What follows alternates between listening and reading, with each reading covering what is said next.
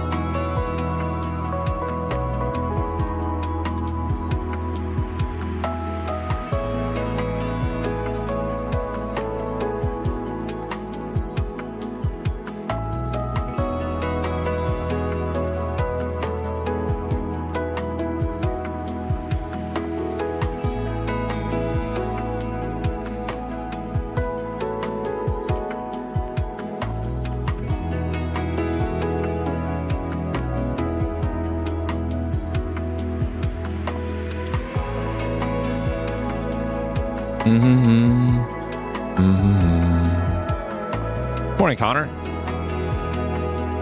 True skill in 14 months. Can we hit 20K today? What do you mean? Viewers? Rather. Maybe combined on YouTube. But we have the sports show at 11. We'll take a dip there. But today's going to be a long day. Today's going to be a good day.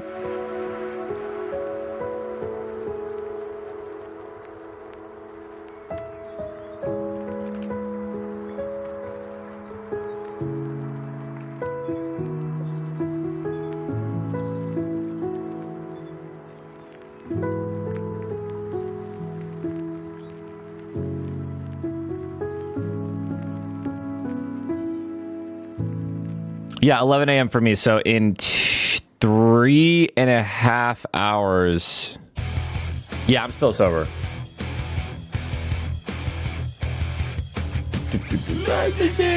Sorry, we're not supposed to listen to that.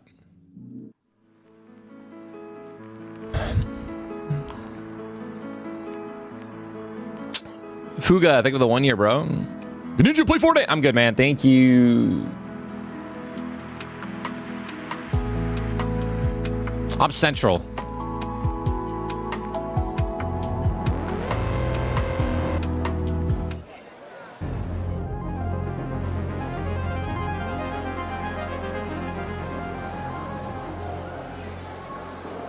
Bro, Fuga, what? Thunder Chunks, thank you for the membership on YouTube, bro. And Fuga, thank you for the 10 gifted. We starting out with somebody's first gifted to the channel, dude. Subs for a year, drops 10, bro. Thank you, dude.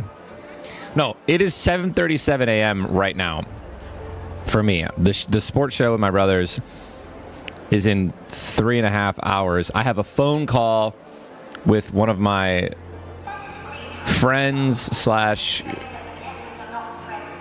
part-time employee, question mark? Not really. Anyways, I have a phone call in an hour and a half. I have to step away and have that. It shouldn't take more than 5 minutes, but I just need to update somebody on my internet slash Wi-Fi situation and potentially have him come out and install a new mesh for the house. But I just need to keep him updated on everything.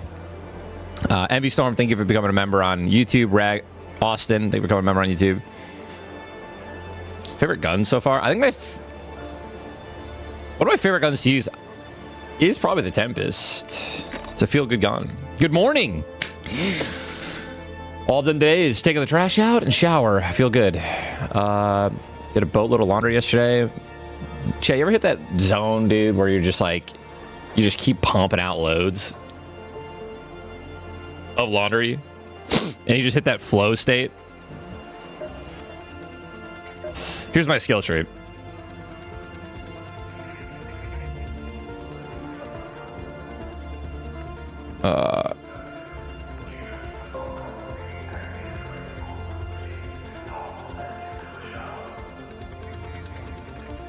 Yo, Z-Lander, what's up, bro?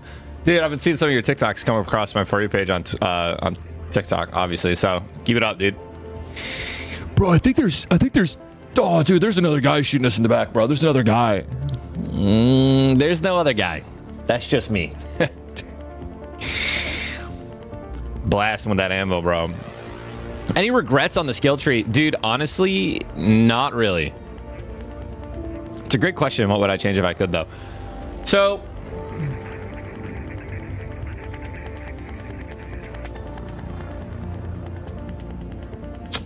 I would say maybe I'd get sturdy ankles.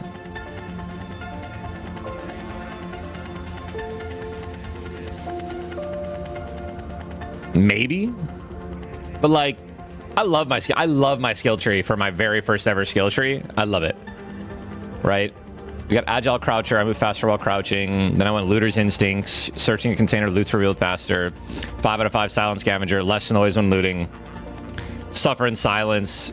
Then Broad Shoulders, 5 out of 5. Increases the maximum weight you can carry. This is huge for the game, no matter how you play it. Got Security Breach. Got Minesweeper, because I just had one last point to give. I might as well just get something that is like an ability. Looter's Luck. More chance to reveal twice as many items. Unlocks additional items to Fieldcraft. Stubborn Mule. Your stamina regeneration is less affected by being over encumbered.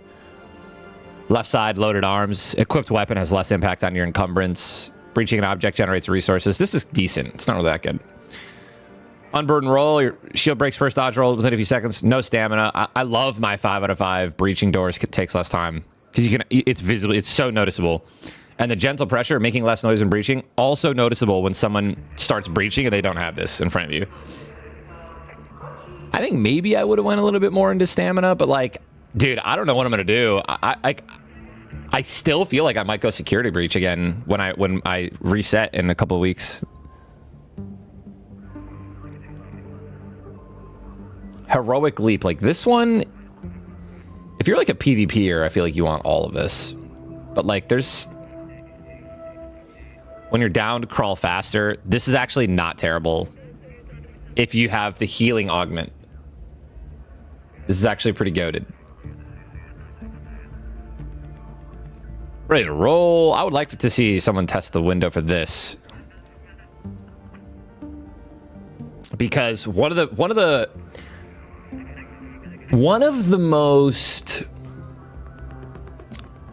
easiest ways to die is to jump off of like one floor and then your guy like, I don't regret going breach after the nerf.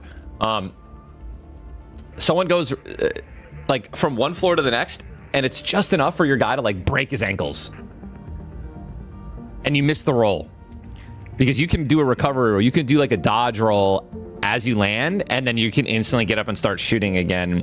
And it's probably one of the most important things to master. So like having a larger window to perform that roll so that you can just jump down on a team and roll and then start shooting. This one, Vigorous Vaulter, is good. Vaulting is no longer slowed down when you're exhausted, which is like disgusting, by the way.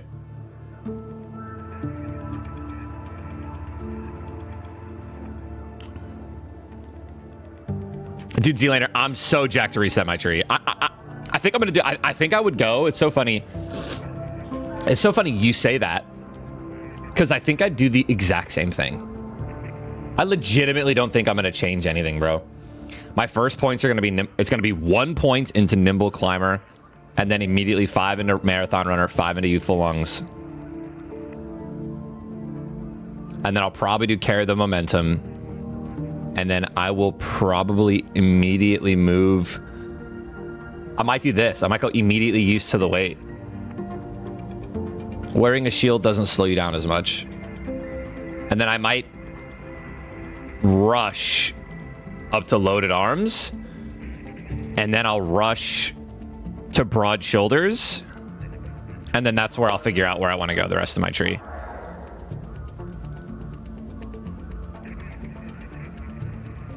But I do love my skill tree, dude.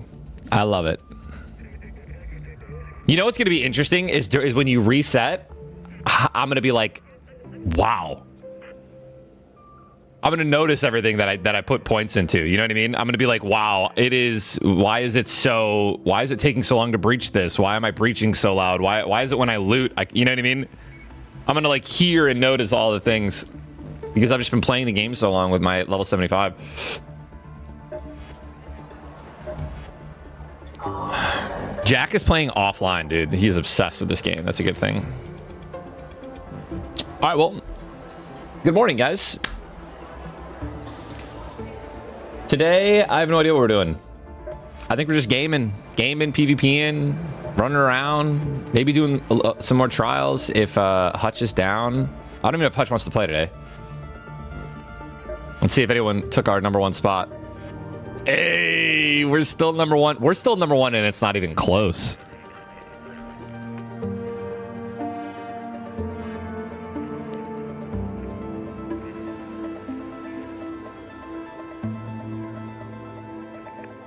Summit raged hard today over Ark, said the game is complete shit and stuff. I don't know why. Yeah, Summit, he just doesn't like this game very much. I don't know. He keeps playing it, though. Maybe it's one of those games you love to hate. Dude, Z-Lane, I don't know what it is because with every other game, I've always wanted to know secrets. I've always wanted to know min-maxing. Like, dude, when I played, like, after like a week of playing this game, I started getting a bunch of stuff on my For You page where it's like, this is the best route for looting. I skip them. The second I hear a content creator voice in this game, I skip it. You know exactly what I'm talking about. What's up, guys? Let me show you the greatest gun in this game. Skip. I'm like, dude, I want to just test everything out for myself. I don't care about any of that. So you're looting Buried City and you want to know where to find blueprint. Skip. I'm like, dude, skip. Like, I'll sit here and chat with you guys about like what, you know what I mean? Like, we'll have a streaming conversation. Like, I could sit here, we can debate this stuff and like talk about these things, right? But like, I'm not going to sit here and tell you what's the best. What's up, everyone? Let me tell you my deepest regrets.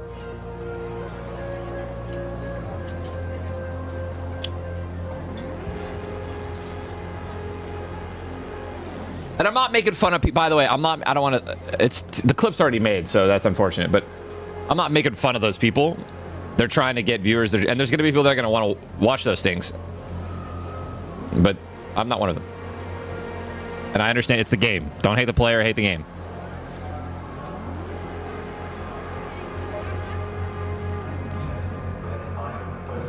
I don't even know what I want to do right now, bro.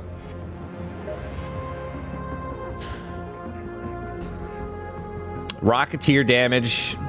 Like, maybe I could solo a better Rocketeer damage. My data bunker is capped. What up, Jabron? I see you, bro. My first wave husks, I don't know if that could get any better. I don't even know if I want to try to beat that. Snitches, that was the most boring thing ever. 40 minutes of just damaging snitches on top of a bunker. Hidden bunker. Not interested. I'd like to try to do more damage to Ark enemies. I'd like to try to run that again on a electromagnetic or a Blue Gate night raid.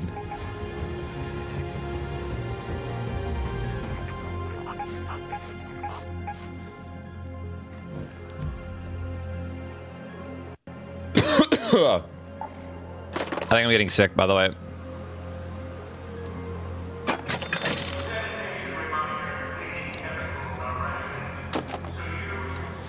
Just to keep you guys updated. I actually don't like the kinetic converter on this Renegade 4. Fun fact, chat. The kinetic converter on the Renegade 4, unless you're like point blank, is ass. Because what it does is it increases your fire rate on this weapon. But by increasing the fire rate on the Renegade, every time you shoot, the bloom goes up. and then you're ready to shoot again before it goes down.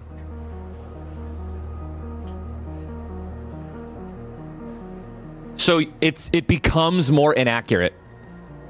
And you're using a weapon like the Renegade where the accuracy is the most important thing with this weapon.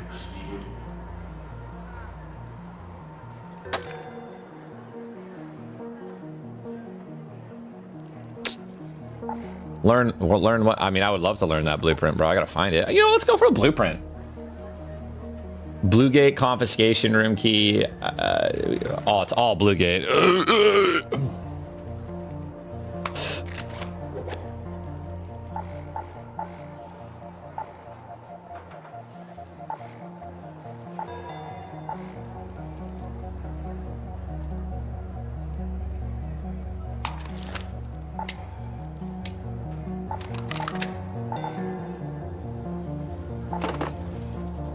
Smokes, shoddy, healing, trigger nades, ascend it.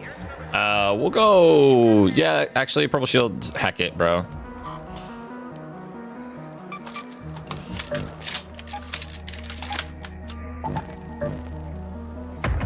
There's a reason I see some people trying to stack the highest value items in stacks versus increasing money. Something to do with prestige. Yeah, saw someone trying to stack cassette tapes. Yeah, Z-Lane. So go to Raider, go to projects. And then we learn about the expeditions. We go over to this. Completing an expedition gives your new raider lasting advantages until the next expedition. This includes increased EXP, da-da-da-da-da. You can also earn bonus skill points based on the value of the items in your stash upon departure. So hear me out, Z.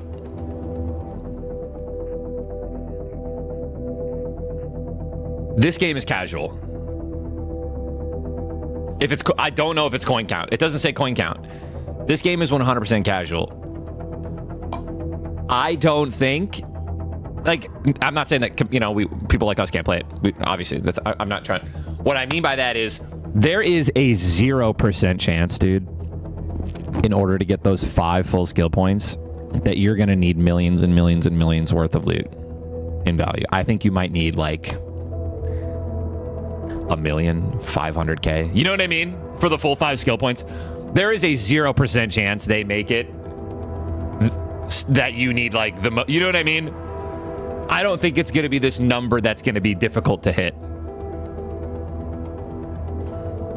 Coins count as well. Oh, there you go.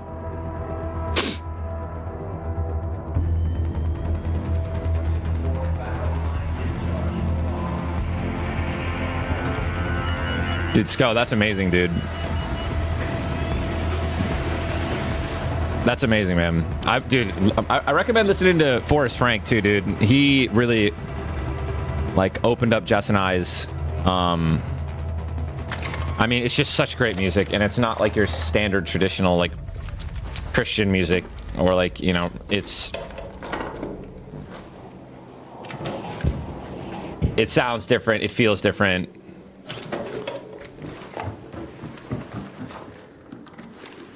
Is that a very comfortable pillow just sitting there?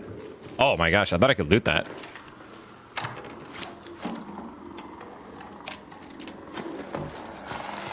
All right, well, I got the worst spawn in the game for the key that I need. Hello.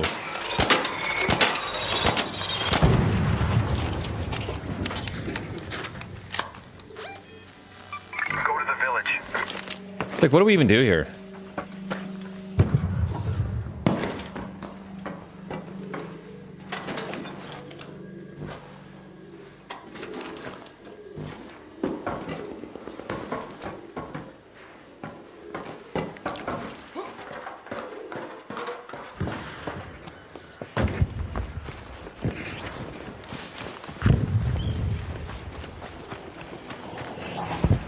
I just run village. Oh, this snitches on someone. Huh? Chat, there's no way, right? There's a 0% chance that was on me, right? Oh no, someone died to a Rocketeer in a solo. I have a syringe for him. Brother, don't give up! Why are there 2? Can you hear me? I'm coming, brother.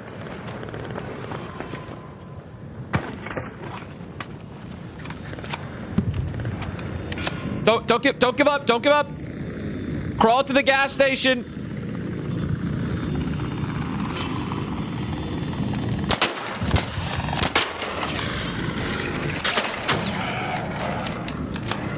Brother, 2 Rocketeers, same spot during a day raid.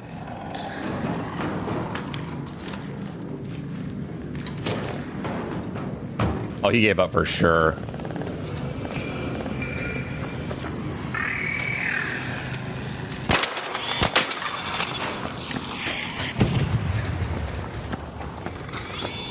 But where are all these art coming from? Brother!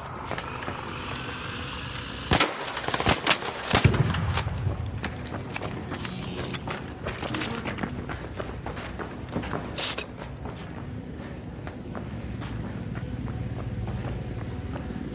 Chat, we're not leaving until we find this guy. Hello?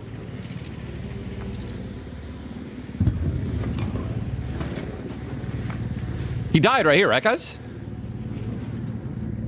Absolute fact. He 100% is dead here, crawling around somewhere.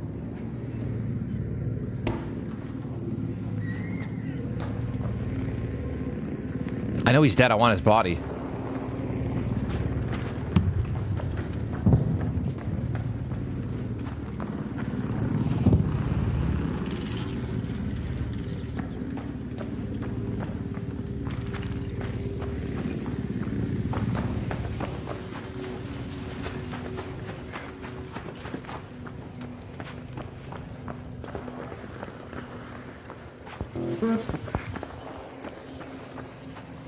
Bro, where did he crawl to? He absolutely died right here, chat.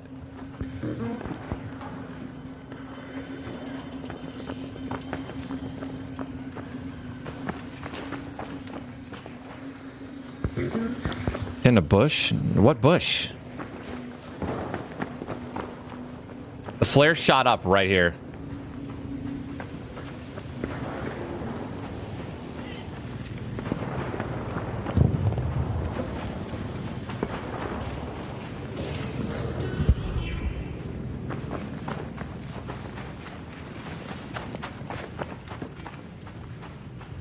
Wow, what an actual tragedy.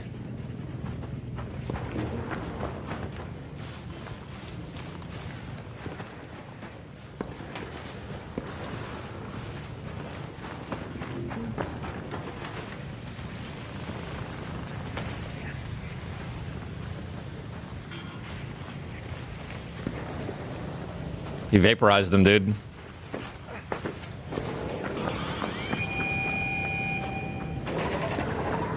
Excuse me?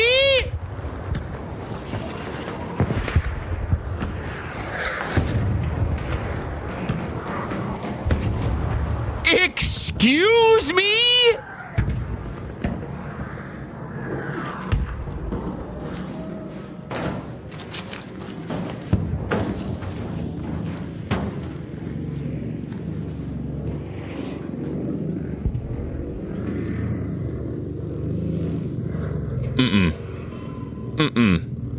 Was there? Is there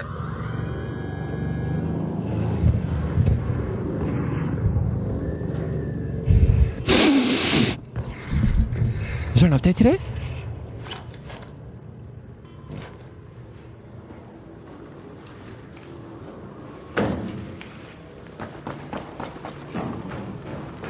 Oh, dude, someone looted this.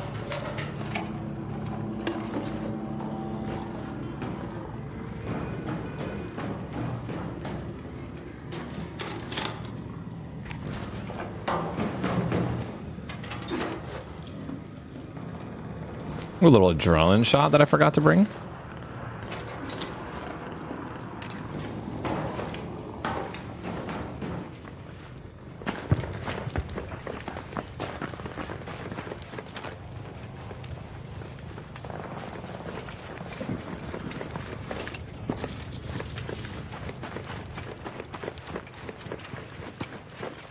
It's a beautiful day, dude.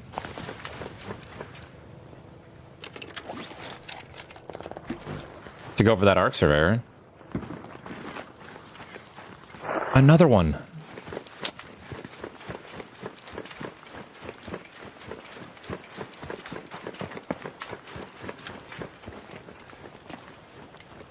Arc surveyor next to Rocketeer. I have trigger grenades.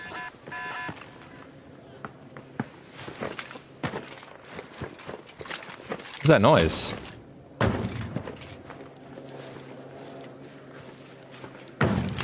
Brother.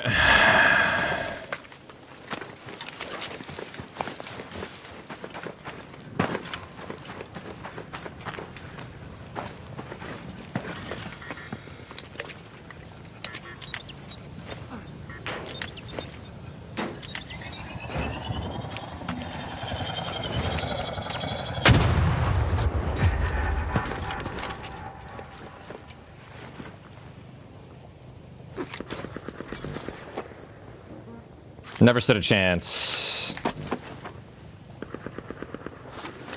I don't know where his core is. Oh, here it is. Oh, a Jolt Mine blueprint. I already have that, bro. Little bit of goop.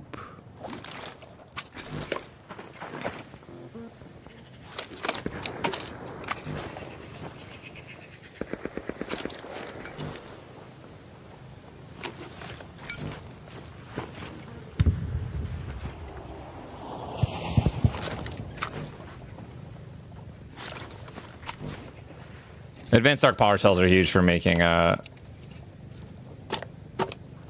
of stuff. Just kidding. Surge shield rechargers. Hello, sir.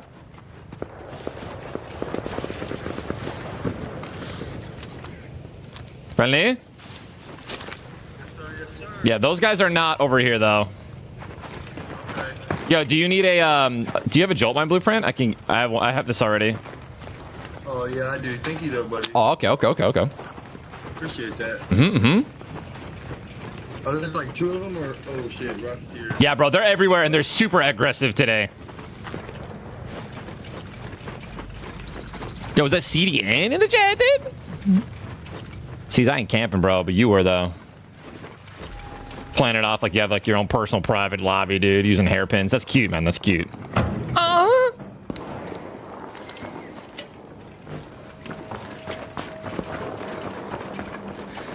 Hey, CDN, I have a soul, bro. I can't just blast people the second I see him, dude. I can't just run up on people and gun them down in cold blood, bro.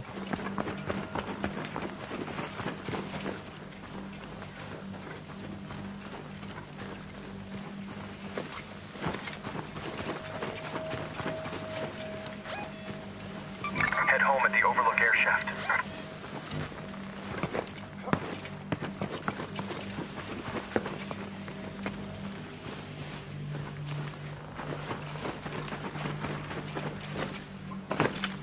If I saw somebody, I was gonna blast them right after I saw that. Head home at the forest air shaft.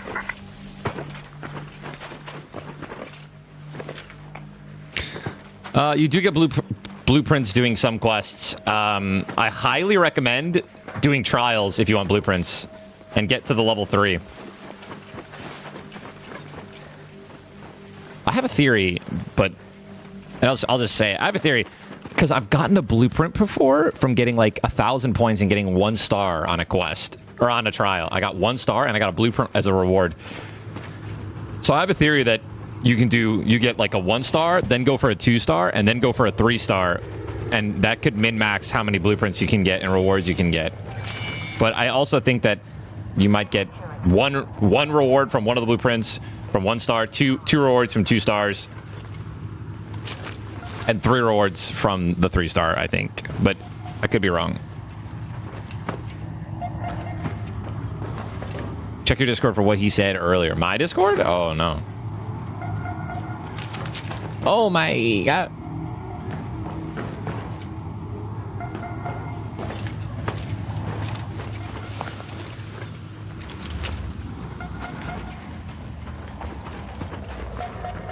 Engaged. Fan goes out. Confirmed. Remain behind fixed boundary. Such a very questionable first run of the day, but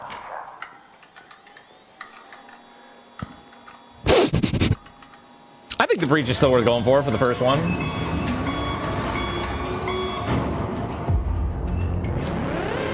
You still get good stuff from it, dude.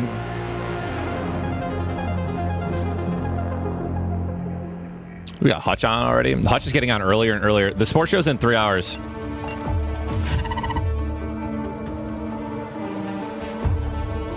Nico, I'm not sure about that, but I mean, the more EXP you like, just if you want to level up in this game, just EXP. What I mean by that is just loot. Just loot everything you see.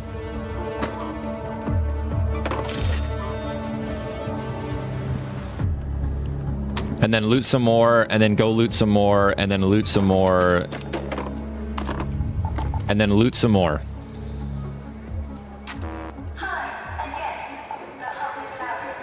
And then loot some more.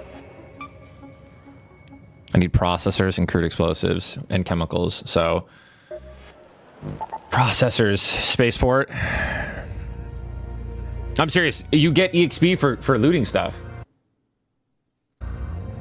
So just loot. Just loot, loot, loot, loot, loot.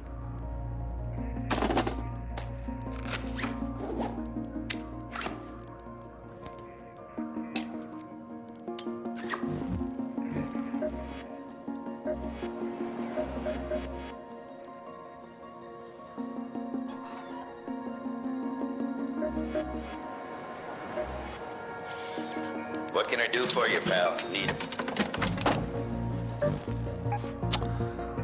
I think I know exactly. It's going to be pretty intense, but we're going to send it. Is Hotch already on, bro?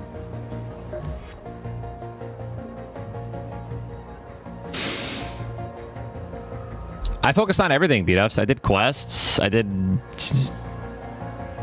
think that I think the easiest thing to do to get into this game, if you're a brand spanking new to get in this game, dude, focus on your benches, dude.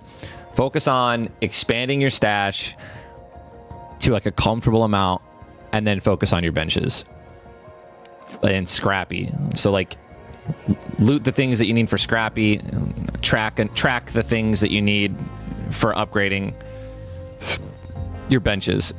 Every game you go in with a purpose. Every game, you know, they're not super difficult to find. You feel good about it.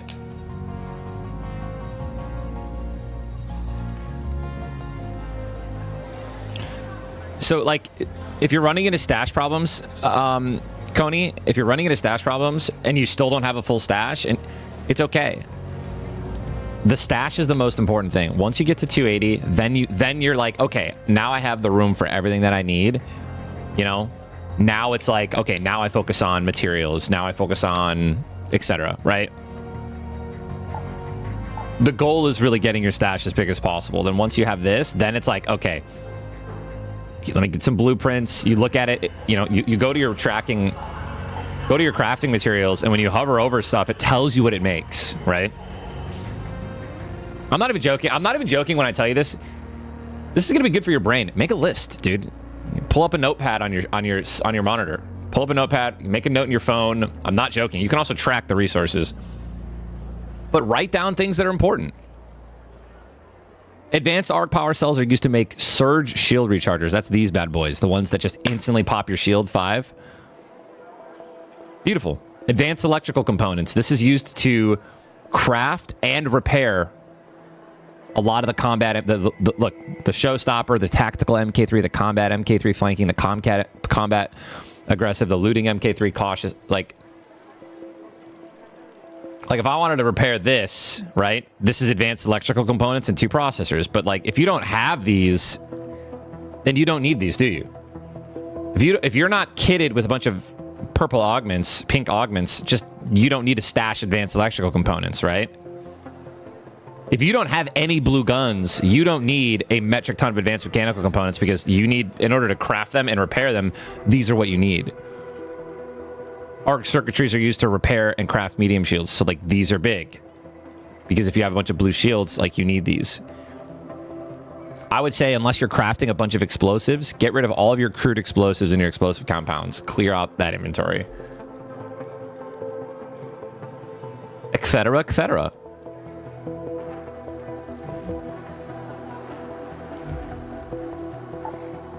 Yeah, I mean, hatch keys, they can use to be made hatch keys as well, but if you don't have that... Actually, I guess everyone has that blueprint. I don't know, hatch keys, like how much... Yeah... I'm gonna invite Hutch and see if he wants to camp. I have a phone call in 50 minutes. Advanced mechanical components are massive. I will say that once you do finally start to have like a really good stash, I would say the most valuable, the most imperative things to carry that you're using every day, like you need these magnetic accelerators and heavy gun parts and complex gun parts for like Aphelions and gold stuff and Exodus modules. Not that deep, right? But you're using these and these and these and these like every raid you're potentially repairing something, crafting something, healing something, making surge shield rechargers. So like, you know, that's the thought process behind that right there. Let's just send it. Hutch doesn't want to play. He's being a little shally. That's wrong. My phone's about to die. The Grey Ghost, they, after nerfing the Hole Cracker, a lot of the legendary weapons have become really, really good for taking out Arc. I think it was a really good balance that they needed to hit, and I think they did a good job of that.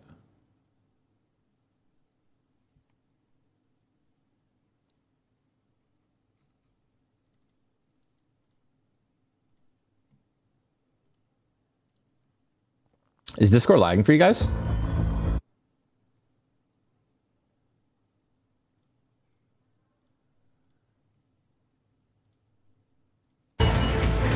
I can't load DMs.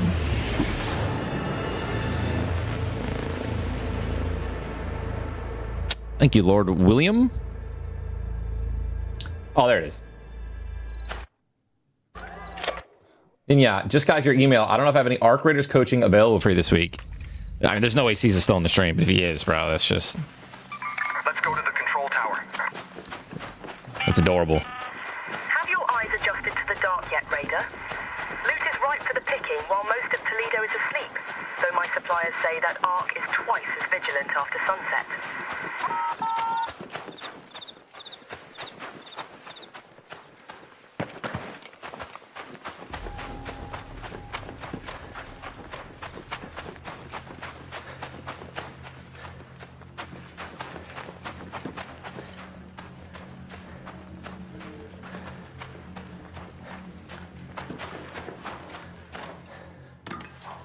Can I get processors from this?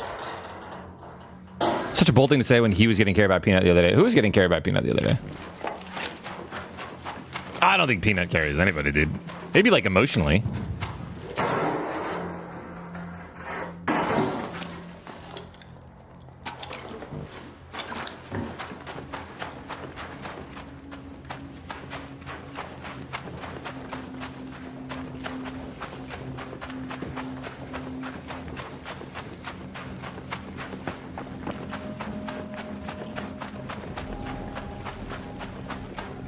I want to go up there and just grab a bunch of the processors and stuff.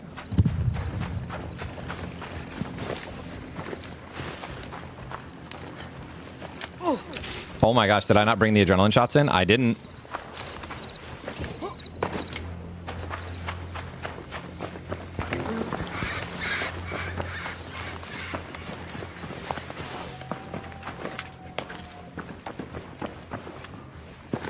I'm gonna kind of chill with like the aggressive impressions today because my throat hurts. What is that noise?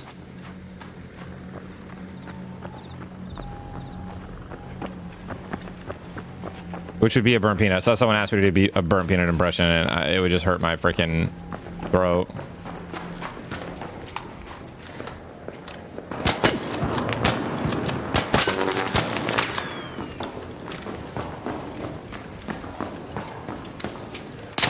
Oh shit.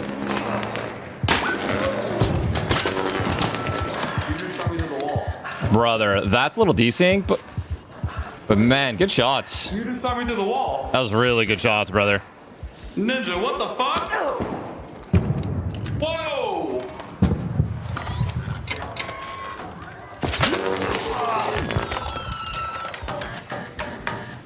Brother, what a fucking shot. Nice shot, bro. Holy shit. I just feel bad for this guy. Oh my goodness, bro. A quick revive, sir. Surely, spare some change. You can loot this guy I just killed, sir. What do you say? What do you say? We get out of here together, you and me? Like good old friends?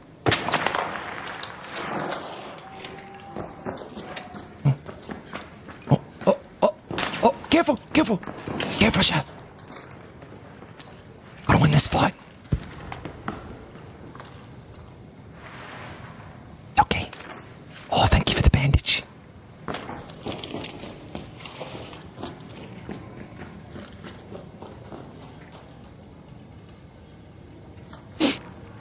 Perhaps this guy had a syringe on him. Of some sort.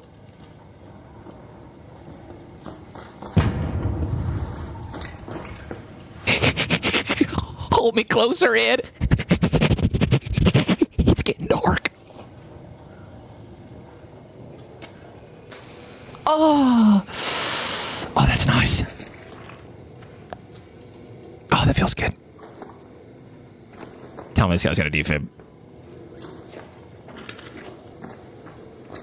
Oh, that feels. Oh, it feels so good. Oh. Thank you, sir. I'll be on my way.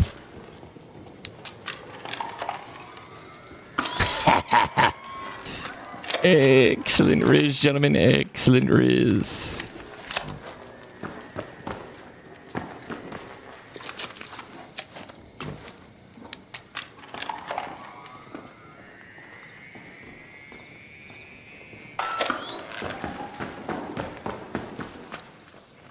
A little bit of goop.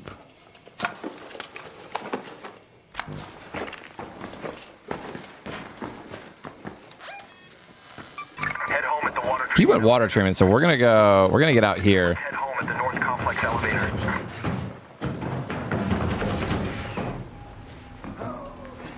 Brother, that guy hit a nasty little shot on me.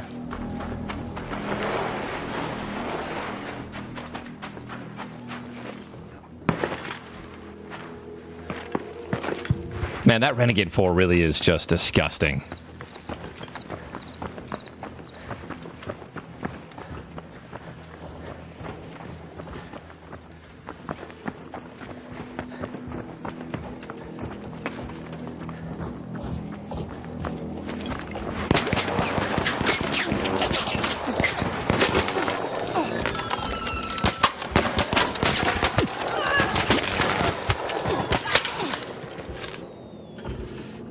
So you're just eating all that bullets?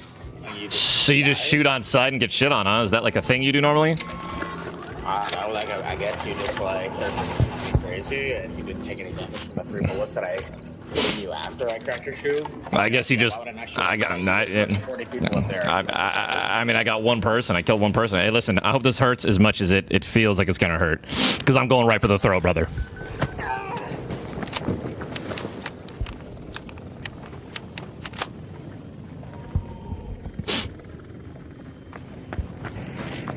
A little bit of goop.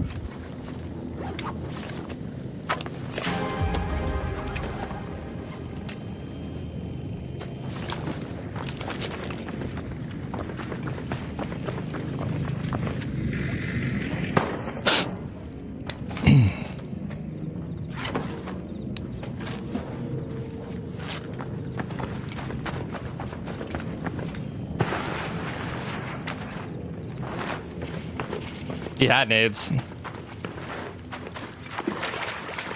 The Venator is still insanely good if you're hitting headshots, but that guy shot me 3 times in the leg. I 3-tapped him with a Renegade also, by the way. 2 of them were headshots. Renegade's a 3-shot. It might need a little bit of a nerf.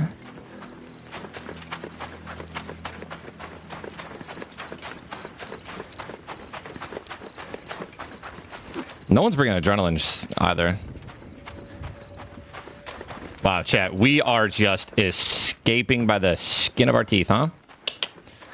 We get rezzed by a guy who hits a nice Osprey shot on me mid-roll after I shot this guy. You just shot me behind the wall! Did I, chat? Did I? On my screen, your head was clear as day. And boom goes the dynamite.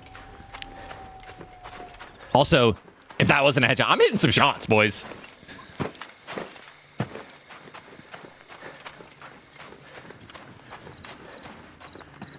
If I didn't headshot that last guy too, like the very first elimination that I had. Oh my gosh, bro, that's a freaking tumbleweed.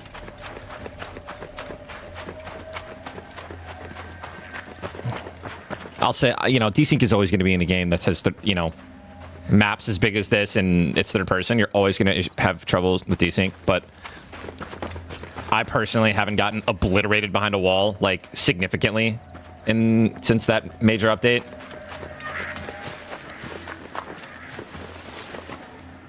Not to say that it's not. I mean, it'll always be in the game.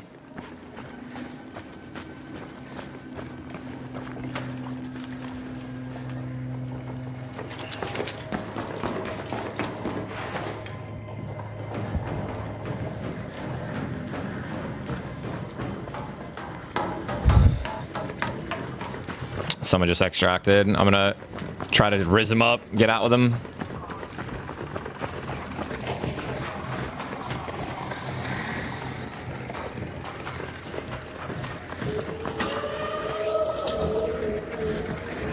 Surely that's not me, right?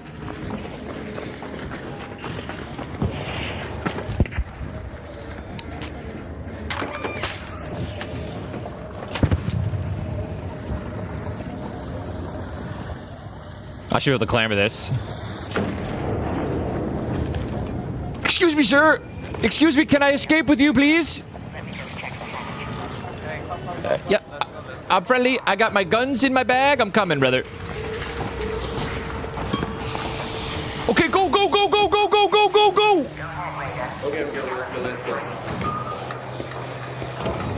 Excellent raid, sir. Excellent raid. That's how you rizz him up, chap. That's how you rizz him up, dude. Oh, excuse me, sir. Excuse me. Little bit of riz.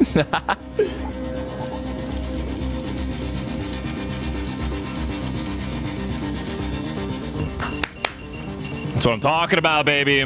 We should not have gotten out of that. Ever. That was... That purple shield, though.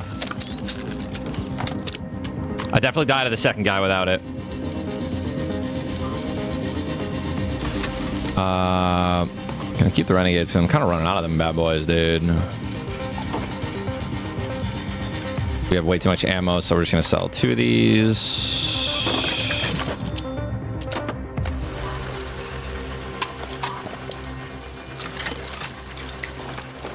Keep the smokes.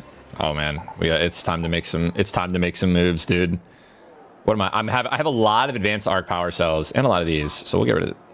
I hate selling advanced mechanical components or advanced electrical.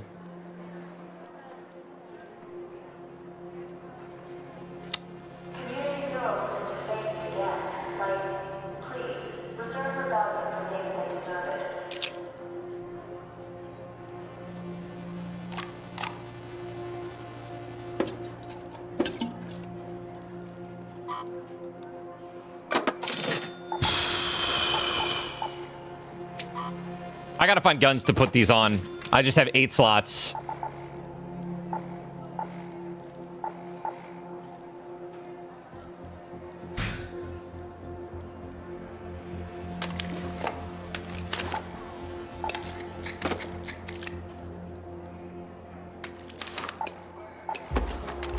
What did I just do?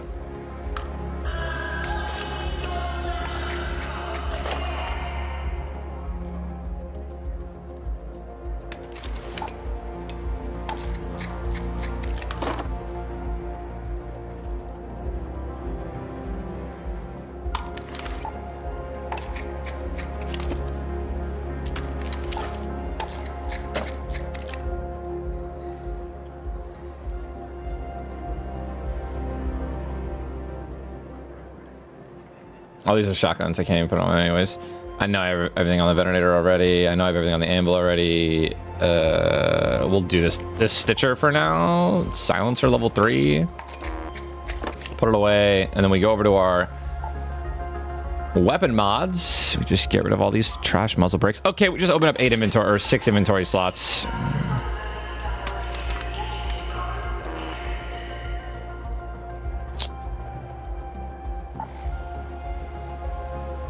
Let's pull up a Venator. This one. Put on this. Get rid of this. Dude, I love killing people that bring in Venators, dude, and just blast them. Oh, outplayed. Let's go. We're tanky, chat. All right, 12 extra slots. Not bad. Let's go over to our medical lab where we are going to make 10 of these. Get rid of all the electrical components we have. Free up some advanced arc power cells. We actually have so much surge shield rechargers, by the way, now that I think, chat, we can start getting rid of the advanced arc. We're not going to need these for a while. I have 15 of these right now. They're for energy clips and surge shield rechargers, and we have so many, so we're actually going to just sell these. I lied. We'll keep a 5 stack.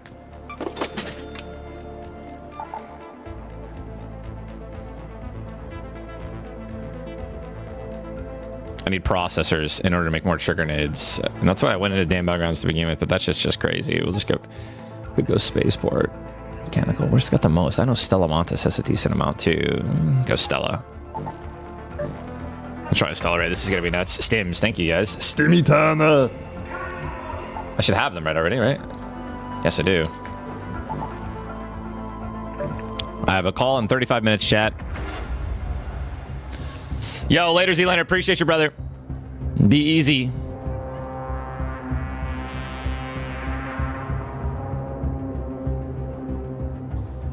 Where do you farm blueprints? I mean, night raids, electromagnetic storms.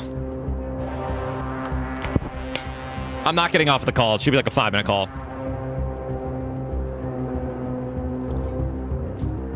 Waldo the Ninja, if you are stuck, hold spacebar. Or whatever your jump is, just hold that button.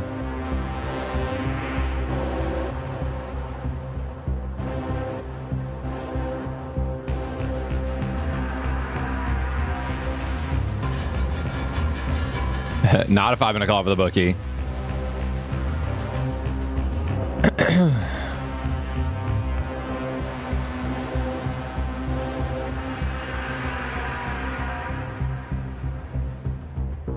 Yeah, I didn't do anything, unfortunately. Oh, that sucks, bro.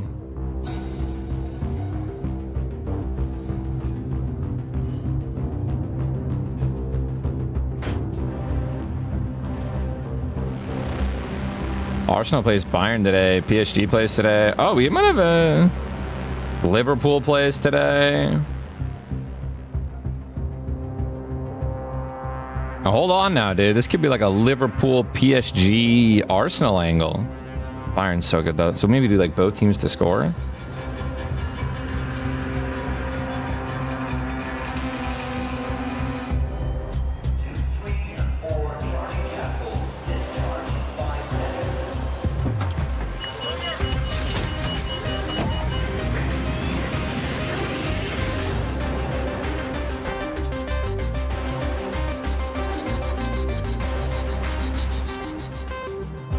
I mean, I would love if you could stack keys, but that might be a little busted. Let's go to the assembly workshops. 18 minutes left.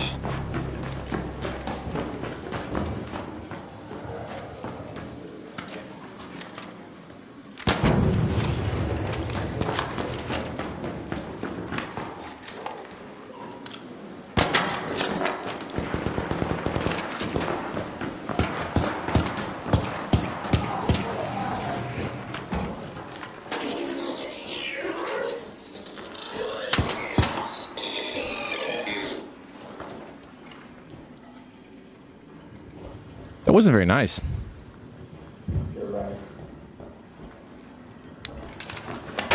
Bro, oh, you're on the wall, bro? Getting reported, brother. Easily. Easiest report of my life.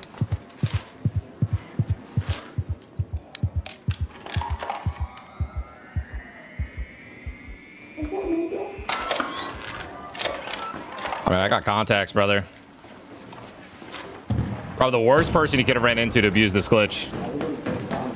Doesn't that suck, dude? Say goodbye.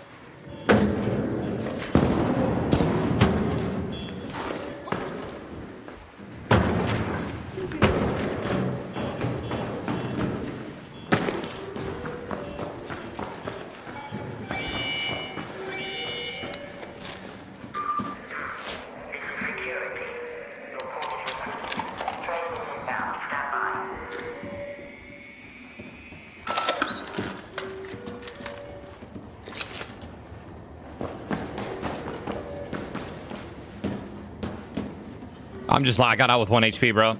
Purple shield saves me again. Immediately run into a lobby with a guy freaking glitched into a wall.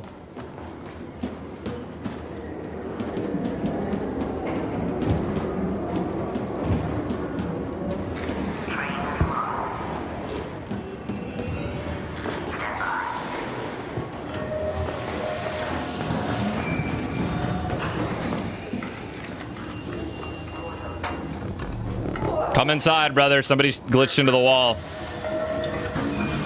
GG, brother.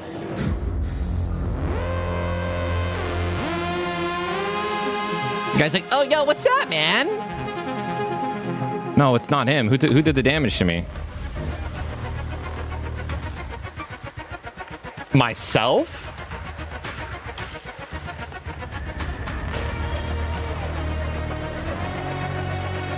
Queef Nugget.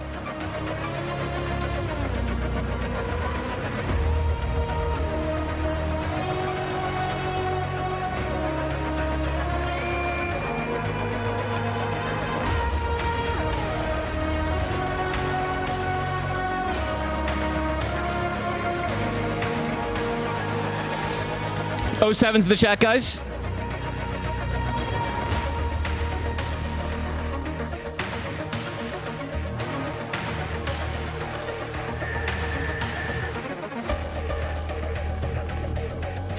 Brother, listen to me. You guys, we live in an age where a lot of people think streamers ruin things. What's up, baby? You goofball. We live in an age where there are a lot of people like, streamers run games. Streamers are killing. Let me tell you one thing that streamers are good at doing. Let me tell you one of the big benefits of streamers, dude. Big streamers. Taking out little rats like this that abuse glitches. Taking out cheaters. Having contacts at the studios and just being like, hey, look at this rat. Taking out the garbage, dude. Making moves, bro. Let me tell you the one good thing. If there's anything that good that comes from streamers, it is being able to report someone like this that just what guys, have you guys seen The Flash? Anyone watch like the first couple of seasons of The Flash? Remember the season where he gets robbed, right? He gets robbed at knife point by this guy. And Barry's just like, what are the odds? You're the unlucky. Imagine glitching into a lobby and you run into a streamer that has the ability to report you and get you banned. And I lived, which is just a miracle. Oh, like, what a bad day for you, bro. I hope this guy's account gets banned. I hope he loses all the loot that he got. We love to see it.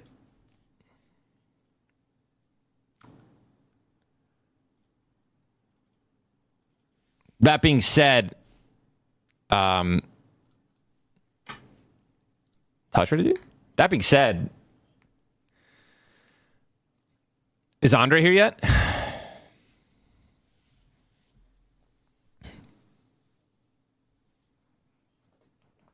Dude, by the way, another purple shield miracle.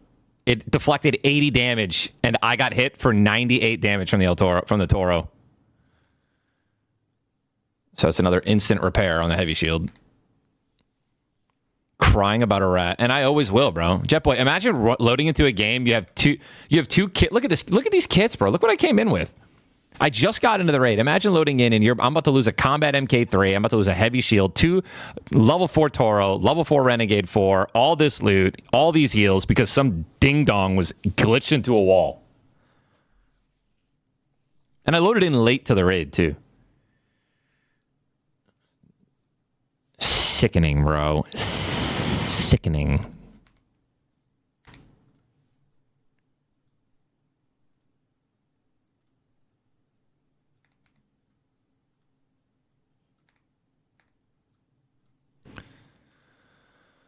I didn't even see the pile of bodies. I think I would have been more mad. Yo, Andre, can you reach out to whoever our contact is at Embark Studios, please, and let them know that I just reported somebody named Queef. What was his name? Queef Master?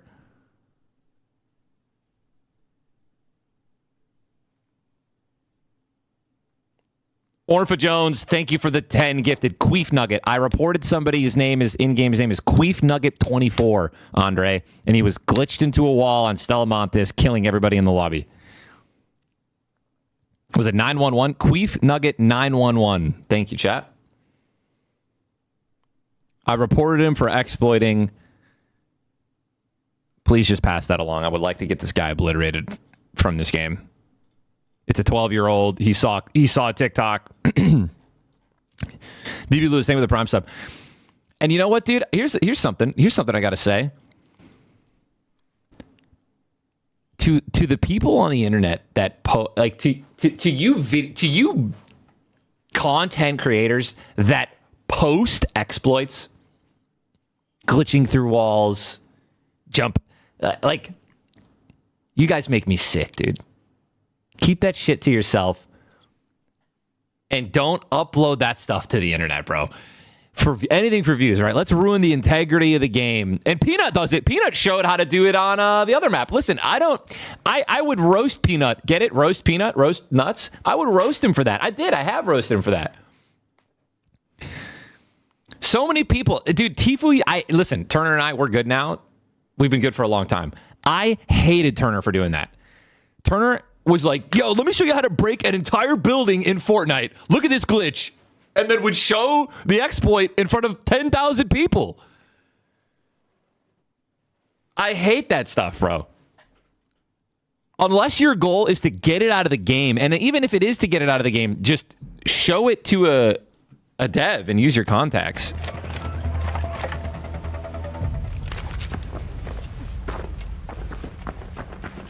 Now we're just complaining. You're absolutely right. Let's reel it in.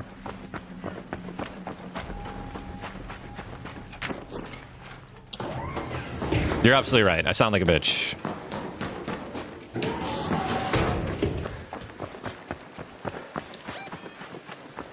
Go to the launch towers.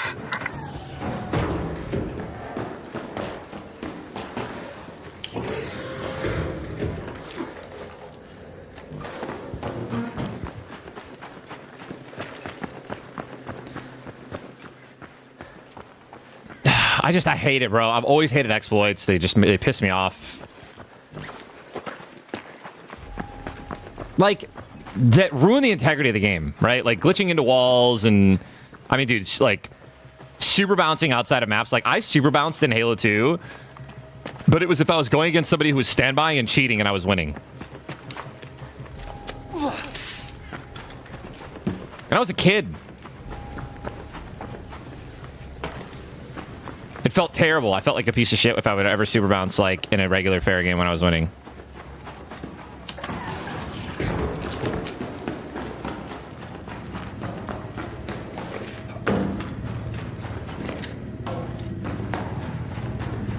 Like here's an example of abusing an exploit.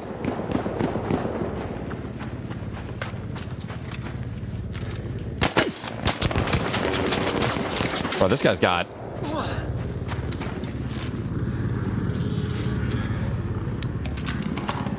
crazy awareness to see that.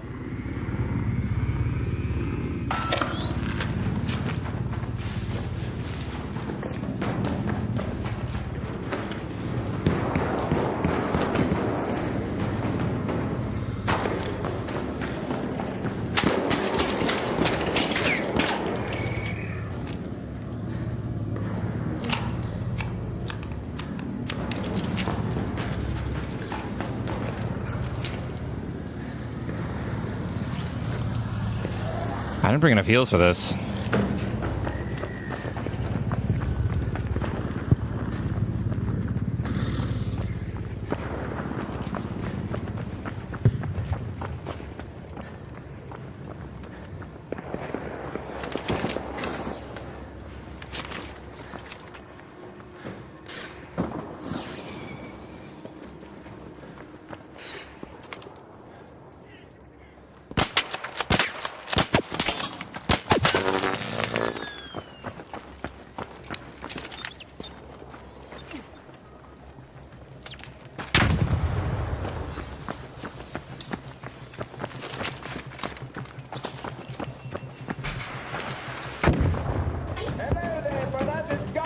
Oh, yo, what up, Hutch?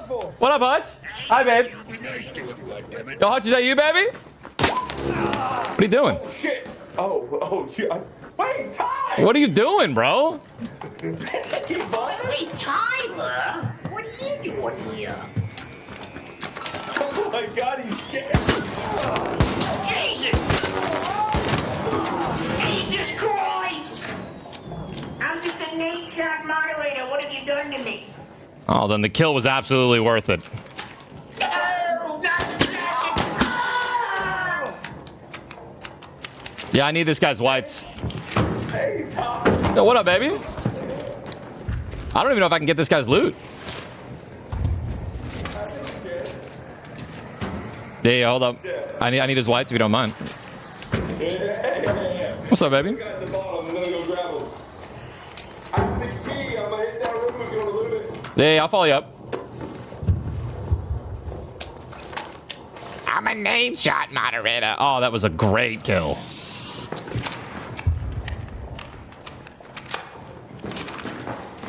You this way, baby?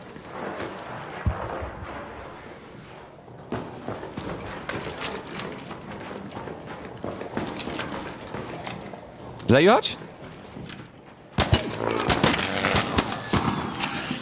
Yeah, I got another one, brother. You know why I killed you, bro? Because you dressed like shit.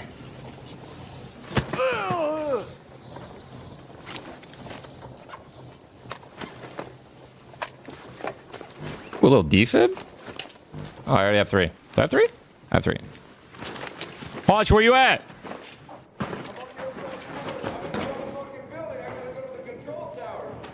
Control tower. Hang on. Are you up top?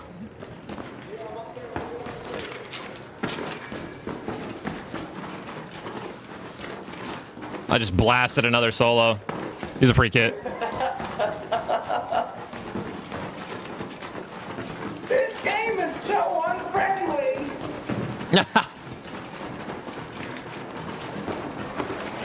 I'm just trying to hit keys. I've heard that there's blueprints in these key rooms. This guy wants me to take his Berletta. This Nate Shots mod. Come here. Hang on one sec.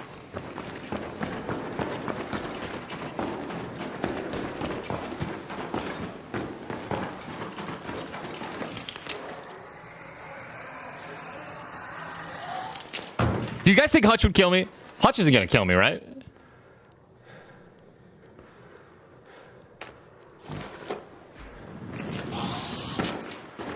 Yo, you're not gonna betray me, right? Oh, bro, I'm getting offered gifted subs to kill you. Listen to me, bro. I'm listening. I'm not joking. If you kill me, we're not friends. I'm not going to. I can't believe you thought I would. Dude, yeah, it crossed my mind that you would do it.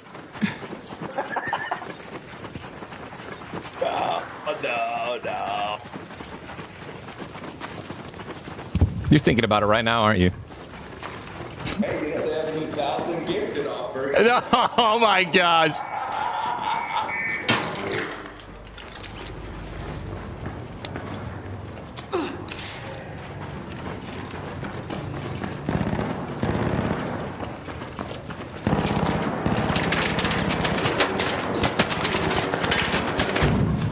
Brother, that thing's on X Games mode.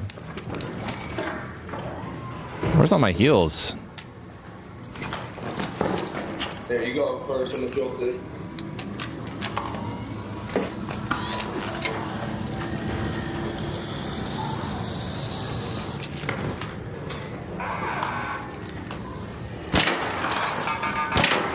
Yeah, you got a defib on you? Yeah, I got it. Careful, careful, careful, careful, careful, careful, careful. Oh, are you bleeding out, brother? No, I'm good, I'm good, I'm good.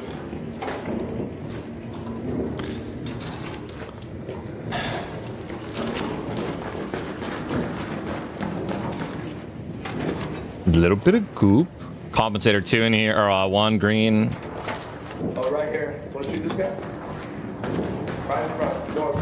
Thanks, Yeah, 3, 2, 1. Missed every shot. Oh, I hit him once. So it wasn't terrible. Oh, is he going up? Cracking it. Hit him, going up, going up, going up.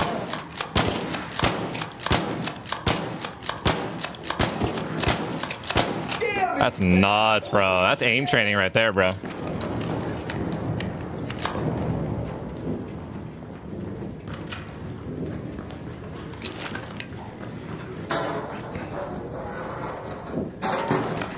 Nah, I definitely think if you map glitch and kill people, that is 1 trillion% an exploit. You'd get like a day ban or something. All right, bro. I'm pretty confident about that. I don't think you'd get banned. Like, you won't get permaban, but if you're exploiting into the map and eliminating players, I 100% feel like you will get a penalty.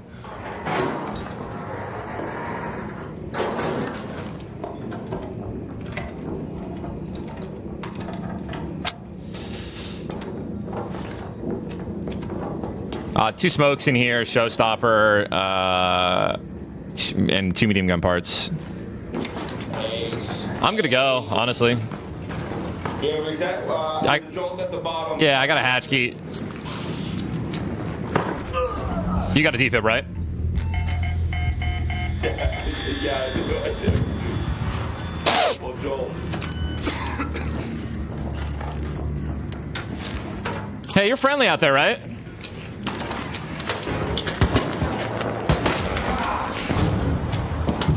A little bit of goop. That wasn't very nice!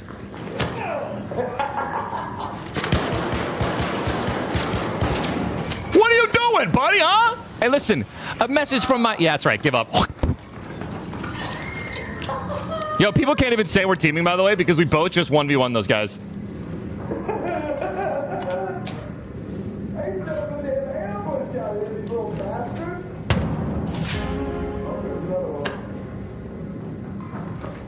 I mean, I'm gonna go. This guy had a lot of loot on him, but I'm kidding. All right, I'm gonna go hit the other key. Okay, I'll follow you up. I got a hatch. Actually, I'm good, man. I'm gonna. Actually, yeah. You know what? Dude, I'll follow you up, baby. Let's get it. All right, let's go get it. Come on, baby. Why is this more entertaining than actually playing duos? I like having a talking game. I think it's fun. Yeah, it does feel real. Dude, yes, bro. Hold up. I was playing a game recently where that's what was happening. I was communicating, like, not in Discord, but in the game, and it just felt so much more surreal. But it wasn't this one. I'm trying to... I wish that in, like, GTA, you can talk in proximity, but you can also, like, they give you 3 different levels. Chat, do you know what it was? Loud, quiet, whispering, and right. shit like that. I wish they would do that in this game. That's really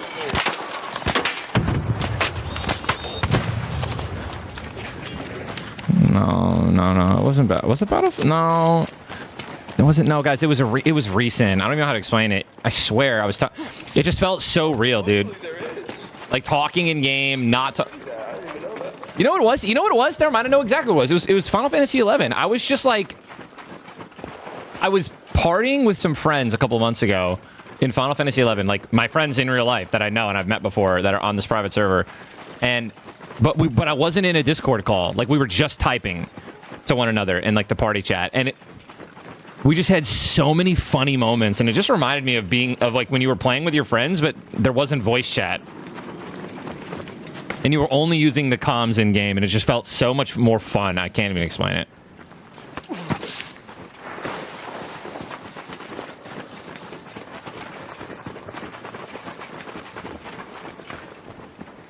I never played 4. I tried to play 14. It was not fun.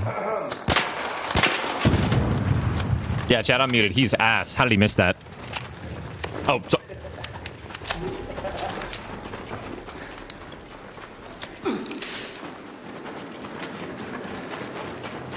Yeah, I used Ventrilo for like missions and quests and stuff like that, but like back in the day, like 20 years ago. 20 years ago. Holy shit, I'm old. Oh my gosh, I just said 20 years ago.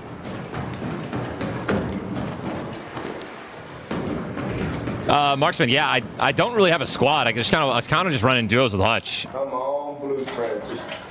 I'll give you any if I see any. I would. Appreciate that. I mean, yeah, not my keys. There's a Torrente 2 in here if you want the parts to recycle. Thank you. Green shotgun choke. You can take that if you want. Nah, I'm yeah, bro. Let's see what we got in here, dude. Toro 1. Nice. Alright, you wanna take this hatch right in front of us? Yeah, just take me to it. I don't want to mark it.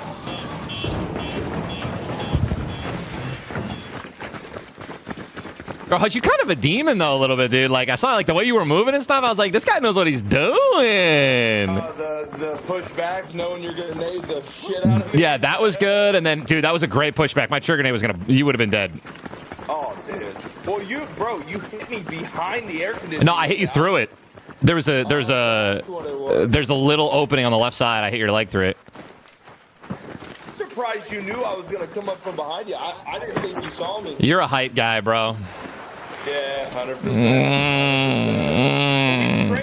Me and you traded at the bottom, didn't we? Yeah, dude. That's what I was talking about. I don't know how you clocked me.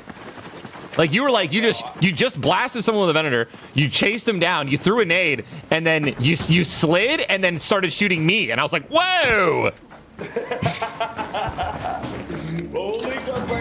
Yeah. You're good, brother. You're good. Dude, that's so funny, bro. That was so sick. Just running into Hutch. I'm like, this guy's kind of moving different. It turns out it's him.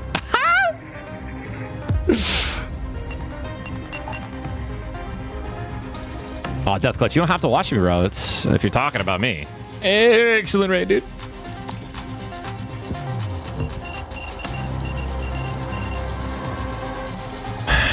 The Berletta has decent damage output and accuracy.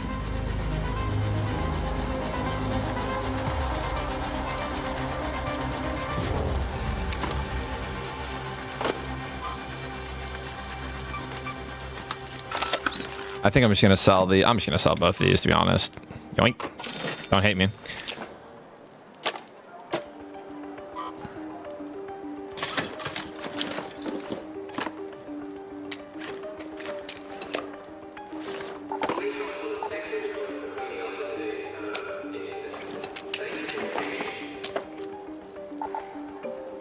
We carry 5, we do this, we do that, we keep the zips, don't need 10 shield rechargers, we recycle the Venator 2. I don't need that many zip lines. We refresh the adrenaline shots. We're looking at, all right, 269 out of 280. I can start making more of these guns too, by the way. How many? I only have Jupiters. Let me just craft some equalizers, because why not?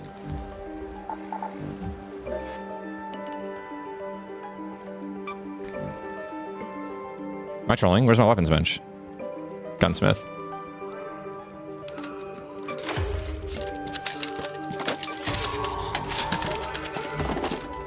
That freed up four more slots. I got my sweet little Navi bear next to me. Sleeping.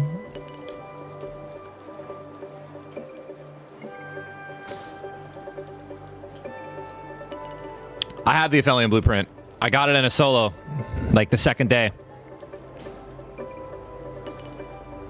I don't know what my stash value is. I don't know how to figure that out. I know that I have, obviously 1.3 million in coins. I don't know how Dennis got 11 million in coins, dude. The amount of like runs he must do off stream and just where he's just like getting, I don't even know. Where he's just like making as much money as possible and then leaving it's got to be insane.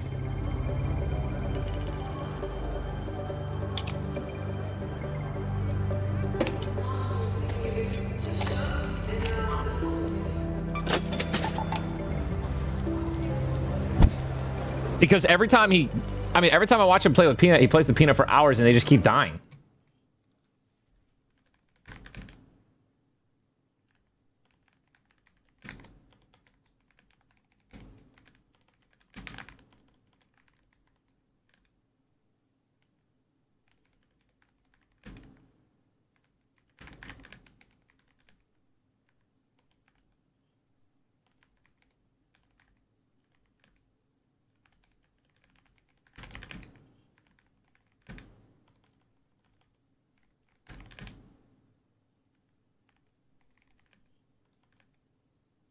One sec, guys. Colts, Niners, Jags, Seahawks, Chargers, Patriots. All right, I have a call in 6 minutes where I have to just leave the room. It'll be like 5 minutes. And then I am here for 2 more hours until 11. Then I have to take like an hour and a half break, maybe 2 hours. I'm doing my Blevins Bros sports show. I'll be live for this, guys. So it's me and my brothers. They all have off. Well, John and I stream full time, and Chris is off because of Thanksgiving break. He's a teacher at a high school.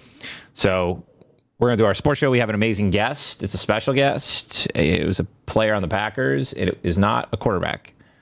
But we have a special guest for 30 minutes where we're just going to kind of talk about some things, and we're just going to ask some questions, etc. Then we're going to go over our predictions for the next week games.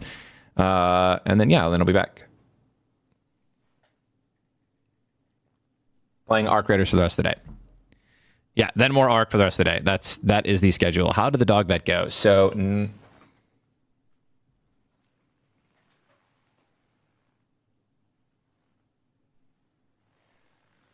our sweet little Navi behind me has a heart murmur. So she's 9 years old. Apparently it is common in Yorkies, like as they get older. It's like super early stages. We think we caught it super early, and we're going to be able to just like prolong her life as long as possible. But we have a bunch of stuff that we have to do for her coming up. Like we're going to have to travel to like a cardiologist, like a dog cardiologist, and get her checked out, get her on the appropriate medication. She's old. These things are common. I've been having a lot of conversations with Jess. I'm just like, honey, like, how do you think dogs perish, right? And pass away? Like, something happens. They get old, they get something, right? I mean, not many dogs just live and die of old age, right? Like, I would say it's more common than not where they just run into something that happens. If it wasn't this, it was going to be something else. But she is still healthy right now. I mean, we're going to try to, we have a game plan. It's all that matters. I'm going to start walking her just a little bit more because they want her to lose like 1 pound, 2 pounds. We think that'll help with her because she's not like overweight, but obviously she's a little overweight. So we're going to start exercising her, getting her on a different diet plan, getting her on some heart medication soon.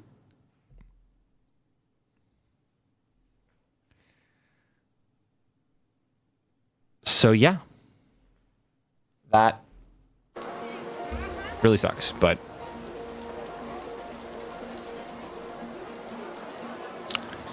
doctors are optimistic. Our doctor that we use, she's really optimistic that we caught it super early and we might be able to get 2-3 more years, which is a lot. If that would make her 11 or 12 years old, which is not young. Love you guys. Thank you for asking. Yeah, just take care of your dogs, guys. Love them as much as you can.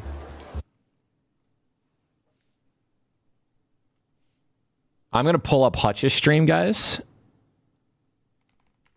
while I have this phone call about my Wi-Fi, because Jess just wants our Wi-Fi in her house, and I just have to figure it out. So here's Hutch. I will be back in like 5 minutes.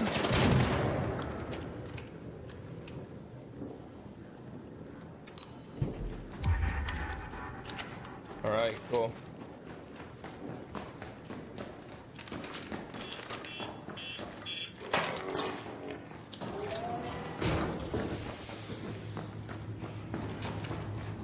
Players left.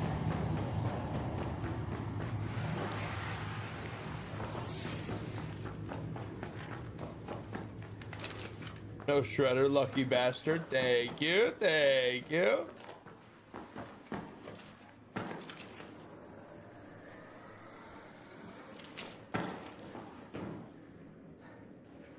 sound like anyone's there.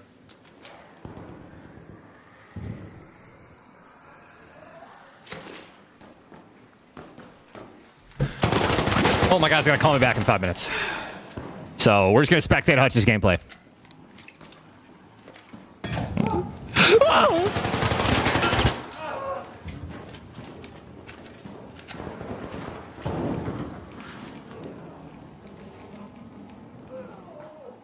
One of my dogs had a heart murmur his whole life. Dude, honestly, the doctor said it's so small. Like, it's so early on. Did Hutch queue for a duo fill on accident?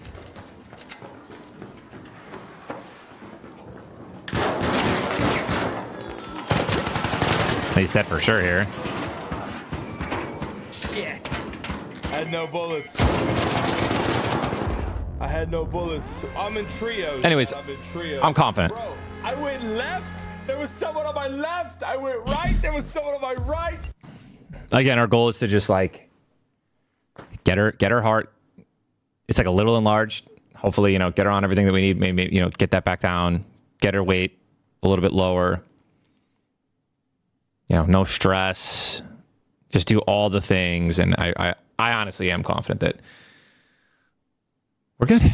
We'll be good. I love you guys. I'm done talking about it. Hutch still has quests. All right. Do this again. Dude, I thought I had no fill. I'll have to turn that off then. I'll have to turn that off then. What's the best map in Ark? It depends. For what? I like Blue Gate a lot. I think Damn Battlegrounds is fun. It's chill. Where is my... I low-key love Buried City. For PvP. I do. And boom. Okay, let's grab the keys. Hospital. Like, Buried City is like Blue Gate. Wait, a scary movie. didn't I have 2 Buried City keys? Wait, am I crazy? Yeah, Buried City stresses me out. I enjoy Spaceport. Spaceport, there's so much like openness to get to places though. What? It can kind of suck if there's people just like holding you in towers and stuff. Wait.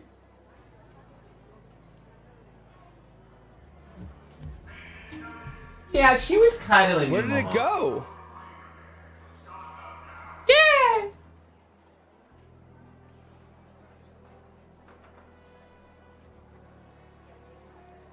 Well, all right.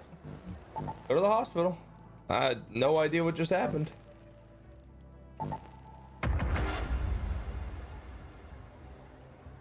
Was it for the quest? No.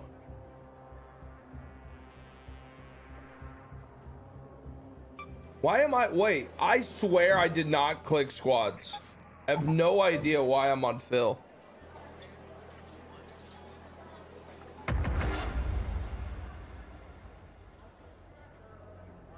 No, I couldn't have taken the key to the quest chat. I was on a free kit.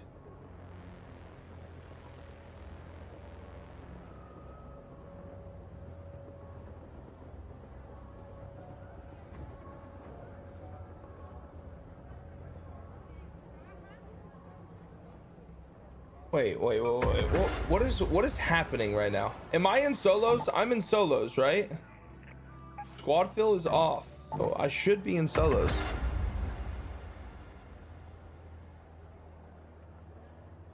I think you sold it on accident. Maybe I sold it, chat.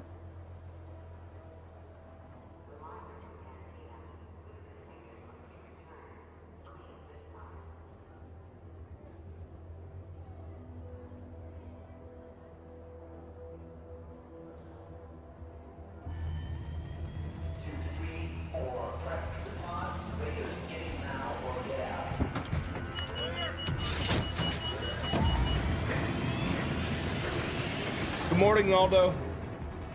I don't know what the hell's going on.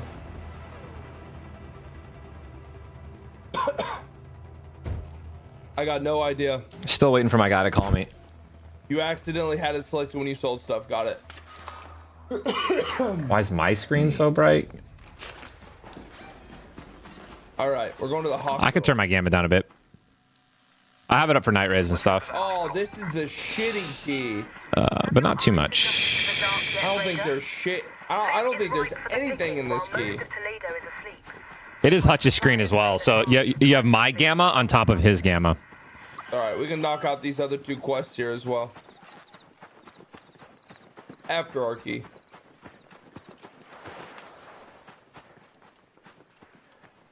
It's decent. Every time I've looted it. You do repair your weapons. Yeah, I would repair your weapons, but like don't repair them unless they're like below half. I mean, bro, we're a wolf pack. Or like if you're that'd be pretty cool. How do I explain this, dude? If you are really good at the game and you live long and you don't die a lot, I would repair your guns often. But if you die all the time and you're not good, and I mean this like in a very broad sense, you don't need to repair your guns. Because you're just going to die. Like, your guns lose durability as you shoot them, right? So, like, for example, if you have a hole cracker and you're going to live with this hole cracker, like you plan on living, and you're about to farm your trials, you want that thing 130 out of 130, right? If you're about to fight the matriarch, you want your guns repaired. But if you're going to go in and you're just going to PvP a little and you're looking for a city key or, you know what I mean? Like, you're just kind of vibing, you don't need to repair your guns. Unless you're about to literally go in and farm something. Above half is fine. If it's in the red, you definitely need to repair it once.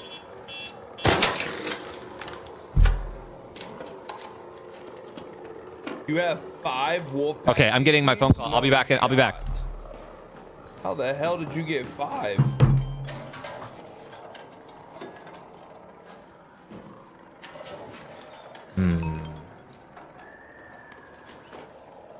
Yeah, okay.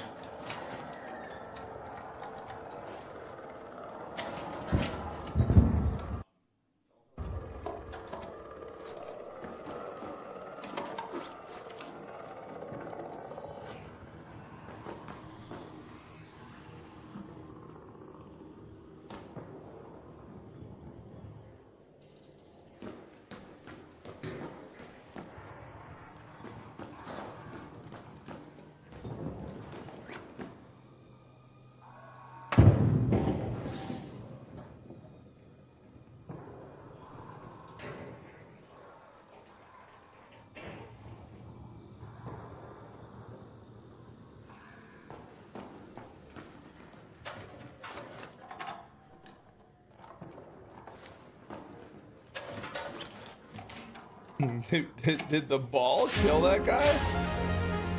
Oh.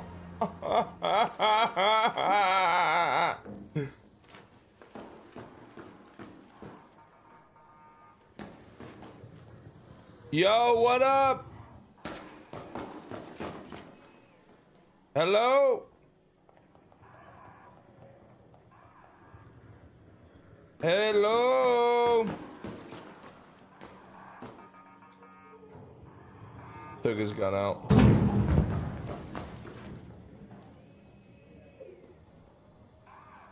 Hello.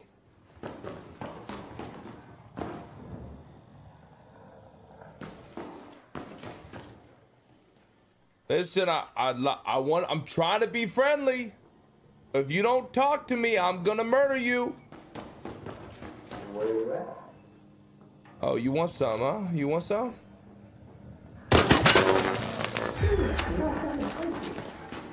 I gave you a shot. I gave you a shot, big dog.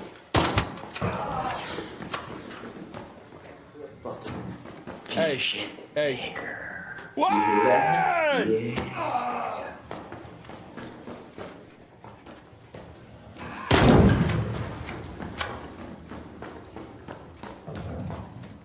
Goodness gracious.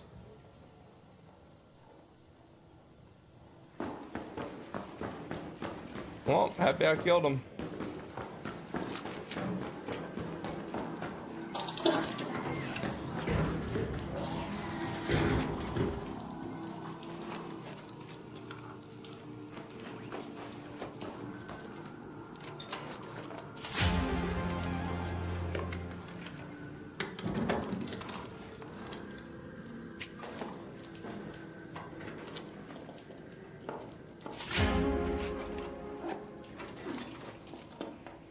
Yep, casual racism, just casual.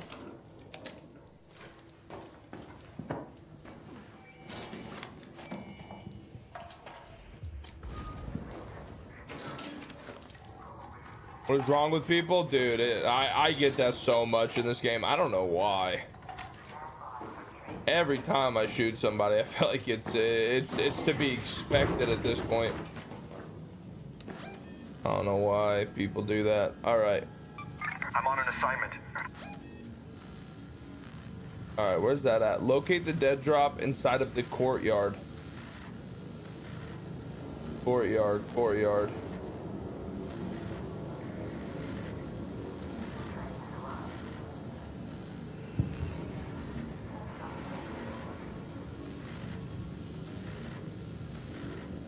Santa Maria houses.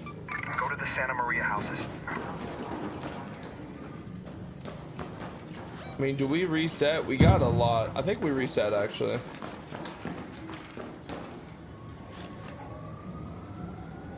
Oh, this is who was looting. I thought it was on a free. And to think, chat, this guy could be alive right now. Oh, he was murdering fools. Got it. Oh, wow, he was murdering fools. Jeez Louise.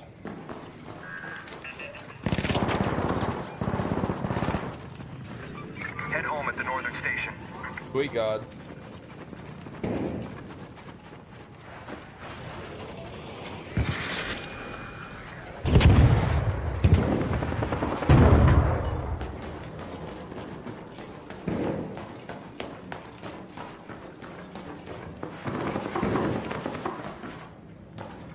Hey, a little bit of money this run, not too shabby, to be honest.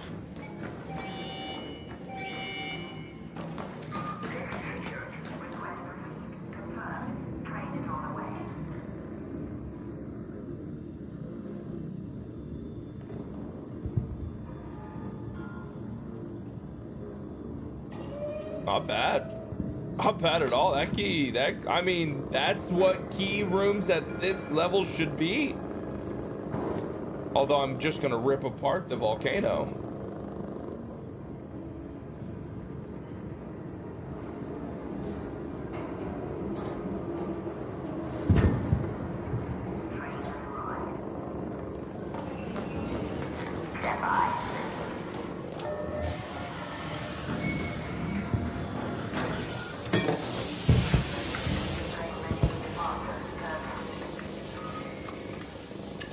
Volcanoes, man.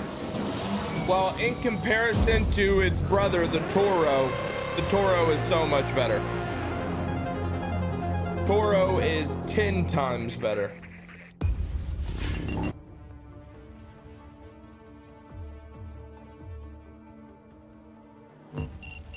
No. You don't need to drop me no VPs.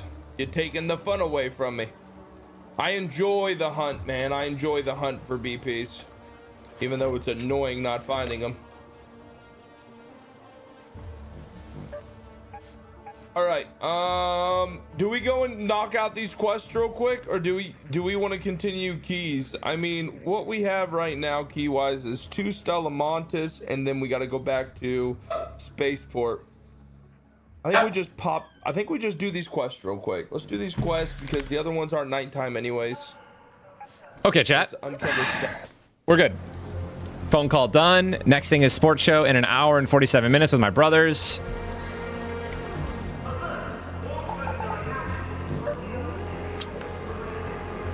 We can do a little spaceport. I have nades, I have healing, I have stims. Yeah, well, let's go for some uncovered caches. Keys do disappear after you use them. How many more blueprints do I need? 25.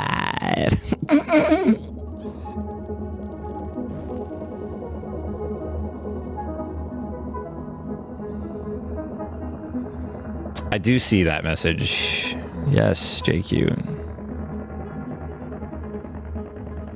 These are from Hermes, the sweats that I'm wearing right now. They're pretty comfy. The whole cracker blueprint? I don't even remember, bro. Doesn't everyone have it?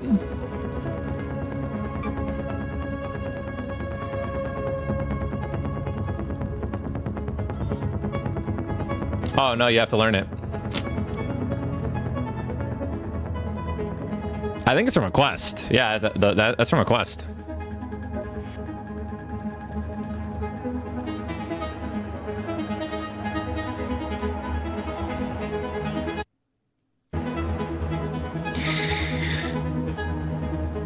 Did Tim really put money on Syracuse against Kansas after they took Houston overtime and said they were beating Kansas and lost? You said they would be worn out, and you were right. I mean, Kellen, dude, sometimes, man, sometimes it's just simple. Tim, yes. That's exactly what happened, Kellen. I don't know how much money he lost. Or how much he bet on Syracuse, but it was they lost by 13.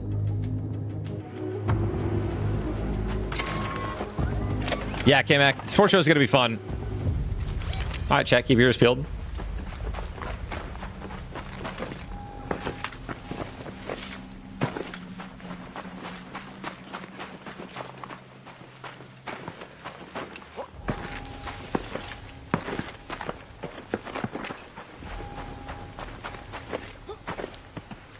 Grim, I would not follow Tim's sports bets. Yeah, we're gonna do Cowboys Chiefs. We're gonna go over game predictions after our interview with one of the Packers players, retired. Michael, I appreciate the 5. Yeah, the new Wukong, I'm excited to play. I like pop my ears.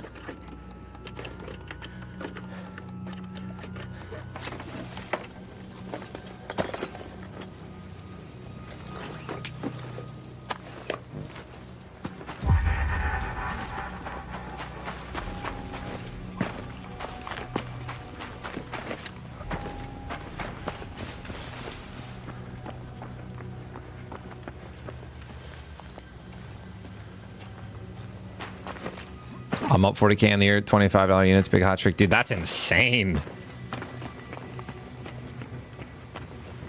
I'm up recently. I had a really good weekend.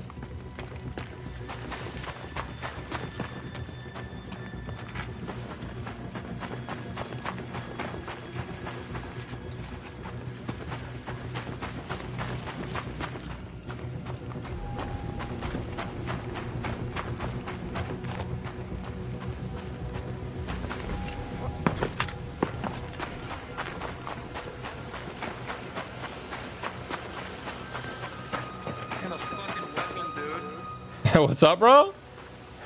Oh, you motherfucker. Huh? No, we need to talk about this, Ninja. You shot me behind the wall, okay? Oh, what are the odds? What are the odds we found each other again? Look at me. Look at me in the face. Here, take this. Take everything I own, okay? Listen to me. I don't want it. This is what happened. I don't want it. Me. I don't want it either. I don't listen. Just stand right there. Just stand right there. Uh-huh. So this is what happened, right? Uh-huh. I'm peeking you. I'm hitting shots like a fucking G. Mm-hmm. Right? Mm-hmm. I'm fucking like this, like the Shaq meme. Mm-hmm. Shot me right here. Mm-hmm. Right here. Mm-hmm. And I died. Yeah, that's decent, bro. Thanks, fucking John Rader. Yeah. Wanna hop on a hill there? Hey? Hey? Hey? I know you're rocking a free kit, brother. I'm not seeing enough movement. Get out of here! Stop it!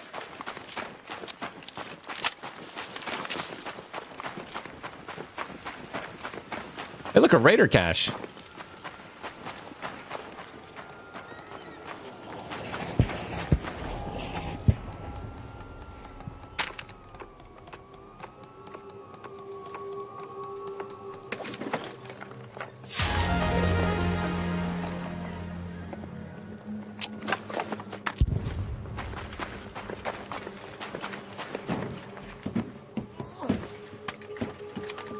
He's got to be watching the stream, bro. But see, there's no way you found me again. You find me immediately, run right toward me on a completely different map. You freeload out, son of a gun, dude. You did that for sure.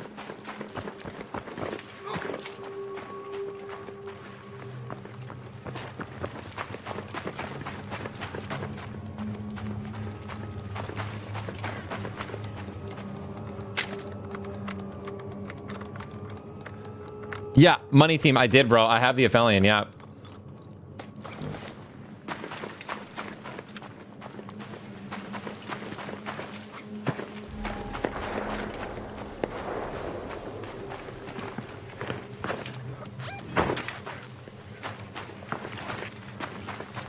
AJ Hawk is not our guest.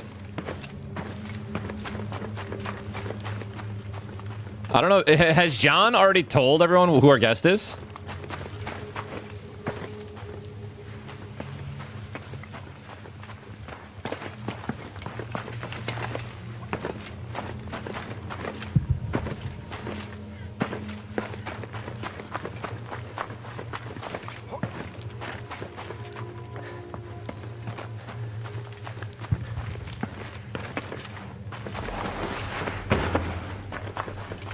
Yo, what up, Alden?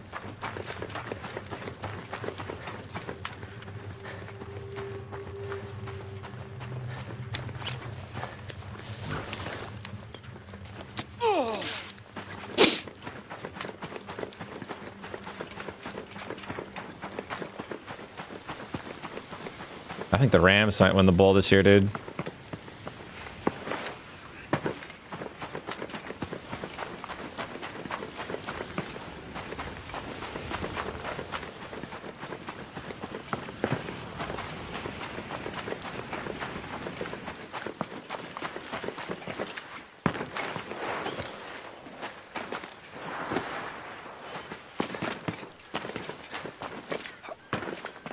Has anyone ever looted this ever?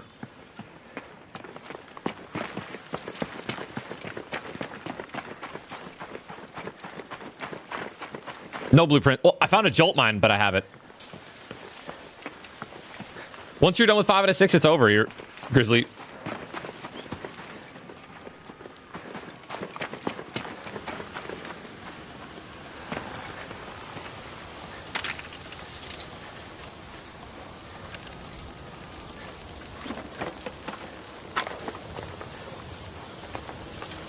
Can I get some blueprints, please?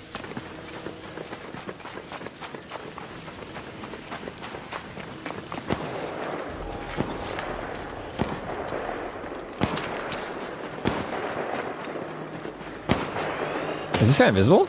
Oh, buddy, need help? Do you need some help, sir? Are you in need of assistance?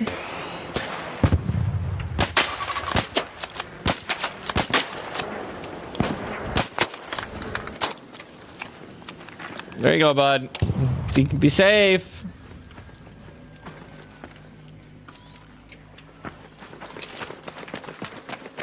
Low crab.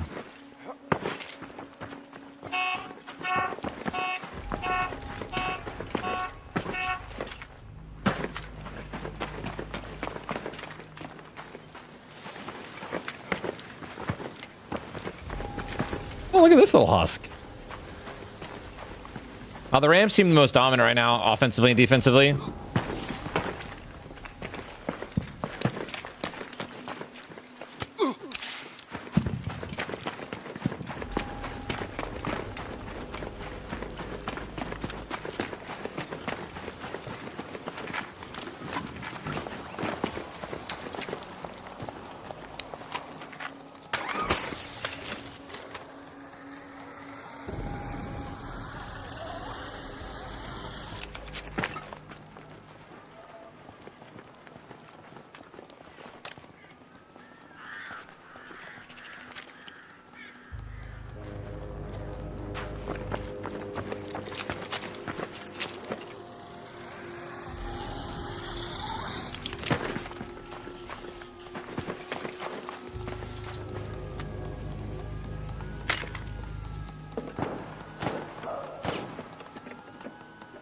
Poor fella.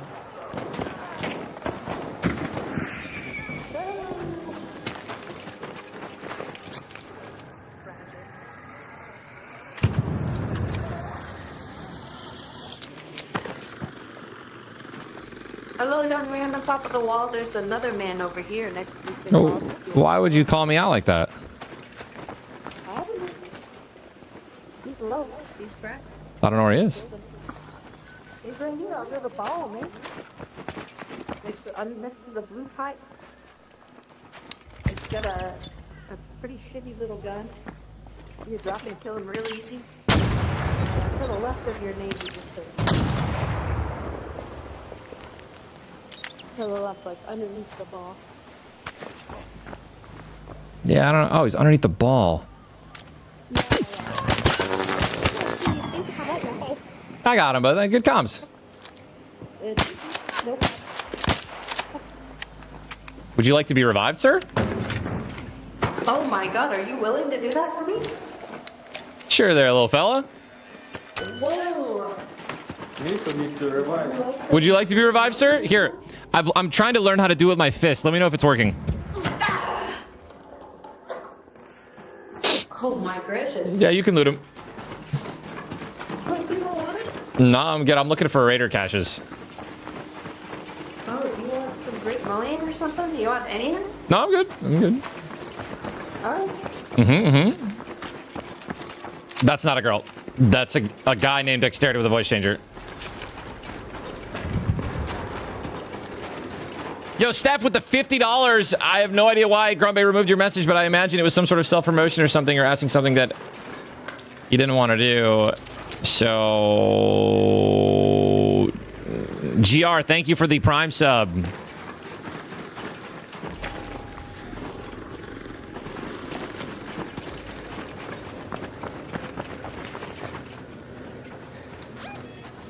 We'll do a little reset. Head home at the west elevator.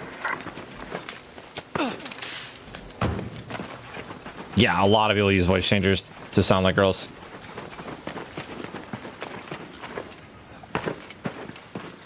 Sometimes, chat, all you gotta do is just communicate on and give the person give someone, you know, good call outs, and they'll get you up.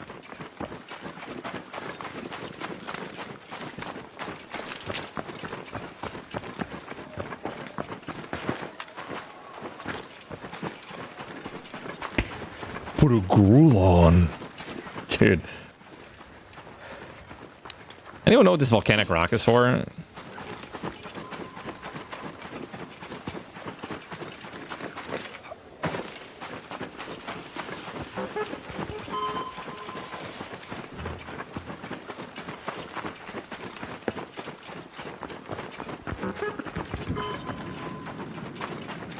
You can throw it. No way.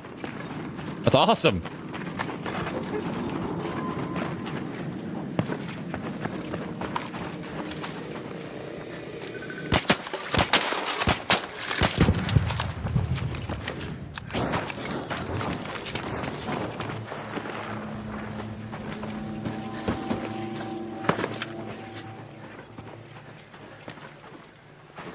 We're going to inspect this little button before we press it. Doesn't look like there's anything glowing on it or beeping.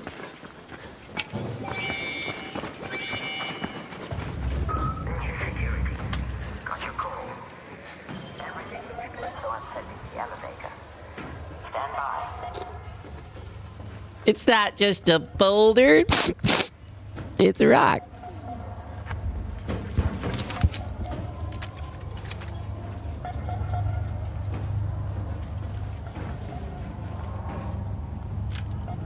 Raider flare.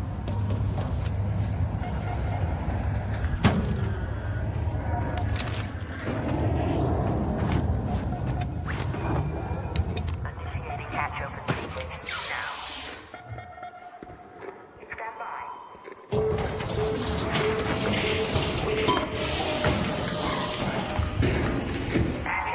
The pioneers used to ride these babies for miles. Well, maybe it's 'cause you're ugly.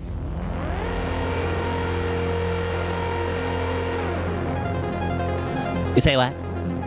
Say thanks.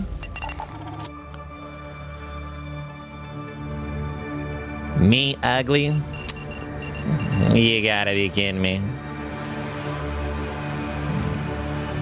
I'm assuming Hutch will send us an invite when he's ready. These shields are all good medium shields. So I think we're gonna stop with the heavy, start rocking some medium, which means we can get rid of our combat MK, and we can start running our looting MK3 Survivor.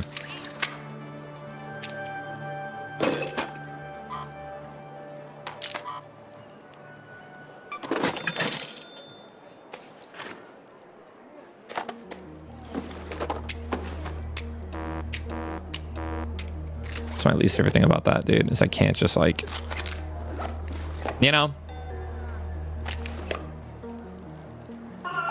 No. What do we got? I might do a little buried to the night raid PvP chat. Get a little. Just get in there, bro. Just get in there, dude. Let me see if I have a key too.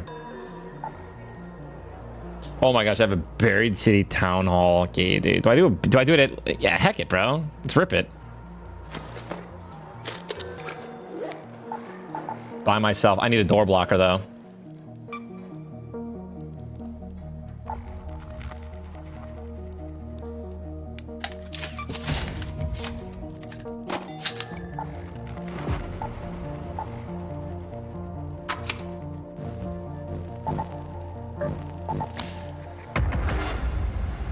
Yo, Nezu, thank you, bro.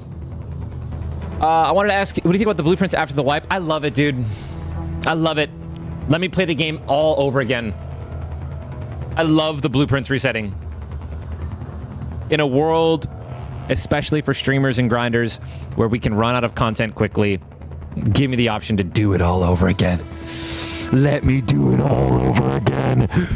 I want to do it all over again.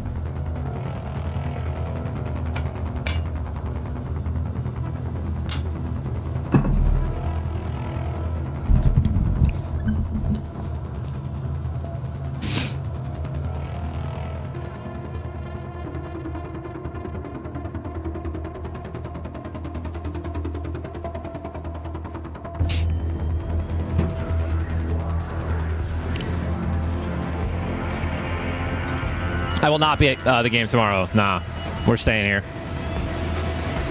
We're having Friendsgiving.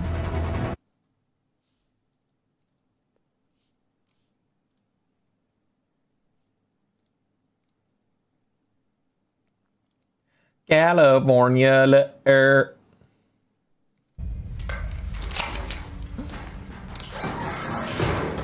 Oh my gosh. Go to the town hall. I'm gonna run into a bunch of people before I even make it there. Do you guys see how dark this is without your gamma up?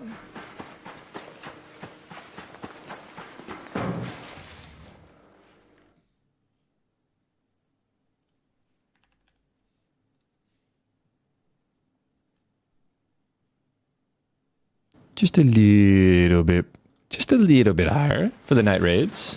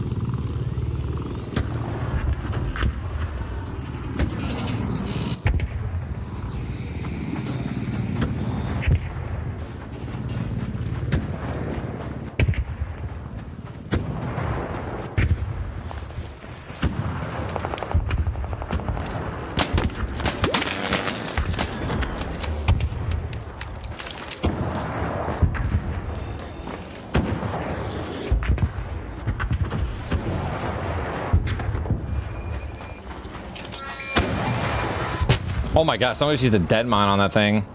Or deadline. I'm just gonna look the other way.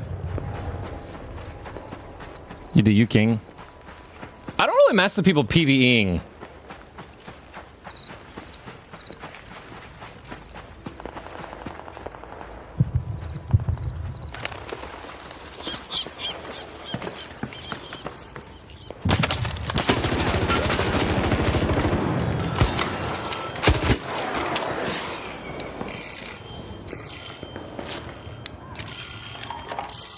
What is that?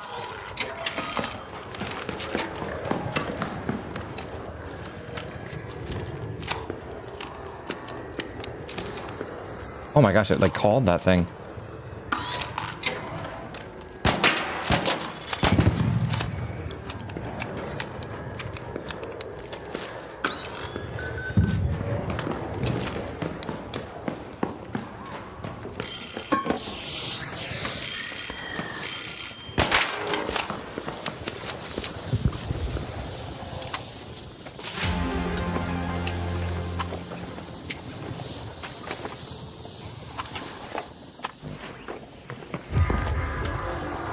Warning, over there.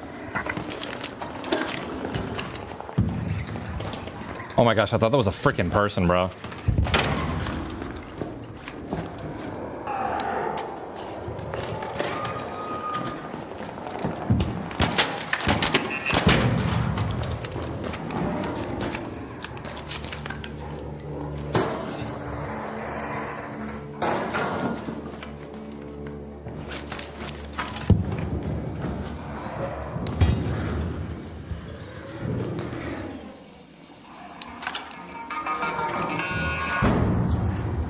Too fast, people.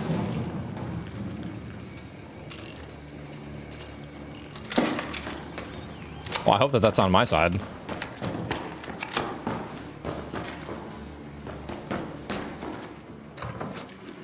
That sniper's on somebody.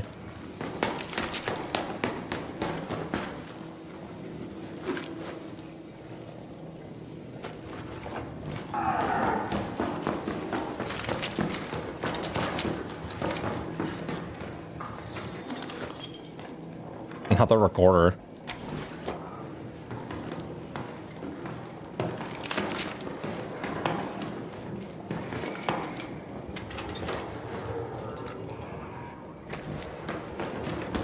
Osprey.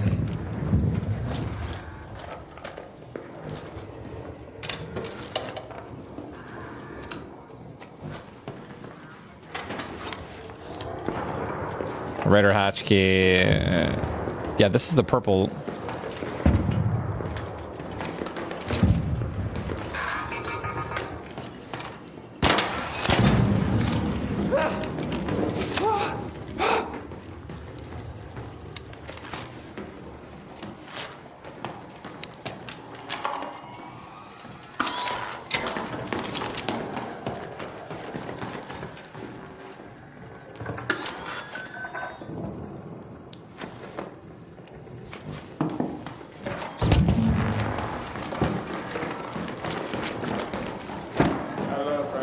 Hello.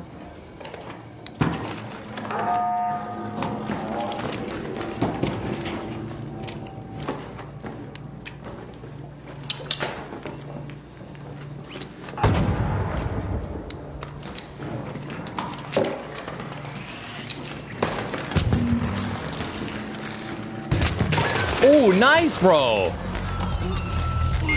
A jolt mine for a jolt? Oh, you're teaming. That's, oh, that's unfortunate.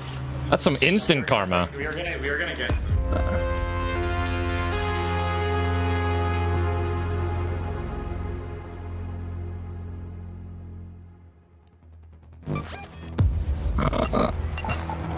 Okay. Solo teaming someone else's key. I mean, I was with the Hutch this morning kind of doing the same thing, but we didn't kill people in a night raid. Yeah, that's cute, bro. That's interesting.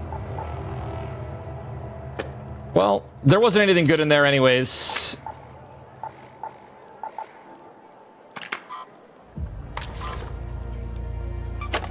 I also didn't hear them set up their own mine. And honestly, jumping down when I knew they were down there was a terrible fucking play, my point.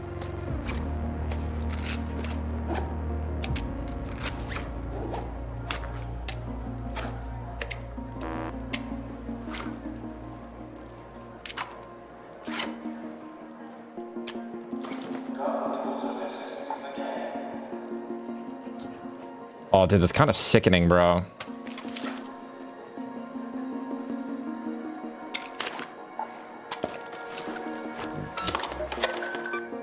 I would give anything to go back into that raid and kill those guys if I could. I would give anything. But it's just not possible.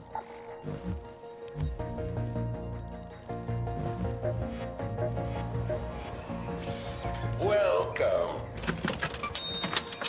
Yours now.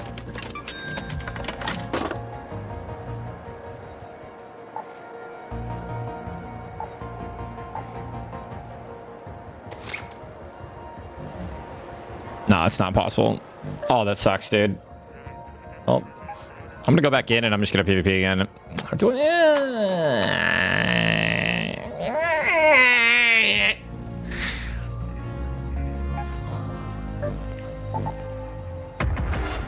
Oh, I'm so annoyed. I should not have done that.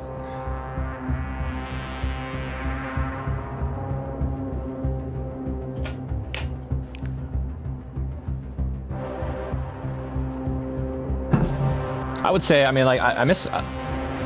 biggest loss there is probably my... I mean, nothing. I'm so fucking kidded right now, honestly.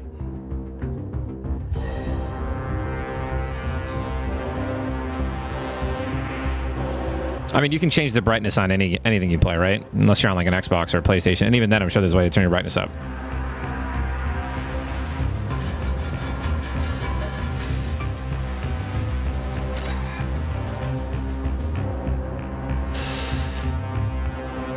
Oh, dude, Websy, I got you, bro. Heals in the safe pocket tip. Bro, your juicy heals 100% should be in your safe pocket.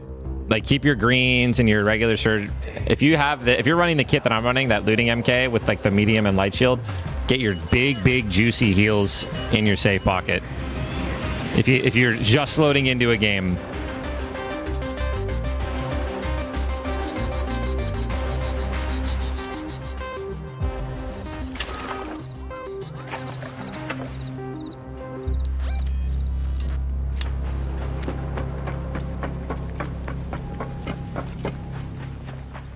Honestly, I'm gonna focus like just looting, blueprint, PvPing. Eyes adjusted to the dark yet, Raider?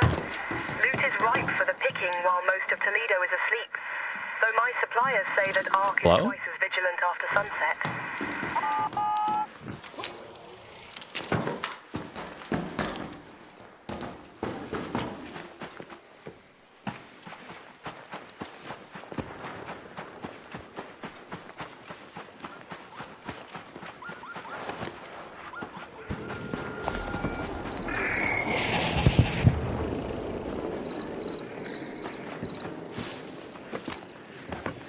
Oh my gosh, bro.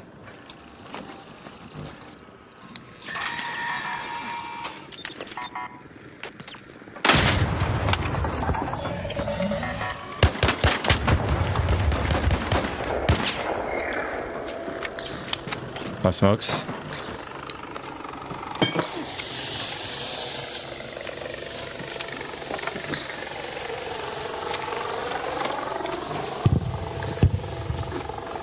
Huh?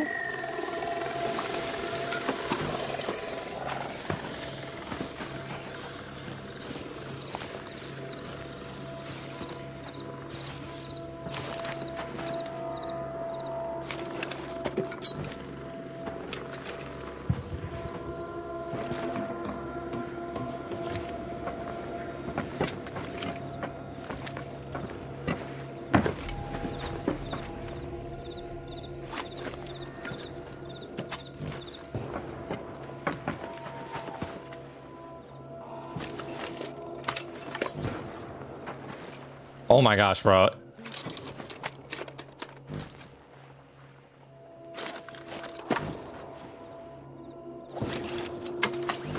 Hurry up, there's so much shit.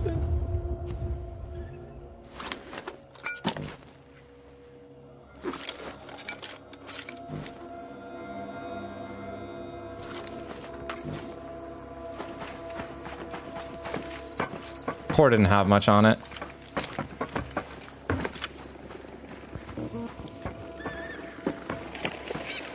Ah, shit. Bro, there's like crazy more arc around right now.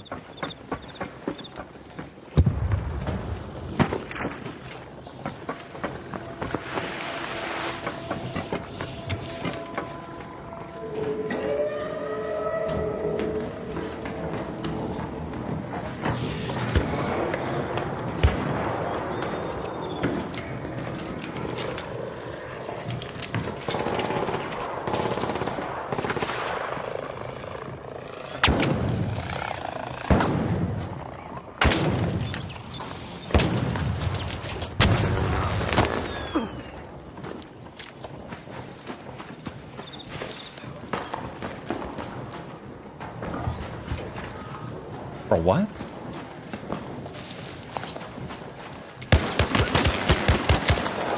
God damn it, buddy. I literally have like a fucking starter kit. Oh. Jesus Christ. I'm sorry. I'm sorry. I'm shooting a bot.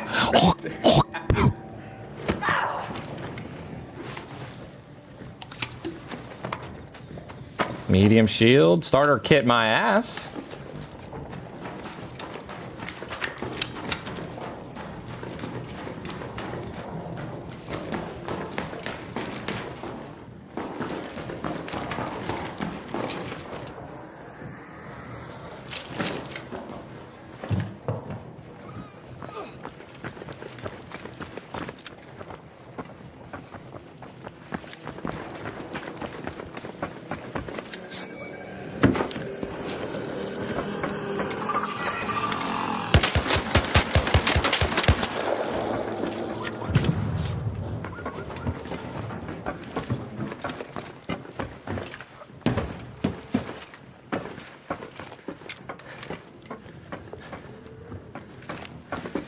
Pickle, think of the prime, bro.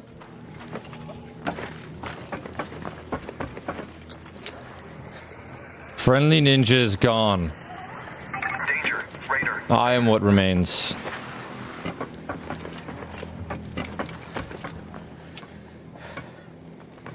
Dylan, think of the 999, brother. I have no idea who we're gonna win the Thanksgiving games, bro. I hope the Lions beat the Packers. It's unlikely.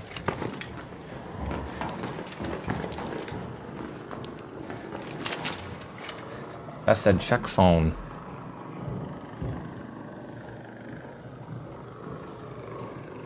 Oh no. It's not an emergency, but I have to go back.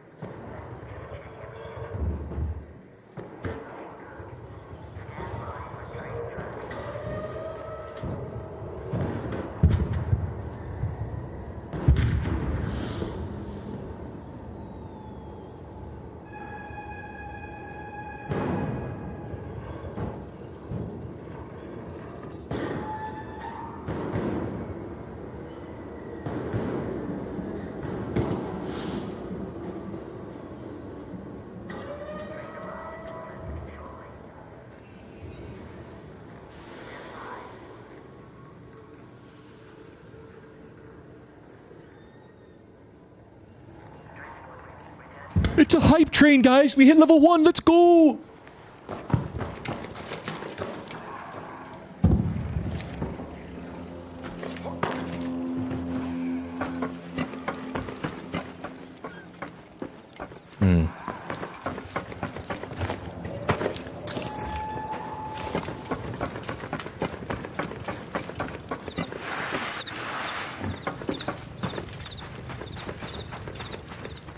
The corgi did predict, bro.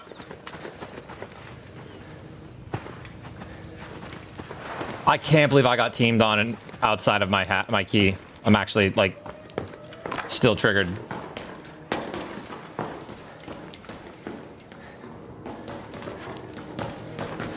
Mello, thank you for the 2 months.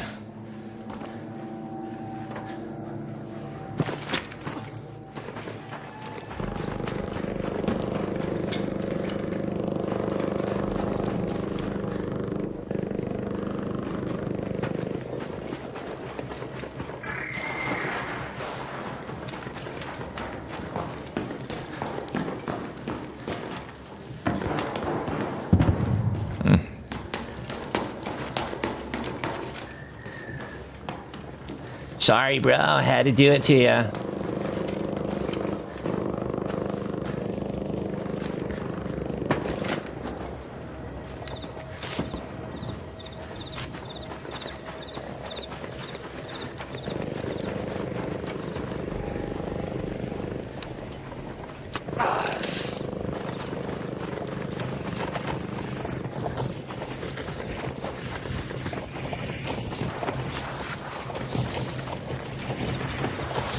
Dylan, think of the gifted, bro.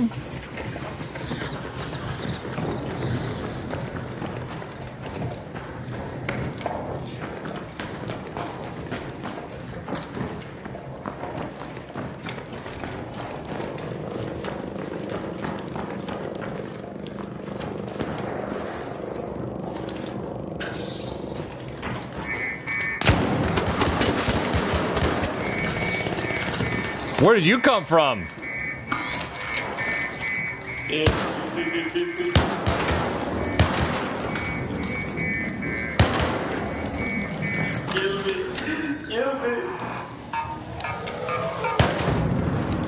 I'm not done with you yet. There you are. Oh, now I'm done with you. Hey, bro, what the fuck?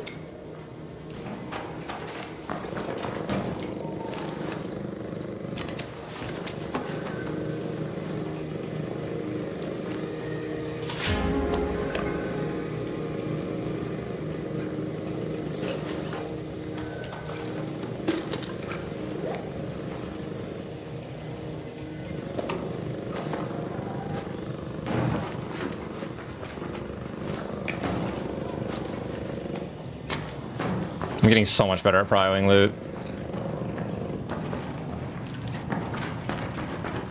Oh, dude, he just scooped up this whole spot. Head home at the northern station.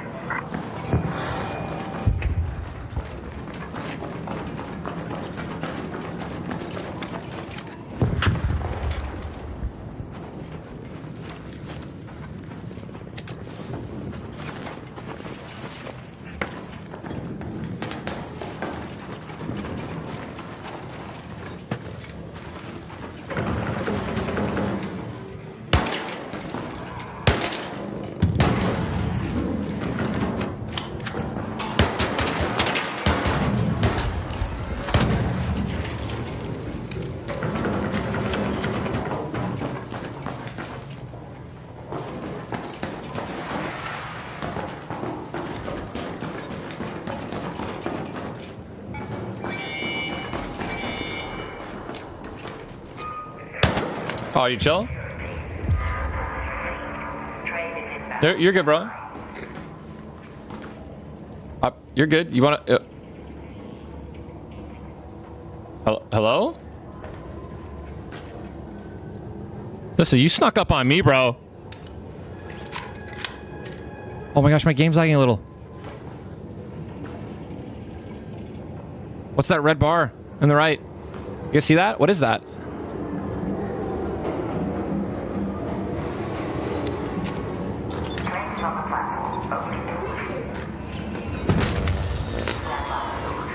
This guy on the other side might not be friendly, though. Come inside. Let's go. Let's leave.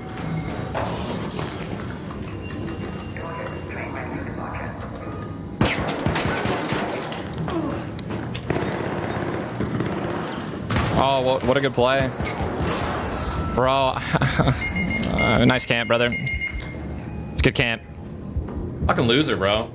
I should have just ran. I'm so... Why am I so trustworthy? I should have just pushed this dumbass and killed him. I had him one shot from a nade and he runs in.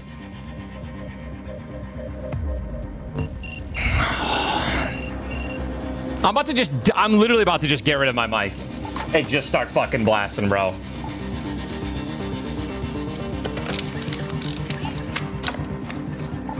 And then the first guy I kill, by the way, oh man, I don't even have anything.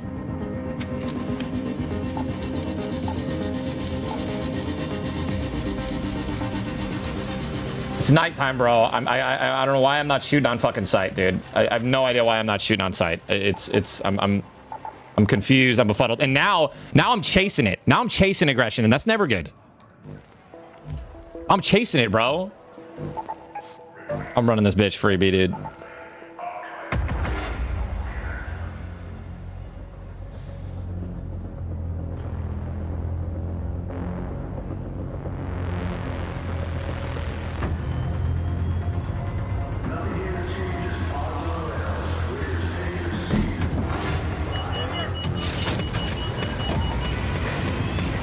should have pushed that guy. I heard him. I blasted him. I should have ran at him. He didn't say anything. That's my fault. I'm an idiot. I also had smokes. I didn't smoke my exit.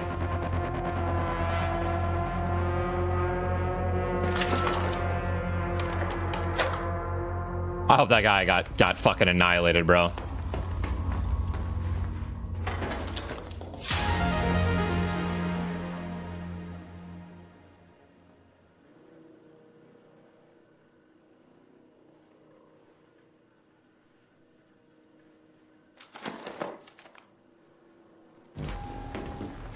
And now I just have a Wolfpack blueprint that somebody's gonna...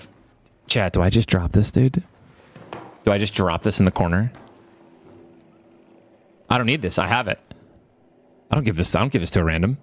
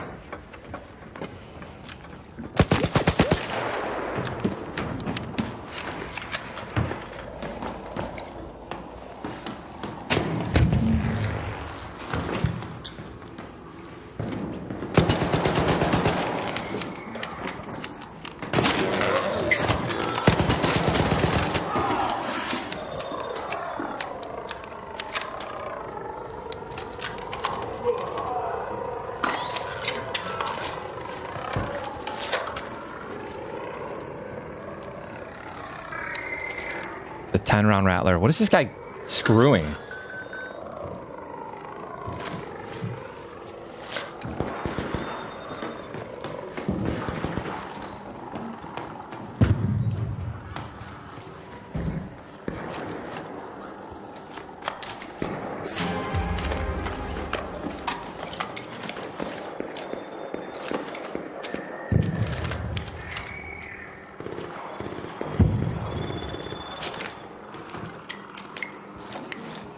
Wait, it's broken.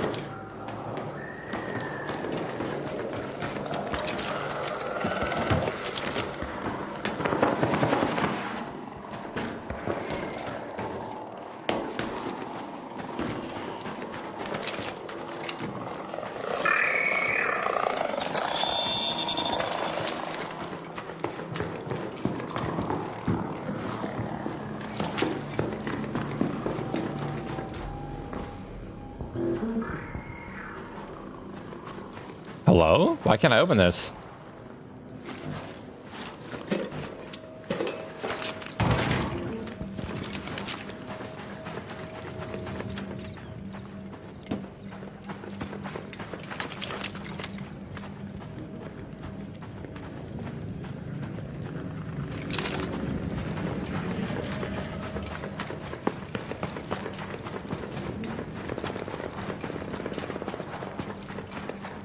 hate everyone right now in solos, bro.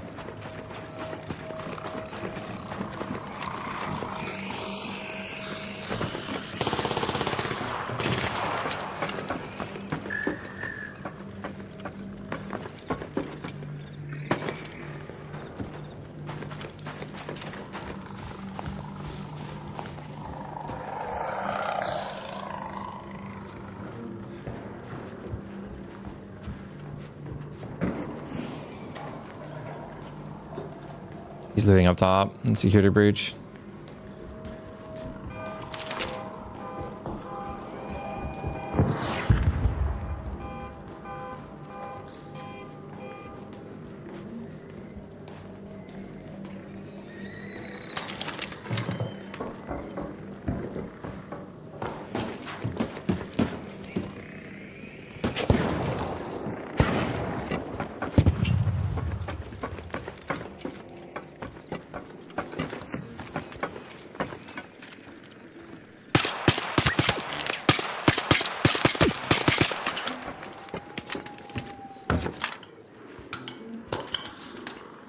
The heck are these guys going? All I see are people on rooftops and I can't do anything about it.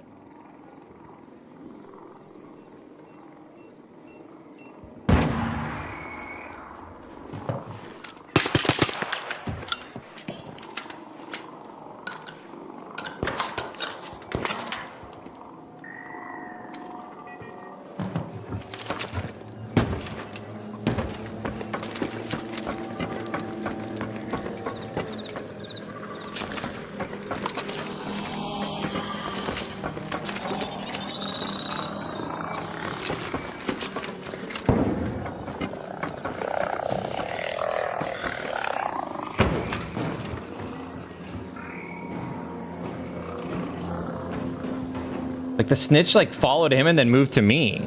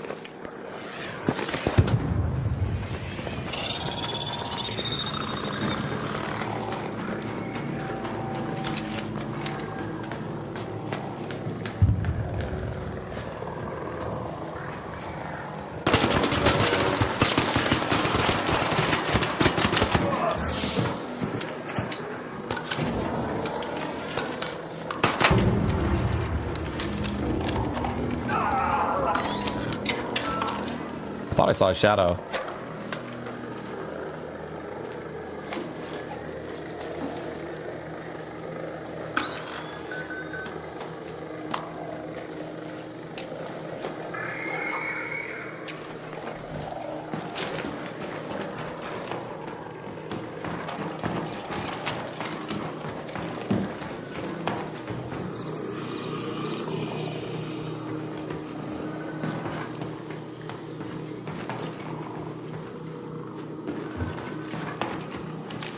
He's homeless, bro.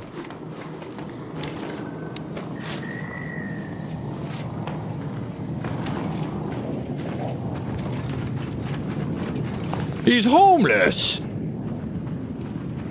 can't believe I walked. First thing I loot is a Wolfpack blueprint, and I already have it on a free loadout.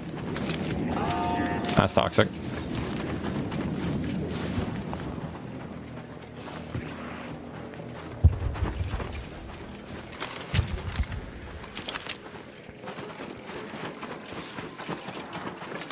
I'm noticing no one's really shooting the Ark this run. Everyone's just kind of running away from it.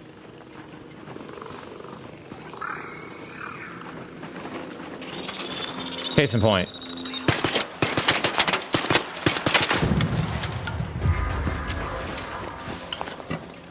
And I feel like they're everywhere.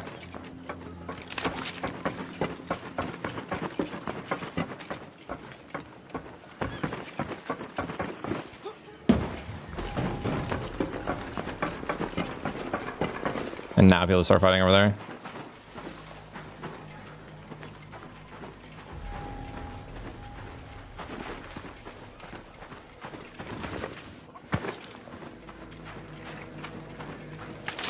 Like, who's this snitch on?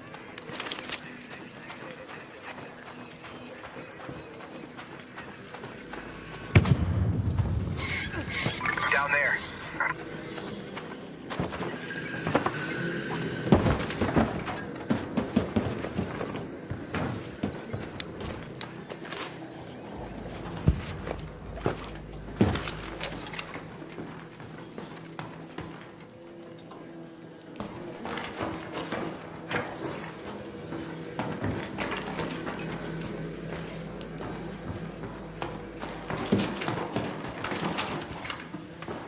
Somebody was just here.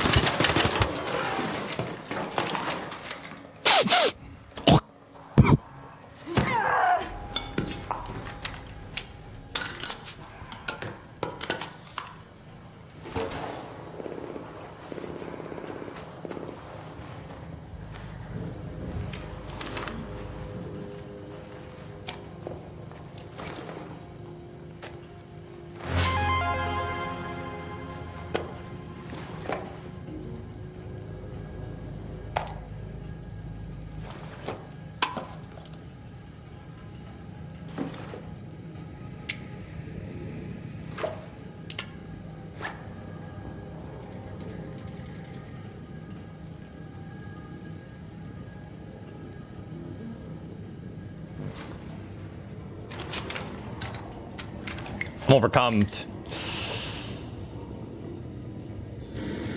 Just drop on the shields.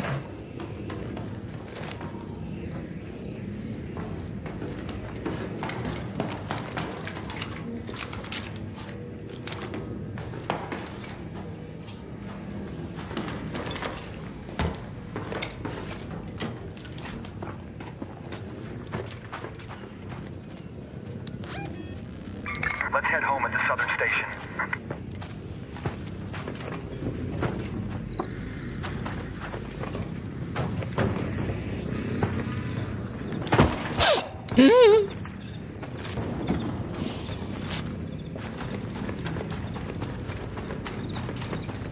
No flare in the air. That death is 100% either inside or right in the station.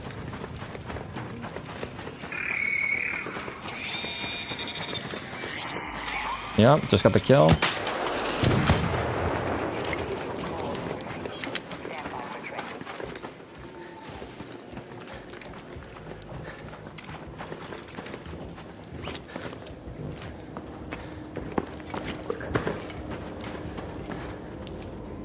Hey, not trying to kill you. You can come down if you want. Well, why'd you kill that guy?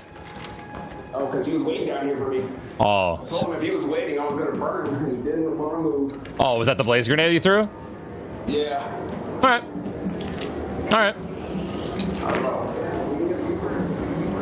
I'm just. I'm good, bro. I'm in a free kid, so I'm out of here. I was like, I have enough shit. I'm out of here.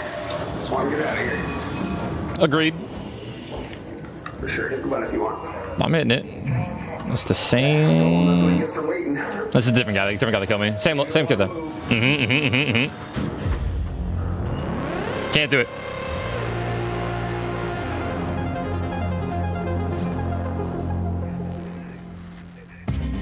Listen to me, chat. If we have a conversation, it's gonna be okay. Right? If I die because I read someone wrong, that's fine. But if you don't have a mic, I'm killing your ass, bro. If we don't talk, I'm shooting on sight.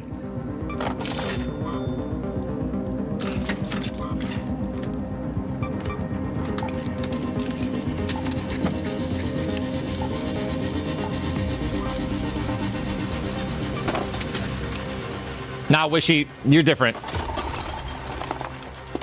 You're different. That was different. I did not mean to unload my backpack, by the way. That was a mistake.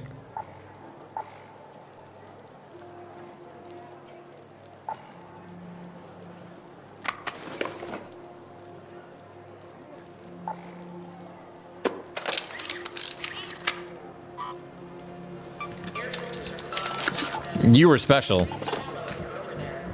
What's available? Electromagnetic Storm, Spaceport, Bluegate Electromagnetic. I might just go Bluegate Electro and just try to blast people, dude.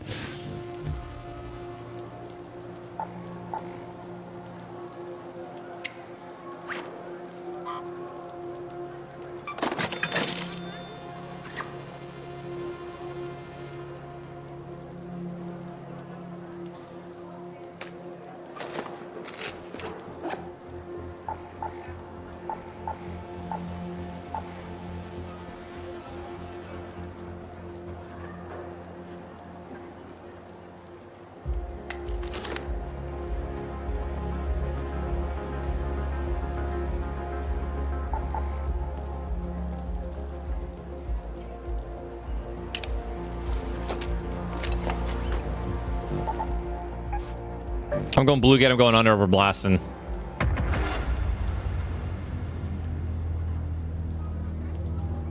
Our sports show's in 48 minutes, guys. Blevins Bro Sports Show, 48 minutes. It's like a mini podcast where my brothers just talk about sports. We're going to talk about basically anything and everything NFL. We got a special guest. Amon Green is coming on, one of the greatest Packers running backs of all time. Yeah, I'm streaming it.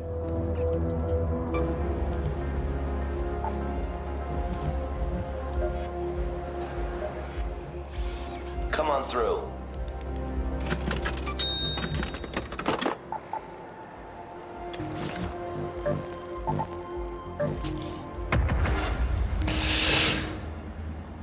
Yeah, we're going green shield, brother.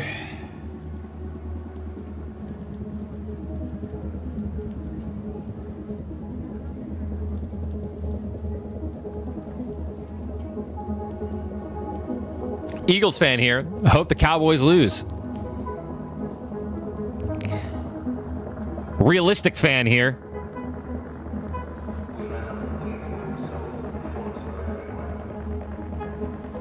They probably will.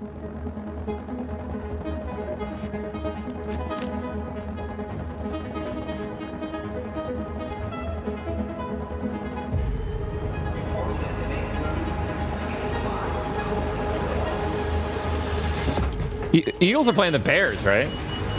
Bro, I think the Bears. I think the Bears win. I know it's.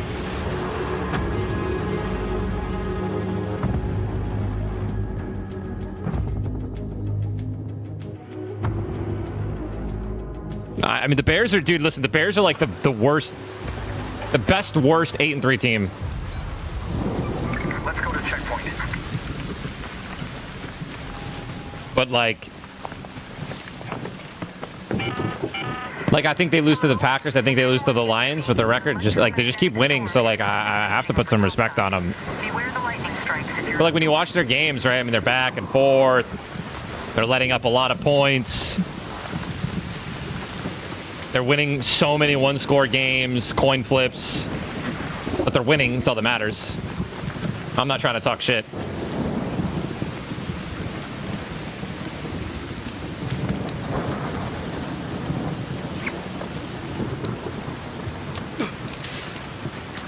Yeah, they remind me of last year's Vikings or 2 years ago's Vikings, right? Where they just are winning games. They're winning so many one-score games. The Vikings had one of the craziest, like, one-score game win percentages out of, like, any team in the NFL last year or 2 years ago.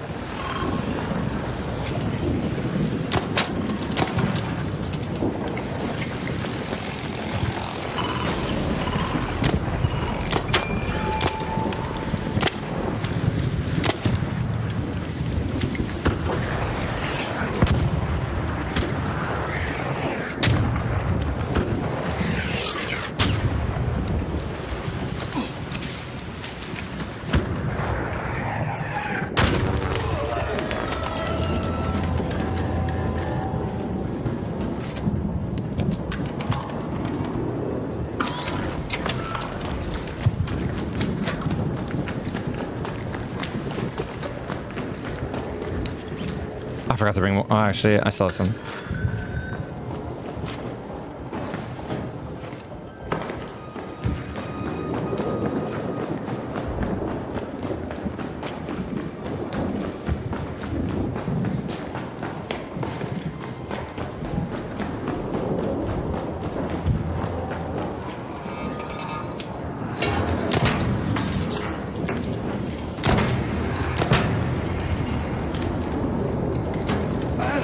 Really?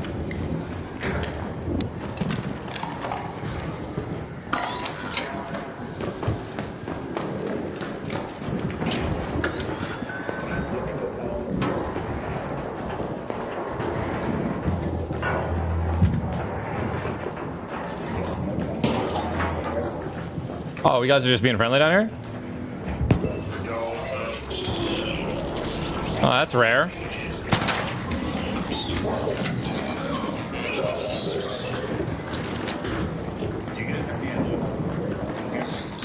What do you need, brother? Come here. The tunnel, yeah? Yeah.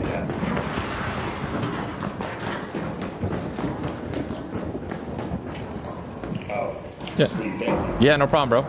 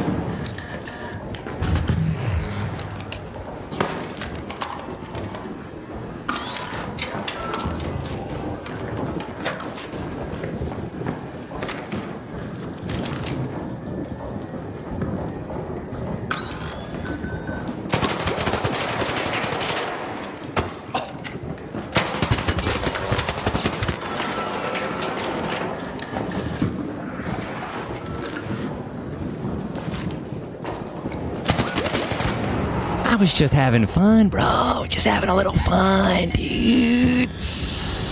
Everyone turned on me, bro! Why is no one fighting one another? Everyone just trusts one another, bro? That's crazy. Oh, it's my boy King Big Back. He came back and killed me. I helped him out 5 seconds ago. I can't do it, bro. It doesn't... Okay, that felt a little good. No conversation, bro. It's just instant death, man.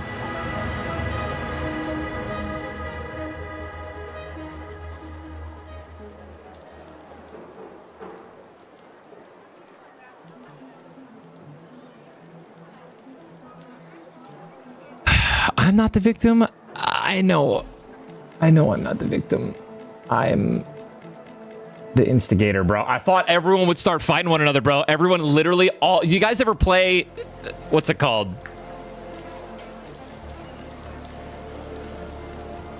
Something Cell. Splinter Cell? One of the OG Splinter Cells. You shoot one of the guys and all the little exclamation points appear above their head and they're like... Pring! That's what that felt like.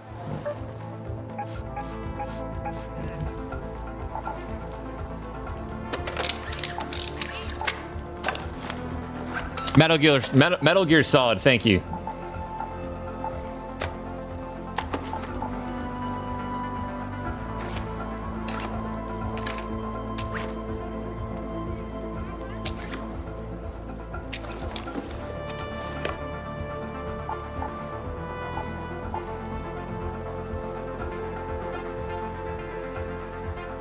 Bro, I have some really good shit on that Rattler.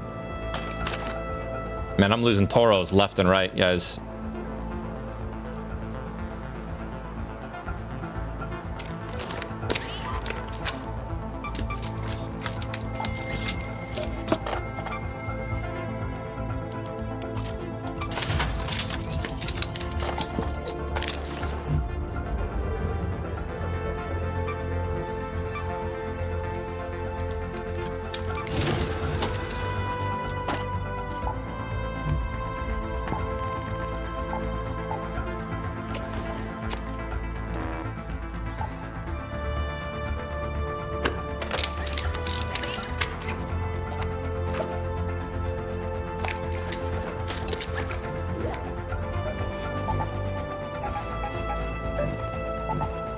Run it back, bro.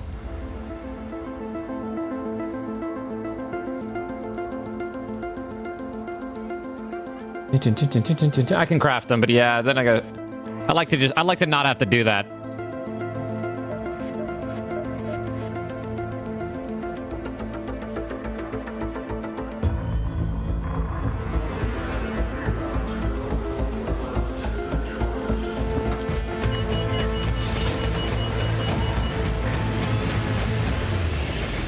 Yeah, I mean, I'd love to play with Tim after the sports show.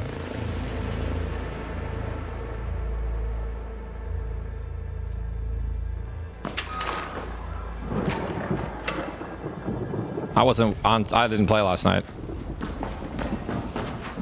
That's an imposter. 6 minutes late.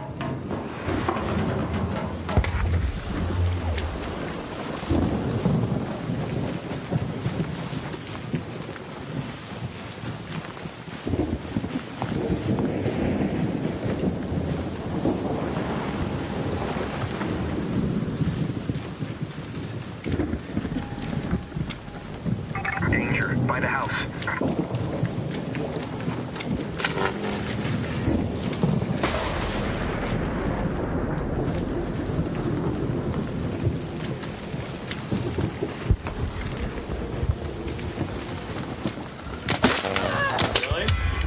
I mean, kind of really.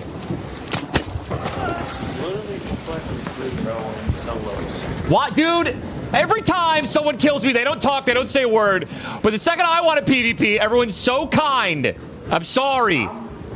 I've been getting killed all morning, Pistol Steve. Oh man, he was just farming olives, chat.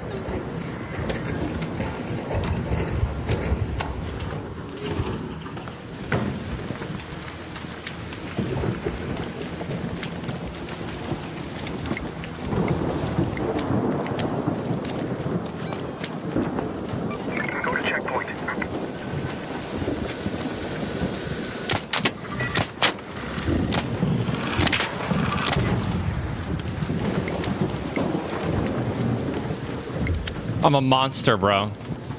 How do people do this? Oh man, really? I feel so bad. Oh my gosh.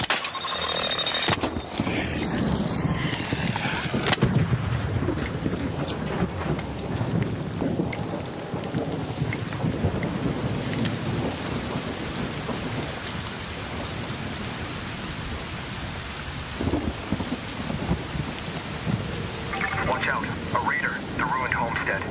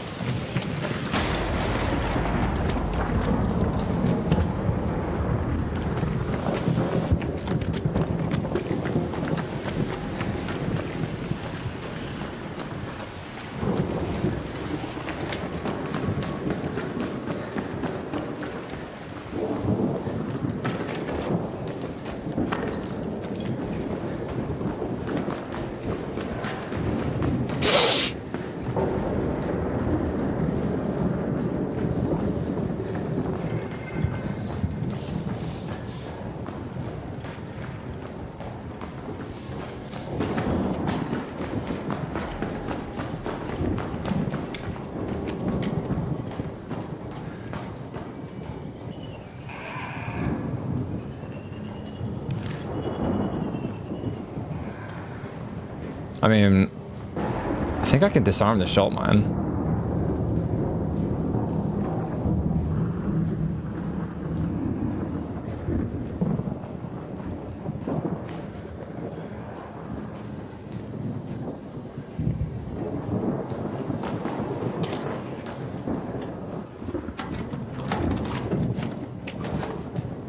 Someone just healed by the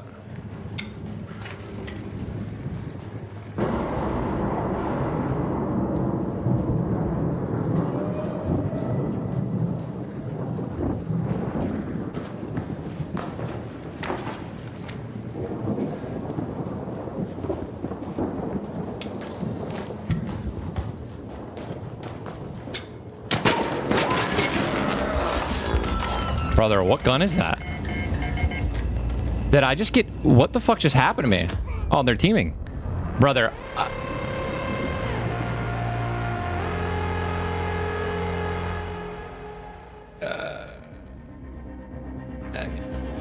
I just got 3-tapped by a Venator.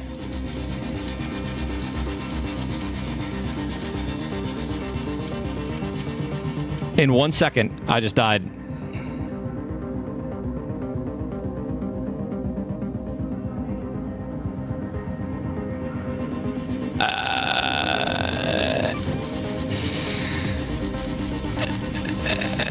I mean, I died fucking instantly, dude. Do we have a clip?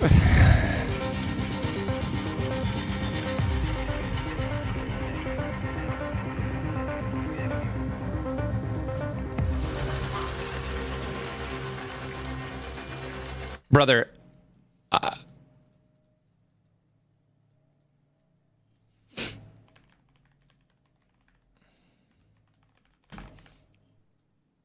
that's fucking crazy.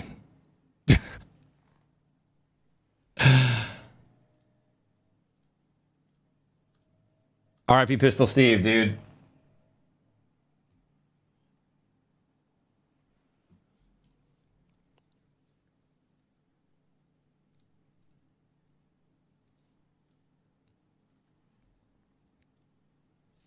I mean, bro, we're gonna slow this down. So this guy already is pre-aiming me. I mean, which is fine because I died in 4 shots. He hit 4 headshots instantly. I just died.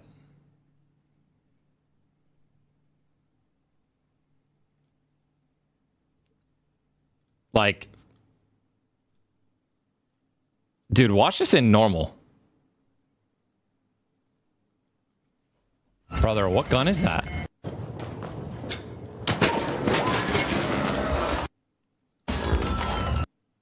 Brother, what gun is...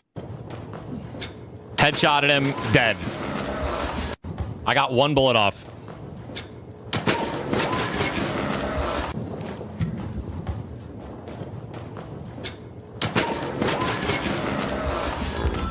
Brother, what gun is that?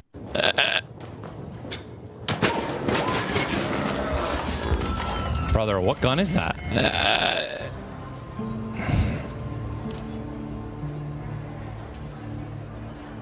I reported it, but we're fucking down bad, bro.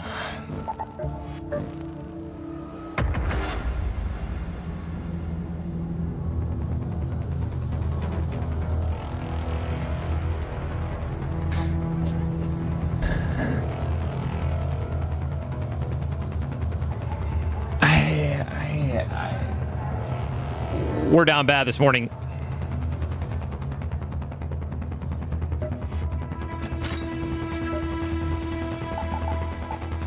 But our stash is going up.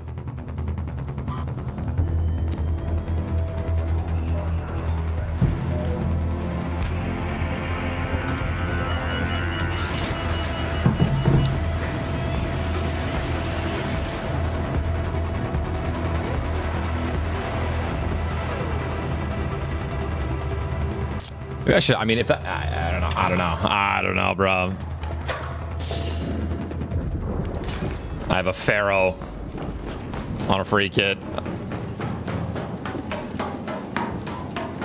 Thank you, Jovial. Appreciate it, bro. 18 minutes left. We're just gonna go down and see if we can just scoop some garbage, I guess.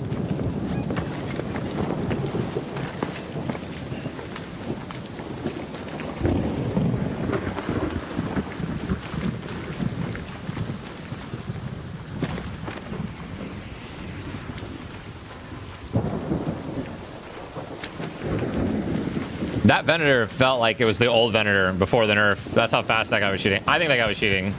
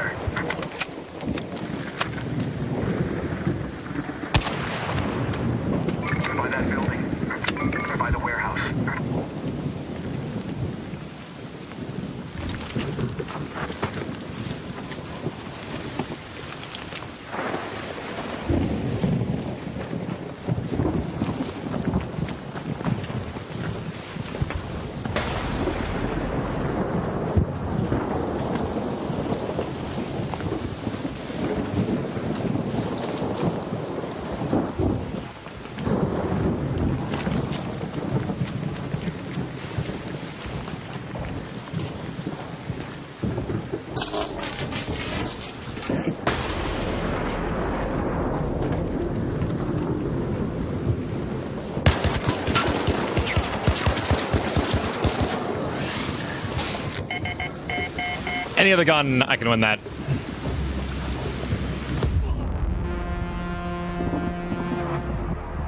I shot the only headshot I could hit.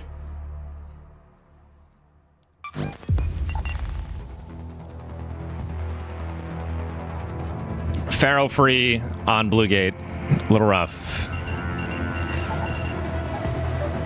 We go again.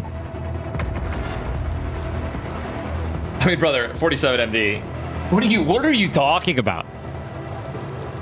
What am I supposed to do at a free kit with a Pharaoh 1 point blank against a Venator 4? There's nothing to be done.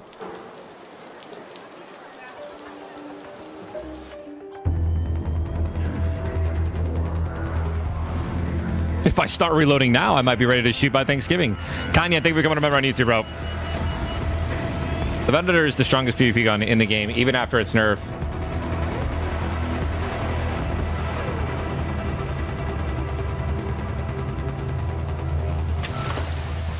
I mean, Fonzie, what am I going to do, though, right? I'm 12 minutes into a raid.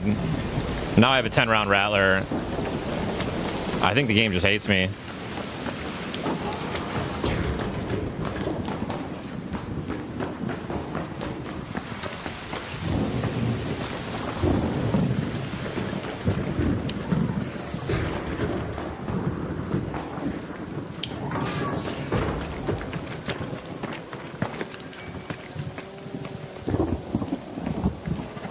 Is that...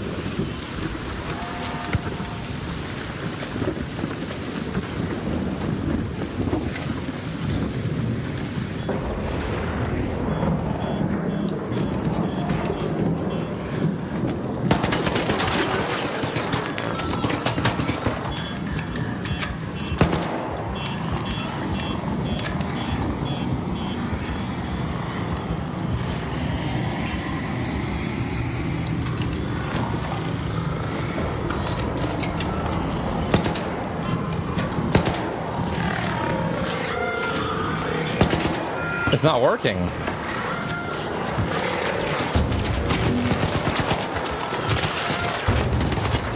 Oh my gosh, bro. I went in, I baited it, hit him. Oh my gosh, brother.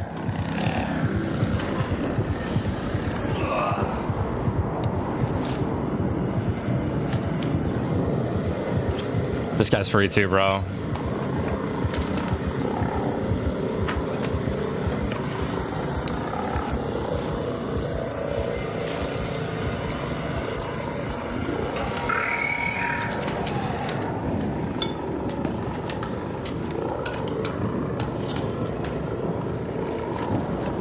We're shocked.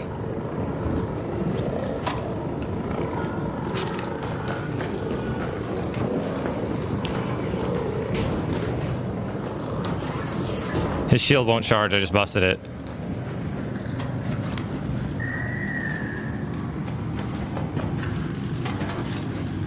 What about that one, though?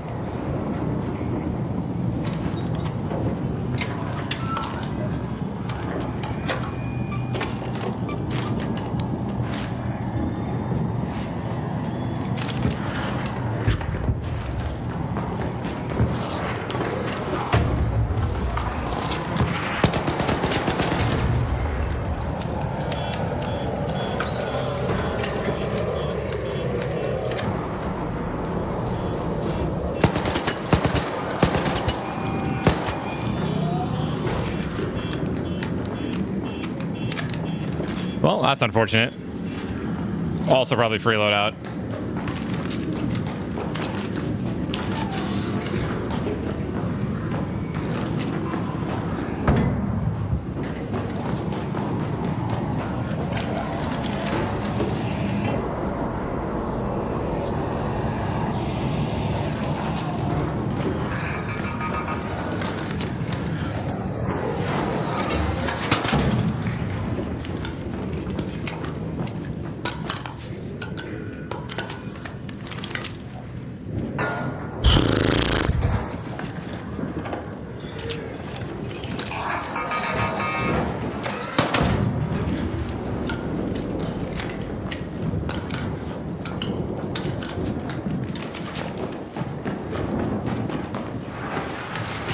Bro, there's nothing to destroy your confidence than getting 4-tapped by a Venator 4.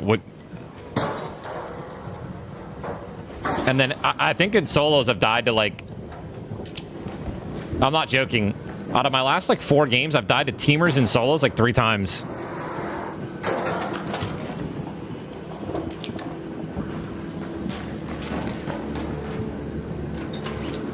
Like unannounced solos, like teaming, right? Like people just running together and just blasting me.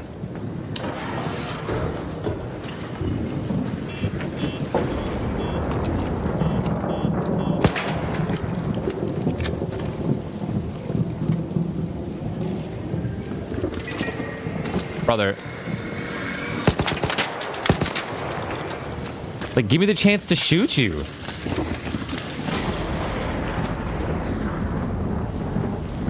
Look at this. Look at this shit, bro. I just want to loot this guy.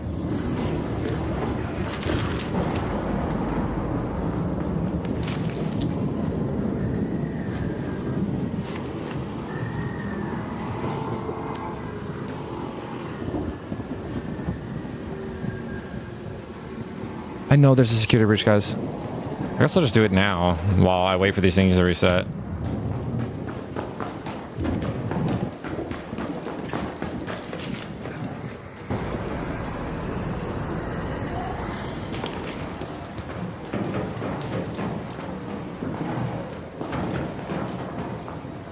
It was looted. If this wasn't...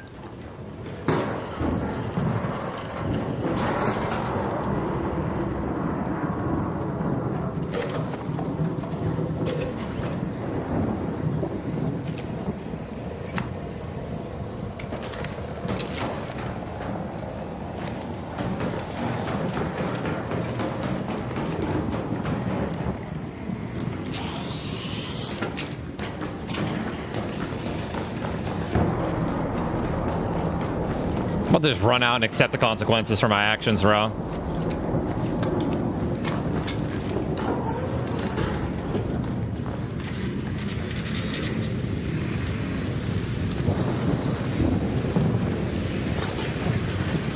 This game, I'm being trolled.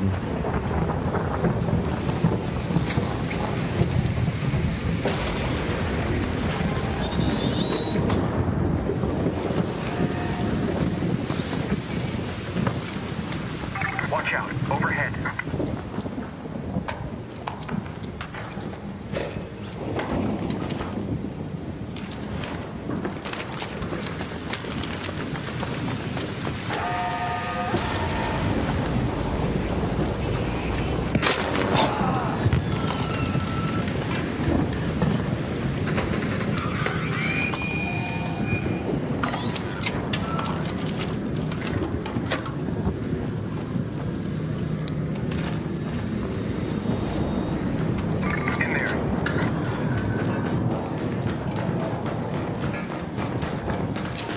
So leave me alone.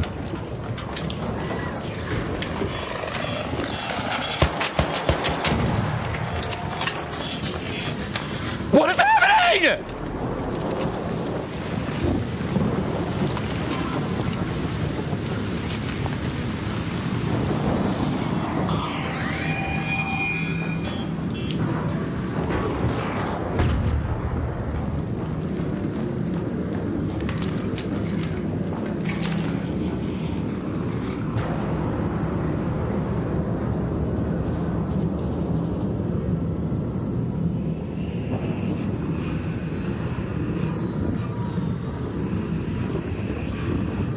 want to check to see. I didn't hear shots. I think this guy just died.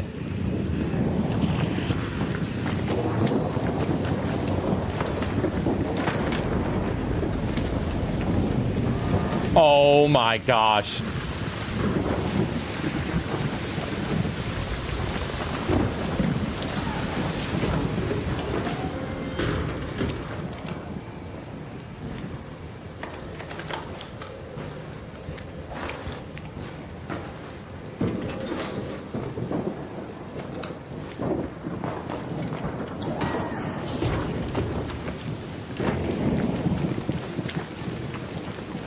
Right at the extract. I see him. He's smoking his loot. Oh, any nades? No nades. He's getting electrocuted, though.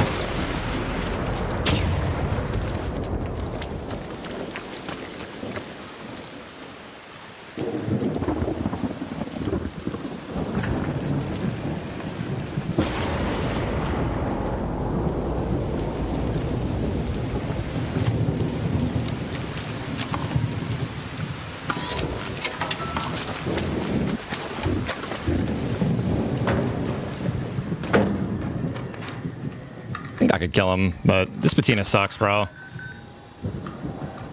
I'm just sitting here ripping heavy rounds on this guy. I think I'm doing no damage to him. Patina's trash. I headshotted him, didn't even break his shield. That's a Jess Arm cameo. Did she leave?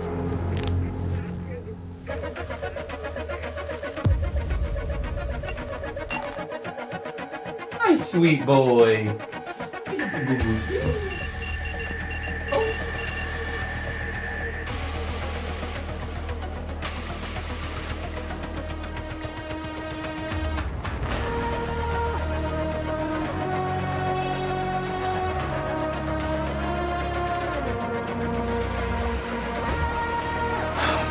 A Patina 3, it uses heavy rounds. Here's what I don't understand about the Patina. It uses heavy rounds. Arc armor pen. It's strong against arc armor, but I feel like it's terrible against arc. Like, that's a lie.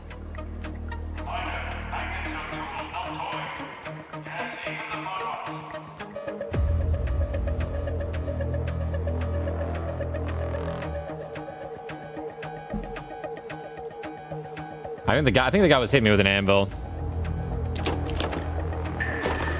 We got a blue shield out of that.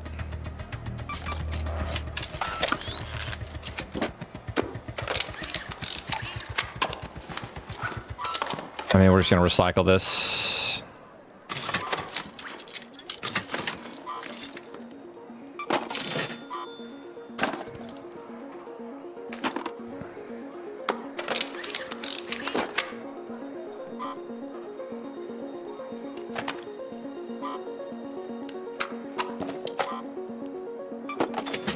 I have my sports show in 14 minutes. I can do another raid. I think we're just going to start running one gun. I'm actually running out of Venators, which is kind of scary. I'm actually running out of a lot of weapons. I'm running out of my stash, if you will.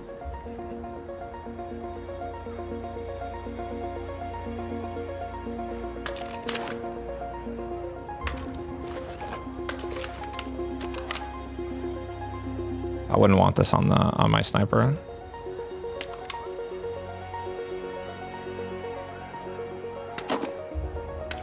I wouldn't want the silencer 3 on this either.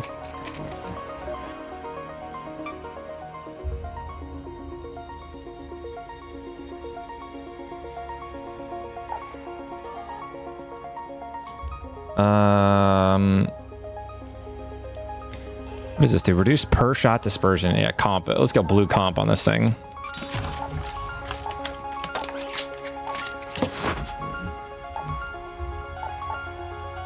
Heavy for that.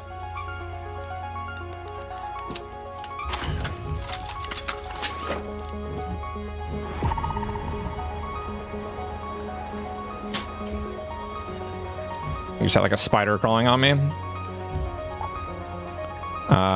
I already have a defib. We'll bring in some heals, put that in the safe pocket. We'll bring in some of these. Not that many though. Boom, boom, boom, boom. Bread.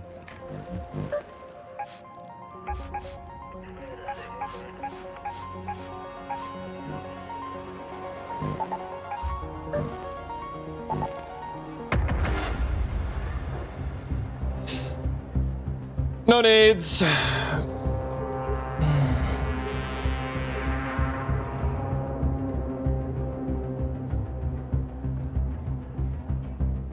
Yeah, hikes, I have no idea. Blueprints are so elusive now. I don't know if they're higher on electromagnetic. They feel like they are. They felt like they weren't at the beginning. I mean, Alex, if you're playing solos in this game, and you're doing a PvP solo, like, you don't want... You're going to be killing a lot of people. You want their goop. You don't want to bring a bunch of stuff. It's so common to just eliminate someone immediately and then get just thirded right away. Boom. You just lost all your shit.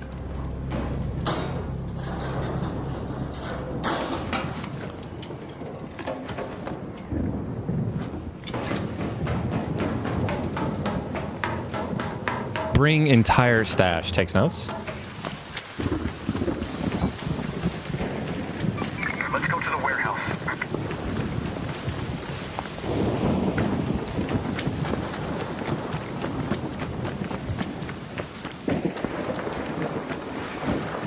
That's two flares. Then I forgot adrenals again.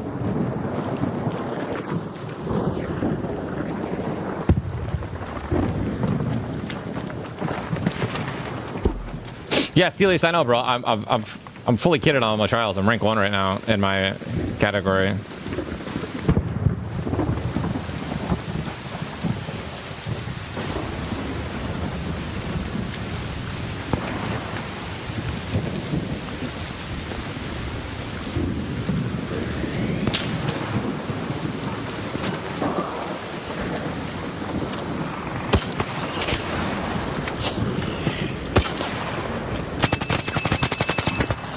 You got sniped at. I'm going for that guy. Oh my god, you're my hero. I got you, baby.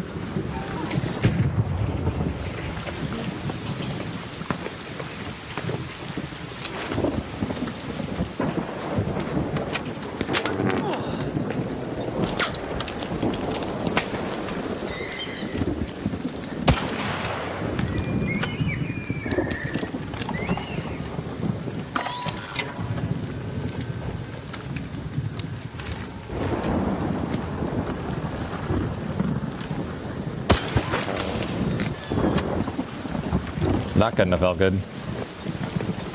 Question is, I don't have smokes.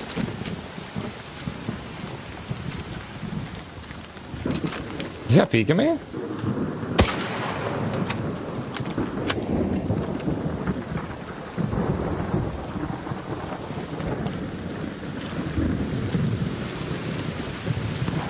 Yeah, I was gonna say that's to say, yo, good shot, bro.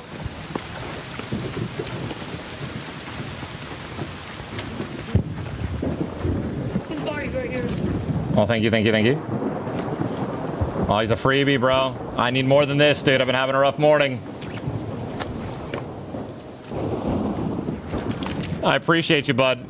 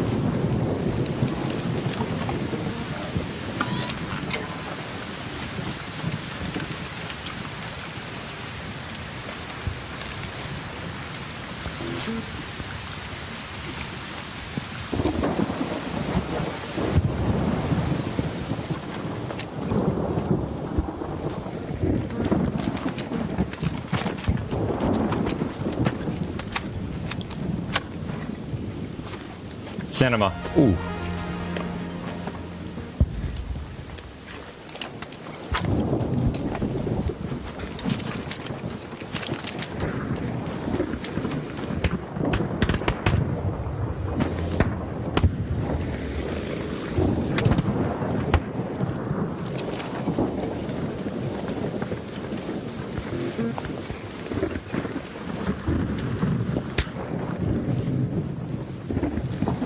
Hey there, buddy. Oh.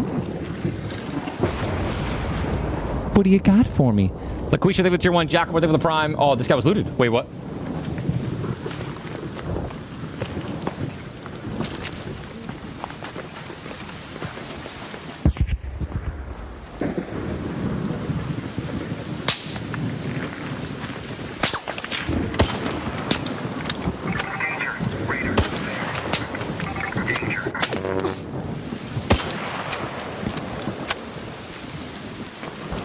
By him.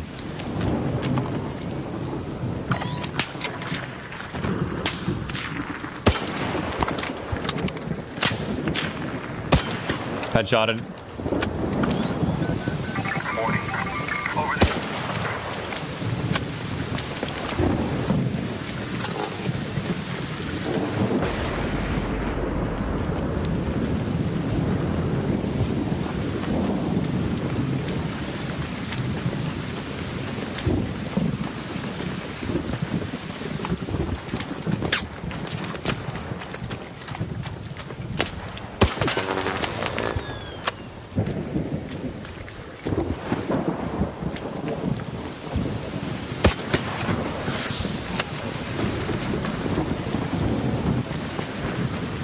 Excellent raid, gentlemen. Excellent raid. Make sure this guy's not pushing up on me.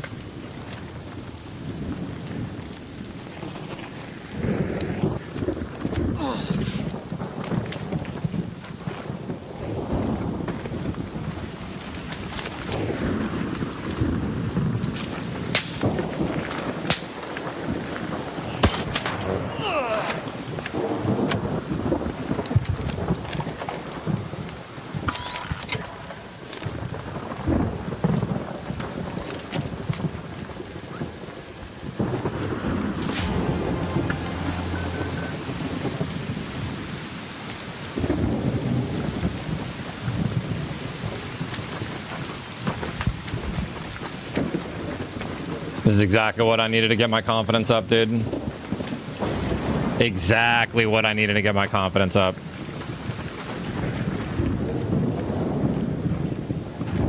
Absolutely obliterate these people.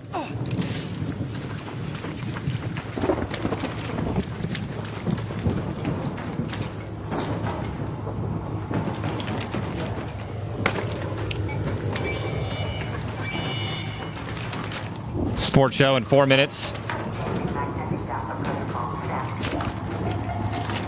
Danger. Raider. Outside.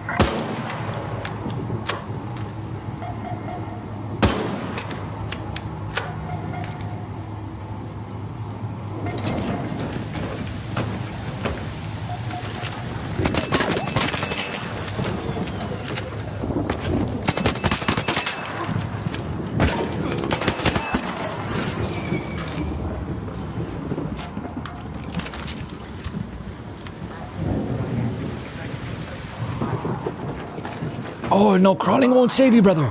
Crawling won't save you. I'm not even grabbing your loot. That's how bad I am right now.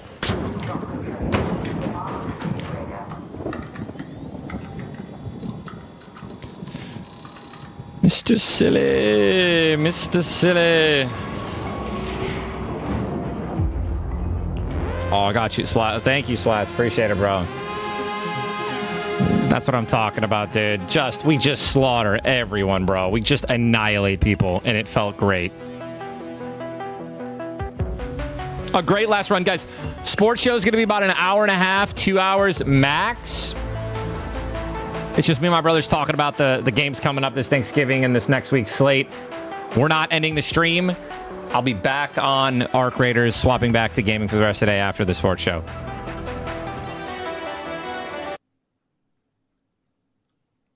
Solution. So feel free to swap over to another Arc Raiders stream. Yeah, I'll keep the YouTube stream up, Ash. Just do whatever you guys want. Obviously, if you guys want to stay and hang out and chill and vibe, we're going to be talking Thanksgiving. It's going to be good vibes. Me and my brother. Just stay right here and stick around. If you guys want to watch Arc Raiders, plenty of Arc Raiders streaming right now. I'll be back in about an hour and a half, 2 hours playing Arc Raiders again.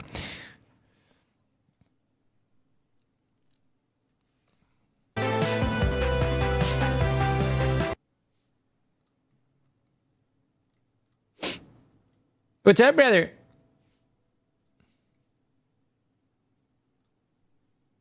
Fixing camera? My camera's messed up. My camera's backwards. You see that? Look at that. It's backwards.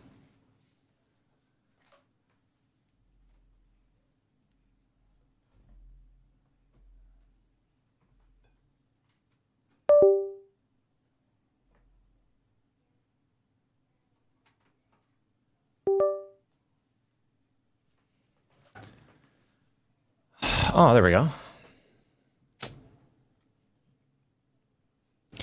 Do. Actually, I can also just do this. I'll just like enlarge my. That was my computer, not yours, guys.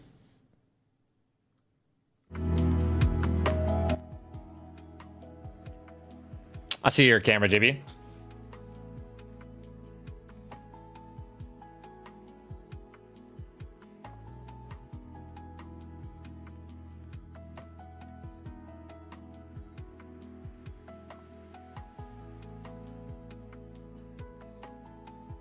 By the gods. By the gods. What's up, dude? What's up, brother? Just hanging around, dude. Thanks for the games today. That was a lot of fun. I had so much fun with you, bro. Dude, today was crazy in solos, man. I just went on a huge heater, just killed like 7 people in a row, got a bunch of goop and got out, so.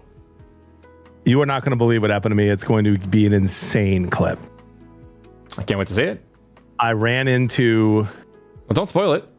No, I'm going to tell you. No, don't spoil it. Smooth day with the 5 gifted, bro. Dudes that were partying. Listen, that's not something you usually admit. Listen, they welcomed me into their party. One of them goes, Beard of Blevins, big fan, dude. You want to have a pickaxe battle? I know you're doing content right now. And I was like, let's do it. So we all had this crazy pickaxe battle. Like 8 or 9 or 10 of us. And 6 or 7. Most of us died. This guy lived, and he had a bunch of defibs. Reses me and like 2 other guys. We take everyone else's goop. And took us all the way out, dude. Unbelievable. Oh, that's beautiful. 10 subs. Oh, that's awesome. It was crazy. Yeah, dude. I'm like running into a little Diddy party in the middle of a game, running up on 8 dudes. It's a little weird, but yeah, it's gonna be a movie. That's fine. Shouldn't Chris be not late? Yeah, he should be here. Hey, he killed one of the guys. He's like, you gotta go to a farm. You gotta go to a big farm. Get a big farm. Everything's gonna be great. It's gonna be so great. John, your camera's tilted. Can you untilt it? You know, I don't know that I can, bud. Oh, you're just gonna trigger everyone. Is that better? Yes. Chad, is that better?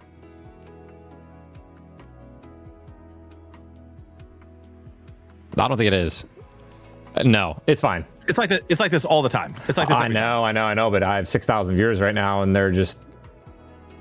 Oh, they'll be okay. No, I don't think they will. Andre, can you turn the ads off quick? I'm gonna snooze this one. Well, Chris is like, I'm gonna go to the bathroom while we wait for CB. Yeah, what is he doing?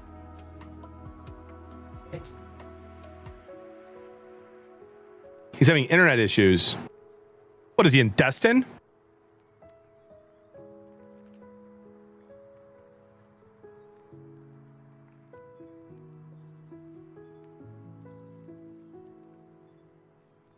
Well, I'll text Tom on green.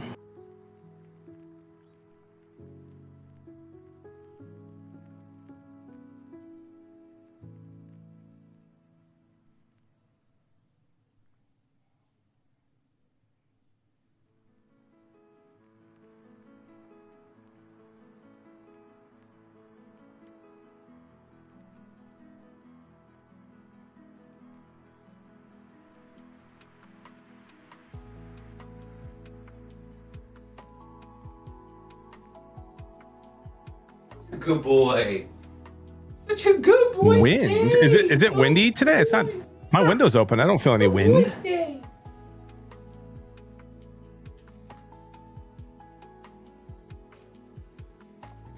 Tenacious. Imagine telling 20-year-old JB he'd be texting with I'm on green. True. Is mine reversed? How do I reverse it? You have to use the OBS virtual camera. I tried to figure it out. Couldn't do it. To reverse my... Yeah, mine's backwards too. I mean, I just can do this. It'll be reversed for you, but it won't be reversed. And I can just swap it whenever Chris comes in. Use the good camera. He has nicer legs than you? I never said that, dude. Nick, come on, man. Why are you starting drama? Chris is saying he has internet issues. Woof. Yeah, I mean, it's okay. As long as he gets it figured out in the next few minutes.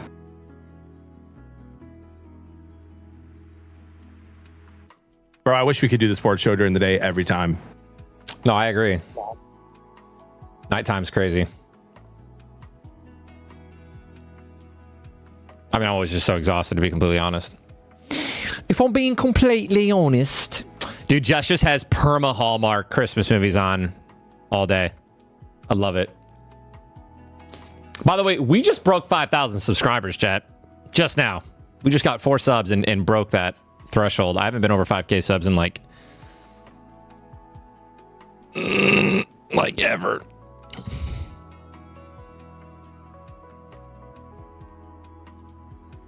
And we're just like 995,000 subs away from the record. Dude, you could do it. You have 5,000. I have 1,444. Wow. By the gods. Not bad.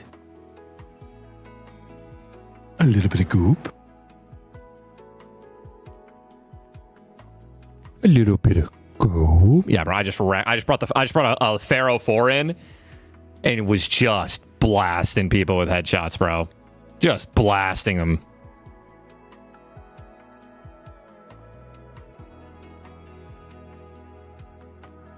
How's your internet? It's perfect now. We're good. We were being DDoSed. We don't know if it was like a target of Tim, myself, and Dennis, or if it was just like a Cox attack. Like people were just messing with, you know, it seems a little specific.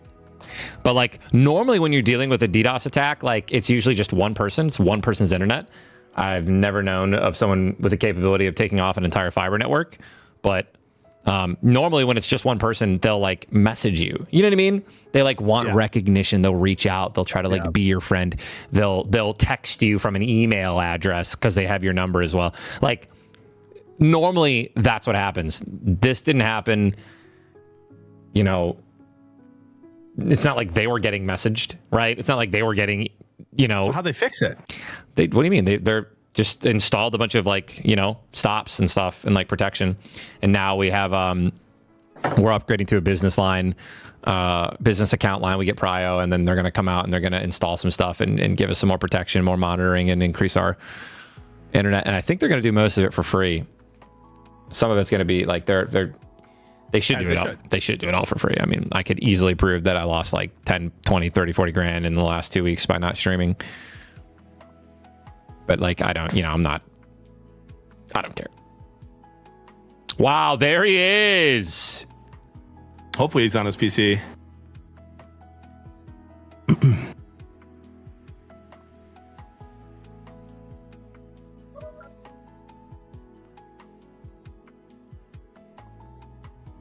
He's on his computer. Yo, what up, CB? Oh my gosh. Would have been nice if you had it prepared.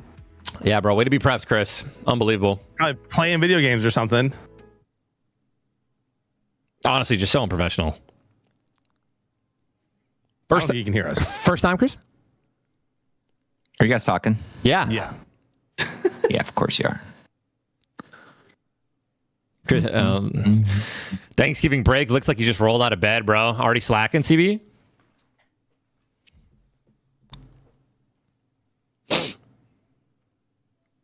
All right, let's go. Wow, there he is. Yeah, way to be prepped. You just roll out of bed, dude? Sleepyhead? Prepped. You just roll out of bed? Looks like you're slacking, bro.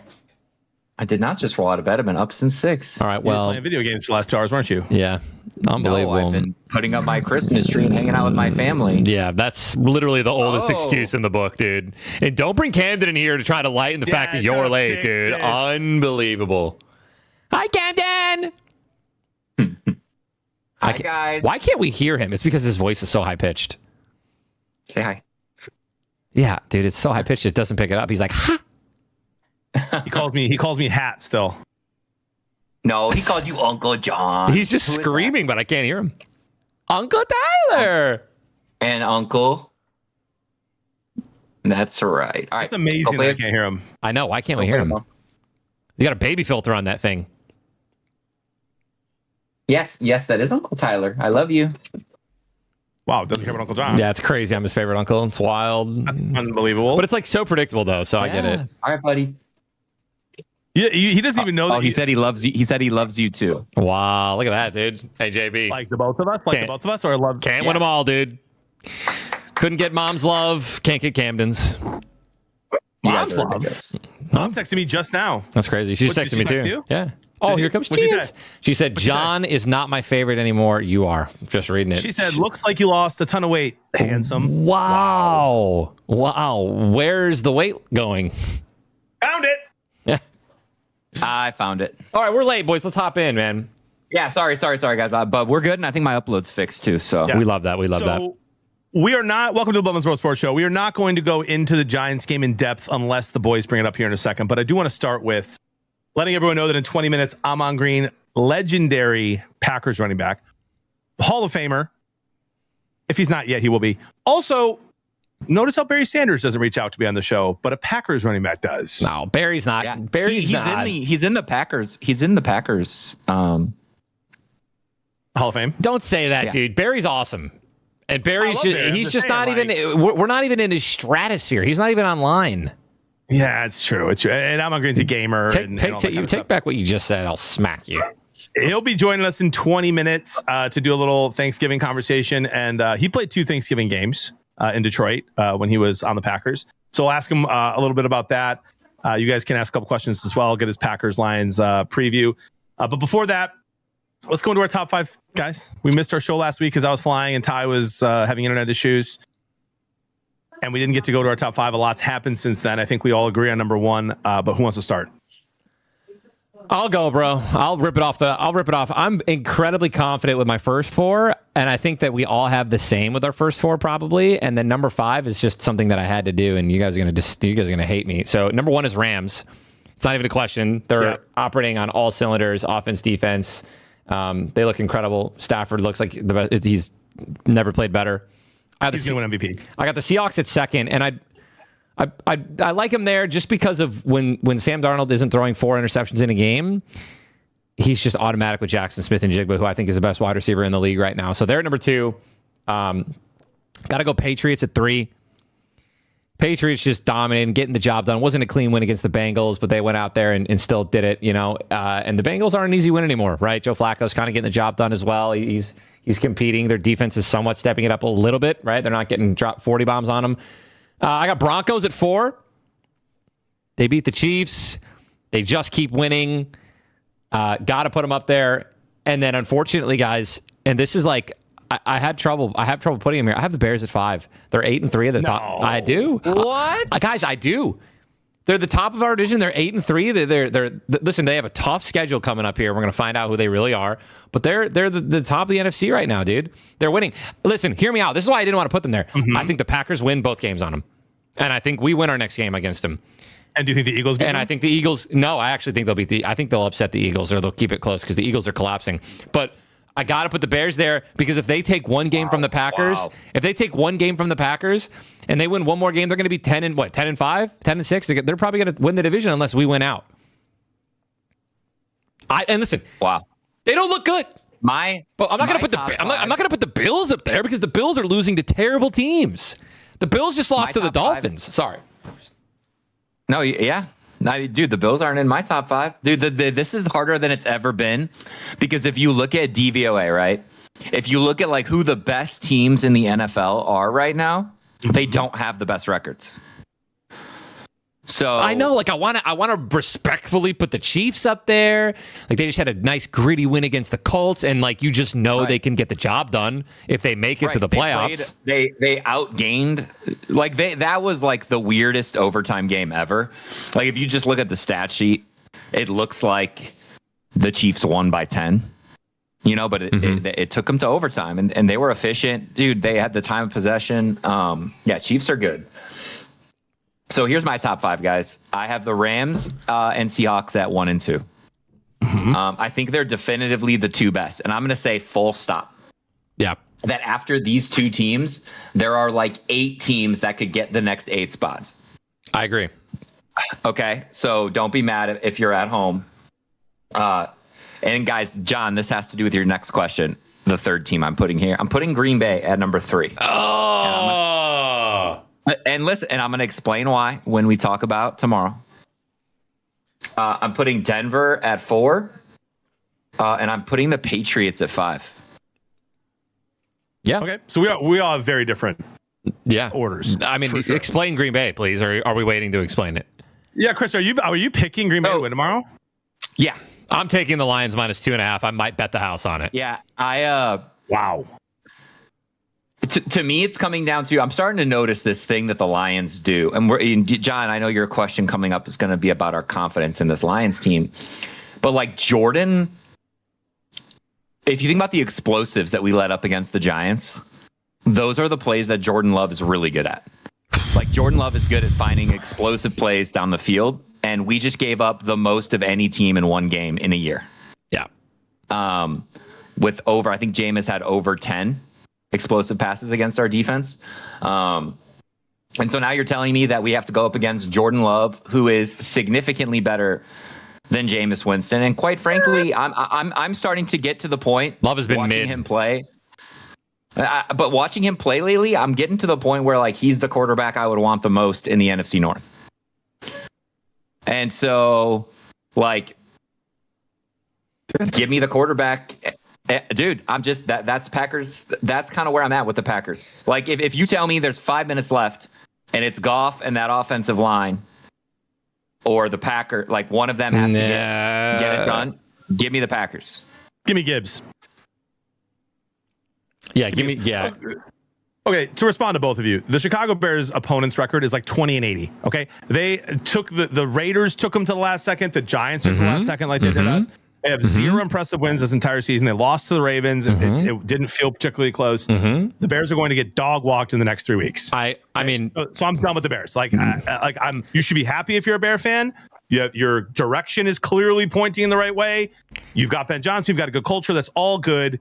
They haven't beaten one team yet. Then 0 good wins. Oh, they have 8 good wins. Fine. We'll find out a lot about them in the next 2 weeks, like you said, Ty. Chris, we will. Jordan Love is mid. I agree. I would take Caleb Williams over Jordan Love right now, and I'm dead serious. Wow. He like every good play I've seen from him that's 20 yards downfield, he's throwing up a prayer, and his guys are going to get it. Clip that.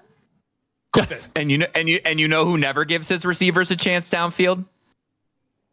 Well, Jared Goff's not even throwing the ball down. He's not even throwing the ball downfield. Yeah, he doesn't even give them a chance. He doesn't even give them a chance. But we don't have a dog.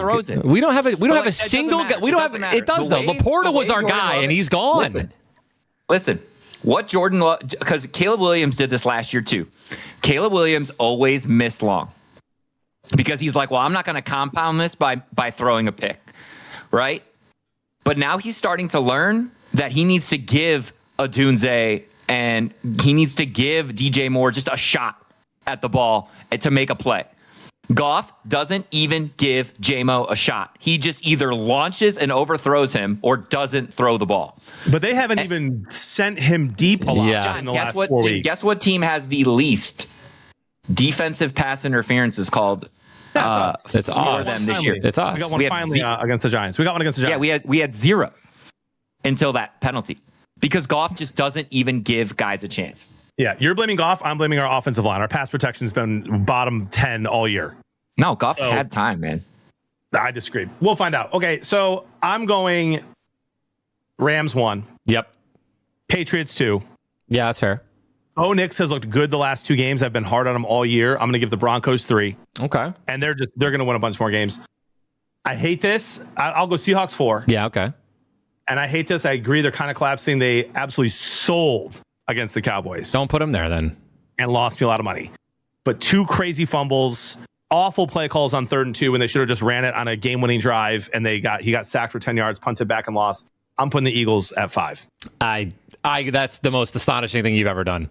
Mm-hmm. And then I'll go Colts. Then I'll go Colts, Packers, Lions, Niners, Bills, then Chiefs, then Bears. Yeah, I agree. I don't think the Bears are a top 10 team until I see them. I agree, but they're 8-3, and they're leading our division. So, like, I just put them there. I put them there, and the Eagles aren't top 5 because they just got dog walked by Dallas, being up 21. Right? You don't earn a top 5 spot blowing a 21-point lead against a team like the Dallas Cowboys with their defense. You don't. But dude, the Cowboys, bro, they're going to be a tough out the rest of the way for anyone. They're eating. They're eating. They're going to be Pickens is a just monster. double team Pickens. Pickens is wide receiver 1. CeeDee Lamb and Amon-Ra must have gone to some weird little outing in the middle of nowhere. I'm saying Tyler, because they are just dropping balls. Something happened. You guys, listen, Amon-Ra, I love you. And I know that Jared Goff isn't throwing perfect balls to you either. Lock it the fuck in, bro. No. He had 150 yards. Yo, congratulations. I don't care. He dropped like 4 passes. Listen to me. Yeah, he's also the reason we almost lost. Dude, and he is the reason we lost against, who was it? When he dropped the 4th and 1. Eagles. Dude.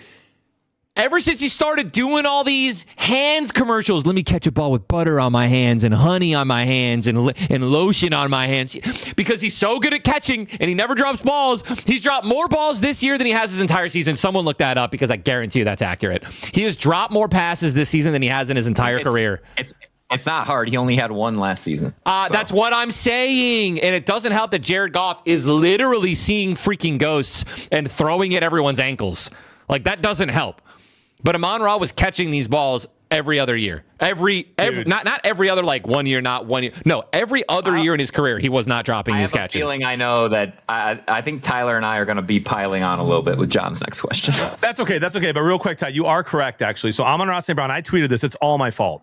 I tweeted this before the season started, that Amon-Ra St. Brown, with a receiver that has had as many passes thrown to him at this point of his career, has had the least amount of drops in the history of the NFL.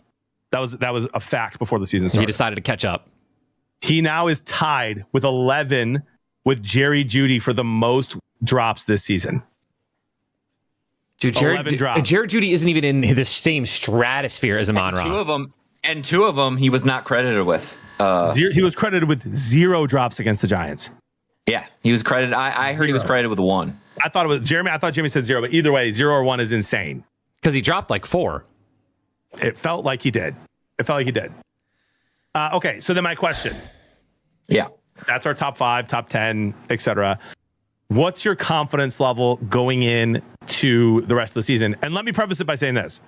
Last year, 15-2, 1 seed, home game against the Commanders. We all picked the Lions to win, even though we knew our defense was absolutely decimated. Yep. What was your confidence level on a scale of 1 to 10 going into that Washington game and the rest of those playoffs? And what is your confidence level now in this team being a little healthier but not playing as well? I was like a 3 going against Washington, like a scale of 1 to 10. I was like a 5.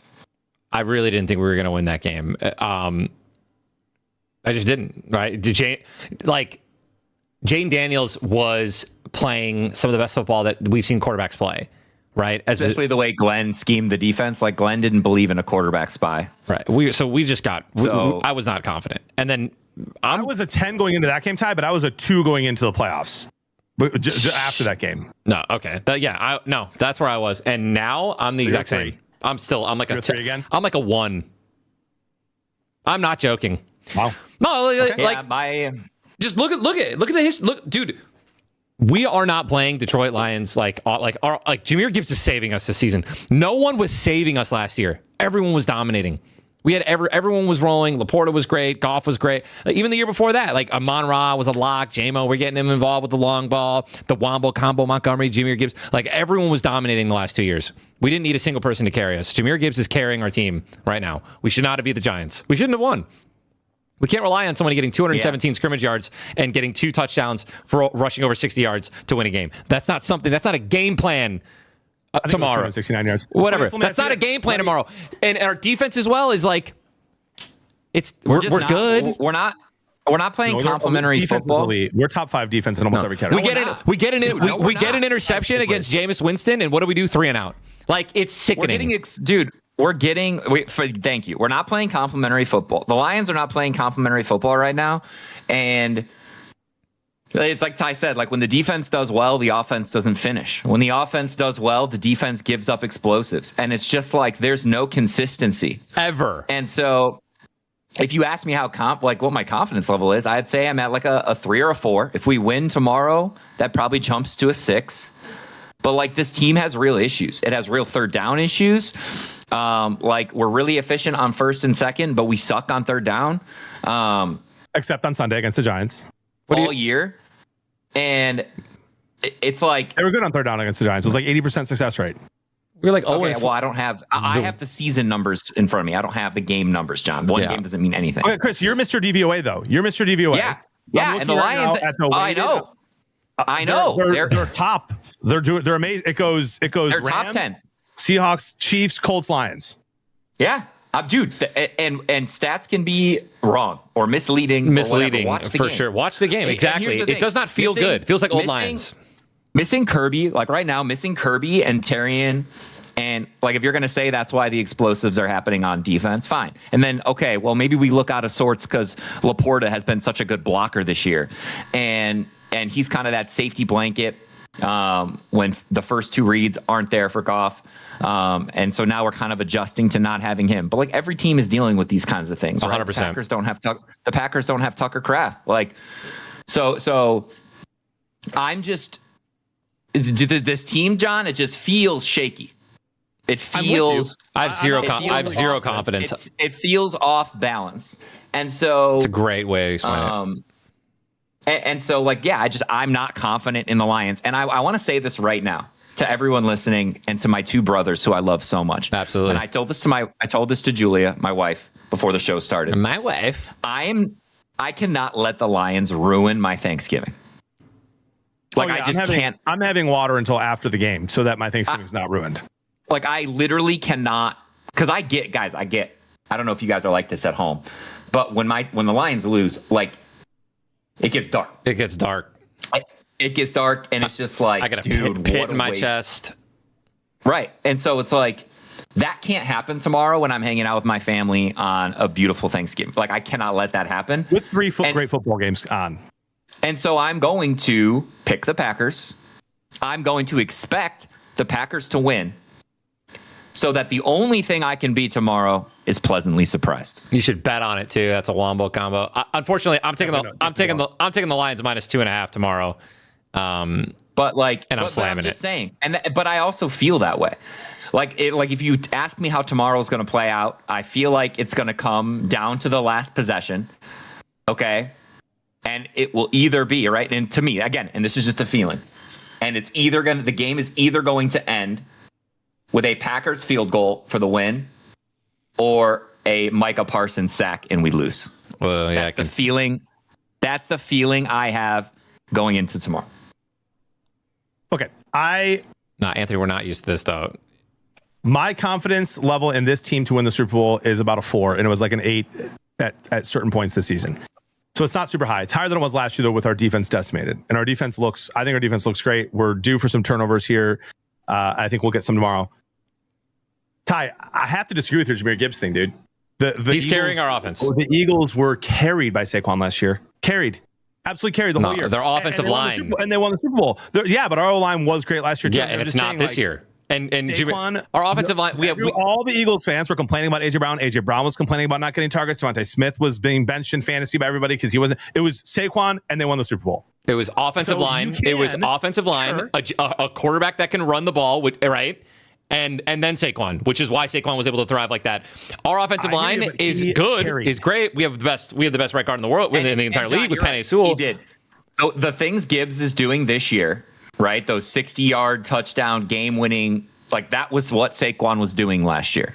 Right. Like in that way, 300-yard games with touchdowns, and you're like, oh my gosh, without Saquon, they might be bad. And everyone's like, without Gibbs, you guys would suck. Okay, well, we have Gibbs. and he's a stud. And I think we're going to be just fine. I think. Listen, what's your confidence level go if we win tomorrow by more than 10? If we have a good, clean win at home, complimentary football.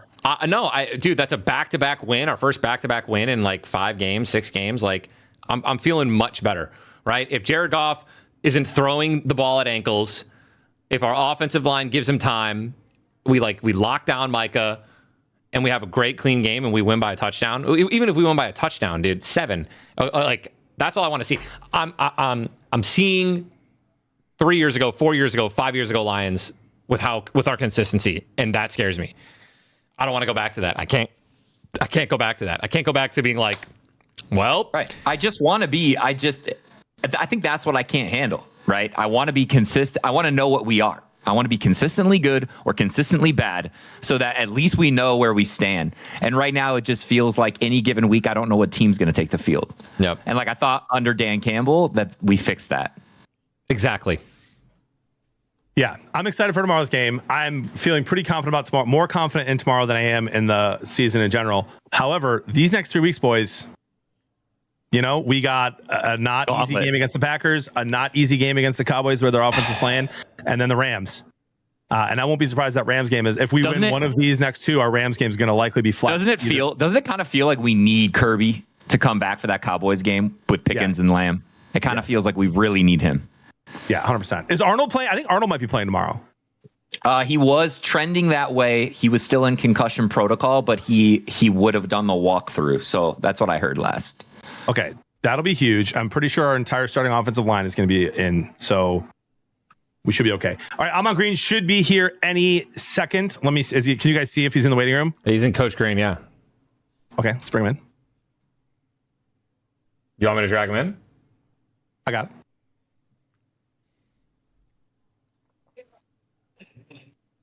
Welcome. Yo. Mr. Ahman Green. What's up? Oh, do I have my camera on? You have to put it back on since I brought you in here. Yeah. Batman. Oh, I gotta swap my camera. Here we go. Welcome. Oh, and he's got the Packers background and the Packers jersey on just in time. Where's Tyler going? He's got to get the Lion. Oh, he's got to counter with the Lions jersey. Okay. Yeah. Come on, man. We can't be. Someone's got to represent. Come on. I love it. Yeah. Got me hyped, man. Got me so hyped. I know this game's gonna be sick, dude. I can't wait. It's gonna be fun. Nice to see you again. This is my brother Chris, and then brother Tyler. Guys, we played Fortnite a couple weeks ago together. Nice to meet you, man. Yeah. Man, nice to meet you. Nice meeting you both. Thanks for joining us, my friend. Hey, you're welcome anytime. Talk football, especially Packers Lions, but anytime football. I'm your guy. I'm your guy. So before we get into tomorrow's game, and I want your thoughts, your prediction, all that kind of stuff. Mm-hmm. You played in two Thanksgiving games in Detroit as a Packer. Mm-hmm. What was that? Was it awesome? Did you hate it because you were away from family? Is it something you guys look forward to? Like, what was your experience?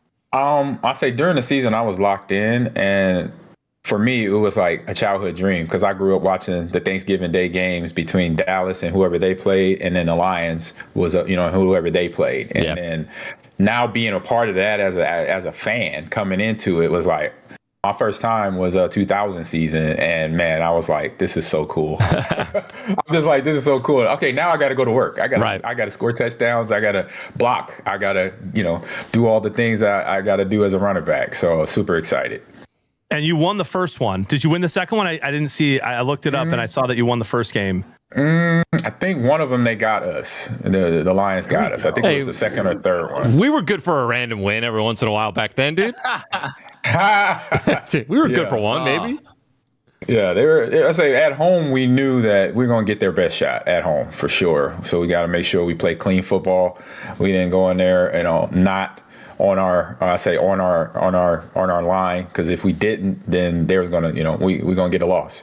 It was funny, I had an old teammate of mine in 2000. He was a linebacker for us, Brian Williams, and in 01 he became a Lion, and he hit me up like on midweek. I guess the week before I had twisted my ankle or something, so I was doubtful, or I was what's the other one? Doubtful or questionable. Questionable.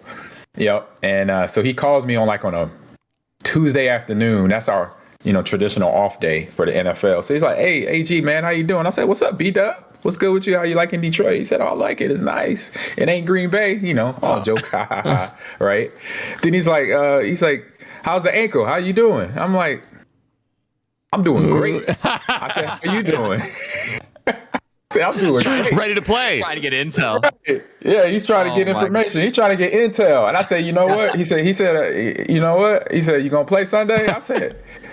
I said, "How about you find out? I'm gonna play on Sunday." I was like, "I ain't telling you if I'm playing or if I'm hurt, where I'm at hurt." No, that's so funny. So wait, I have a question. Do players know if they are if they are gonna play? Like if they're questionable, but that's like, they're just trying to keep it a secret? Is it for like game plans and stuff? Yeah, it's like NFL teams like. The guy who basically took it to a whole nother level was Bill Belichick. So he was so smart where he almost got himself in trouble a couple of times because he will basically fabricate how bad an injury is. And you got to say everything, he could barely walk. You got to, the trainer staff, the head training staff has to report it to the NFL. Yeah. And so they could then, for all the betting lines and all that could get set. So they know this guy's injured. He's questionable. That's all that is for the betting lines and for the teams to know. And so teams would smudge it a little bit or play. But I say from me as a player, I was honest. If I knew I couldn't play, I wasn't playing. I remember 04 season, I had a little hammy, or 06 season, I had a little hammy. We playing against Philadelphia on Monday night, and I wanted to play so bad, but the hammy was giving me an issue. I tried it in pregame. It was still nagging me, so I was like, you know what, I'm out. And it was tough. So I was one of them players that if you ask me if I'm a player or not, trust me, if it ain't falling off my body, I was going to play. I'm going to play and have some fun. For sure. But it was other players and teams and coaches be like, yeah. Little suspicious there. Yeah, exactly. So, dude, it feels like the NFC North is just insane this year. The Bears are in first place with 8 wins. They haven't really beaten anybody yet, but they're winning games, and that's hard to do in the NFL. The Lions are beating great teams and almost losing to the Giants in overtime. The Packers look unbelievable, and then they lose to the Panthers and the Browns. So if you had, and the Vikings are the Vikings, if you had to rank the NFC North right now 1 to 4, what would you rank it going into tomorrow's game? Great question. Let me see. Look at the schedule. Let me see the stats for both of them. Go schedule standings. There we go. Go standings. If I gotta look at them, Bears have the toughest upcoming schedule. I think we're up there too. Yeah, they're gonna find out if this 8-3 is legit. That's one thing the Bears are gonna find out, right? So if we're ranking from 1 to 4, basically. And on your chances of who you think it has the best chance of winning the Super Bowl. Okay. Oh, whoa. Okay. Yeah. I thought you said the division. Well, in the division, 4 teams. You know what I mean? Because right now you might look at it and say, "Oh, Bears are 8-3. They're probably going to win the division." Like in your mind, who's the best? Who are the top 4 in that division? Okay. Well, we know Minnesota's 4. Yeah, absolutely. Yeah, that's what I was going to say. We could safely put the purple down. And we're not even, and that's not even being mean. That's just that's what it is right now. That's number 9, bro. 4. That's 9. Right. And and then between the 3, between Lions, Packers, Bears, man, it's tough. I'm gonna go. I'll go from down, but like I did, I started at 4, so I'm gonna go up to number 3. I'm gonna say Chicago because this is their first time being in this situation. We don't really know if this is legit, right? So they gotta earn it. They got to play the games. That's what we played. And then, to me, it is so tough between Packers and Lions. And right now, what I see is Lions is playing Lion football right now, even though they have a ton of injuries on defense and a little bit on offense as well with the offensive line. And so I'm going to give the slight edge to the Lions because they're playing a little bit better football. Packers are playing good ball, but trying to find their footing. Because you see the 2 losses, but then even with the win, it was a battle, between them and the last game against I say not the Vikings, but the game before that, so. But the Giants, the Giants gave them a good fight too.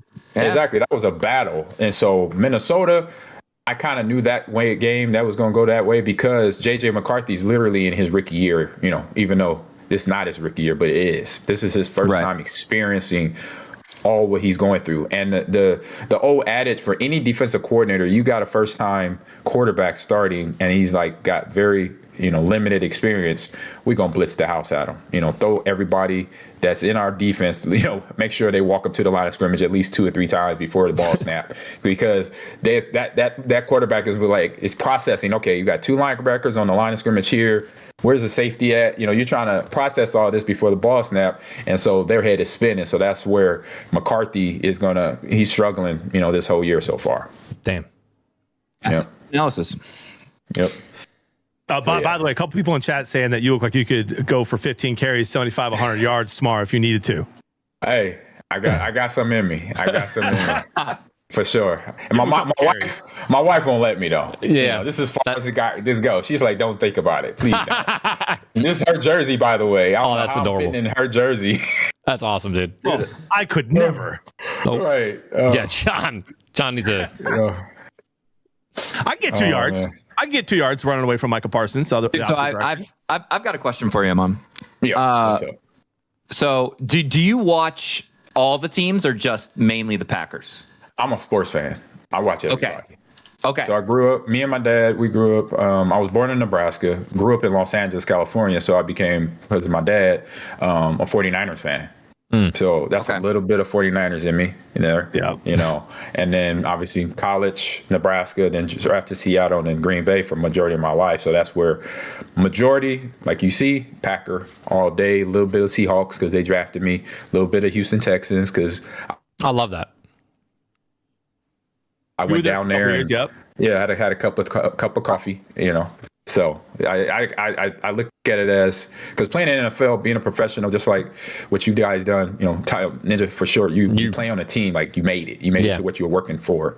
And so I give always, when I go to Texan game, I'm Texan out, I love that. Game, I'm wearing Seahawks, and because I wouldn't be who I am if it wasn't for those teams that drafted me or free agent me or whatever. So All right, so here's my question. When I watched you play, the thing that struck me was like your balance, right? Like your ability to stay up and then one cut hit the hole, house the ball. Like it was just like it's so fun to watch. Yeah. Here's my and it was not that fun to watch against. It was really fun to watch every other time. Yeah. I love it. So here's my question. Like when I was thinking about this, I was like, there's one running back right now who is active, who reminds me of you. And I was wondering, who do you think that, so in your opinion, and it was mainly, when I was thinking about this comparison, it was mainly the season that he had last year. Oh, I think I know who it is. But he just reminds me of you, the way he's balanced, the way he stays on his feet, his ability to see the field, see like the vision. So who would you compare? Because I know like a lot of people are, they watch now. So in today's NFL, what running back kind of has your style? So the one you're referring to is most likely Saquon Barkley. 100. I wrote it down. Barkley, dude. I just wasn't going to be jumping backwards over people and being on a Madden cover. Well, right there. That was awesomeness. Right. He was just trying shit last year, bro. He was like, let's try this out. Do that all the time. You know what I'm saying? I mean, yeah, but I'll say that. I'll say starting with Saquon, and then a guy that is young, also young, because Saquon's young, really, relatively. He's only in his 6th year, 7th year, right? Yeah. That's still he's 26, 27. Right. In my book, that's young. But in NFL, they think that's old. I remember people were like, "Hey man, how's it feel at 26?" I'm like, what you mean? Yeah. 26? Yeah. I'm spry. Yeah. I'm like, what the hell are you asking me? I'm just getting started. I'm just getting this thing started. So I'm like looking at another guy down in Atlanta, Bijan Robinson too. Yeah. He's not as big as I was, as I was, because I'm not big like that anymore. But my style of running, he's definitely got good balance. And that balance for me, Chris, where it came from was basically one at the university. When I was at Nebraska, we had my running backs coach, Frank Solich. Shout out to Frank Solich. He was a guy that we had this balance drill where we had to put our hand on the ground and hold the ball And that naturally coming out of that, you had to basically fall forward. And so you had to know your center of gravity to fall forward and keep running. And then what I also, this is like science stuff. I'm gonna sound like a scientist here for a second. I love it. So just bear with me here. So I know by this time, way before I got to Green Bay. So I would say once I got out of Nebraska, I knew that if I leaned a certain angle and low enough that if I'm going into contact, I'll most likely you'll get bounced back up. That's what I noticed so much when you ran. I could keep bouncing forward, and IE, that's what Saquon does. I don't know if he knows that, if he just doesn't, instinctually, intentionally, yeah. If instinctually, instinctually, yeah. Yeah, instinctually. I just made right, that's a rough one, dude. I got you. Yeah, instinct. If it's instinct or not, but that's what I learned, and I started, banking on that because then I would study linebackers that was in our division. Well, mainly, obviously, those guys in my division. You got to think about it. I had Derek Brooks, Shelton Quarles in Tampa. We had Brian Urlacher and Lance Briggs in Chicago. We had Chris Claiborne. We had Chris Claiborne and whoever else. Sims. I know they had Sims one year. Was a guy out of I think Georgia Tech or Georgia somewhere. He was a fast, small linebacker. Minnesota had big uglies. They had the smallest linebacker they had was 260. I was like, wait a minute. Hold up. Hold up. I'm 220. Like, really? 218? What's with a 265 linebacker is a problem. I'm cutting you. I'm cut blocking you. So knowing that it was going to be physical and then use my leverage against them, and so when they hit me, that's where I got that. I called it the pinball effect, when I would pinball around, get in the defense. Bounce it's around. funny, Chris. It's funny Chris brought that up because I didn't know he was going to ask you that question. And one thing I was going to say was I was living in Wisconsin towards the end of your career, so a bunch of my buddies were Packer fans, and I would watch all the Lions Packers games with them. And I just remember standing up and celebrating every time we had you on third down a little too early, and they were all like, "Just wait!" And then you'd bounce out and get that first, and I would just be heartbroken. So I learned to wait on the celebrating when we were trying to tackle you in the backfield. Quiet. Oh, can you hear me? Yeah, now you got you. Now I got you. He was just glazing you, dude. I was just glazing. I celebrated on third downs a little too early, and then you'd bounce out and get the first. It was wildly obnoxious as a Lions fan. Yeah. So fun fact on that. My rookie year in Seattle, I was in one, I think it was November. I was the one back with the highest percentage of third down and fourth down conversion rate. Oh, that's awesome. So the Seattle, so Dennis Erickson and then Mike Holmgren figured out, he played at Nebraska where they ran the ball 95% of the time. And why we give him the ball on fourth down or third down? He knows how to go get it. So they figured that out and start putting me in. So that's where I got my feet wet in the league. I was with Wedge Buster. So why the NFL has kickoffs now the way it is because guys like me. Really? I was trying to get paid and not lose my job, so I had to be a wedge buster. I was running full tilt down the field, running into 350, 315, 6'3" linemen. But I'm winning because they're standing in place. It's just physics now. Yeah. You got a bullet, like the y'all be playing Fortnite and Call of Duty, y'all know. Well, bullet is coming faster than something standing still. What's going to win? The bullet's going to win. I was the bullet. Bam. Woo-wee. No, man, that's nuts. Dude, all right, so I have, for my one question, the run game, a lot of people say that football changes, right? The style of it, offense becomes, offense heavy, defense heavy. Yeah. What run game would you rather be running in? I'm not saying that it's easier now than it was back then. I'm not saying it was harder now. But what would you rather be running in an offense nowadays, or do you think you were just in the perfect prime time? Like, would you just go back in time? And do you think it's a little bit easier now? Maybe what would you prefer? I would say no. It's definitely easier now. I learned how to adjust. Yeah, because I had to adjust from the start. So my journey started as a Nebraska Cornhusker running back, which at the time, NFL GMs, NFL head coaches did not think Nebraska running backs were NFL running backs. Damn. Because we just got the ball and we ran downhill. Sure. And I'm like, okay, why is that a problem? Yeah, exactly. It makes no sense. But because they say, well, you didn't catch the ball like the backfield, like run a route or do a screenplay, or I said, yeah, I had to catch the ball from the quarterback position, direct snapping with my hands, or I had to catch an option ball that was I'm running full speed going laterally next to another guy that's 3 yards, maybe 4 yards away from me, and I'm waiting for him to pitch the ball, and then I gotta catch it right here. I don't catch it here, or they don't hand it off to me. I gotta catch it back here. And so you didn't really think about that. And you know what? You didn't check my resume. I played baseball. I ran track. I was a power lifter. I did all sorts of. I played volleyball 1 year in 8th grade. So the scouts were sleeping. The scouts were sleeping a couple decades ago. Sleeping, you know. I was going to say, because that was definitely part of your game in Green Bay. You definitely got screens and you got know thrown why? the ball. And you know why? Mike Sherman, when he free agent me over, he traded for me. Him and Ron Wolf wanted me in Green Bay because they knew that. They saw a little bit of that in Seattle, right? And so Mike Sherman, he called Tom Osborne and Frank Solis and said, what did y'all do with Naman to make him the running back that he was in Nebraska? So he's like, we did this. That's so we sick. did these plays. So they took the option offense. They brought some in the direct. Like I remember doing direct snap in practice, and I'm like, y'all call Coach. Dude, that's so cool. I said, I know this play, Coach Sherman. He's like, yeah, we call Coach. I'm That's like, so cool. I knew it. You know. Yeah, there's no Is reason.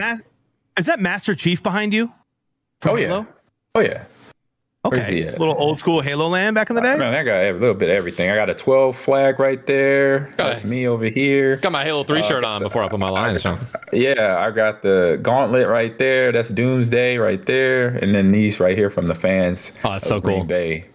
3 Batmans there. Yeah. Dude, I love that. That's a sick setup, dude. Right back there. We're gonna get into our predictions for tomorrow, but AG, I want you to go first. How do you see the game going? Give us a score prediction and why you think that.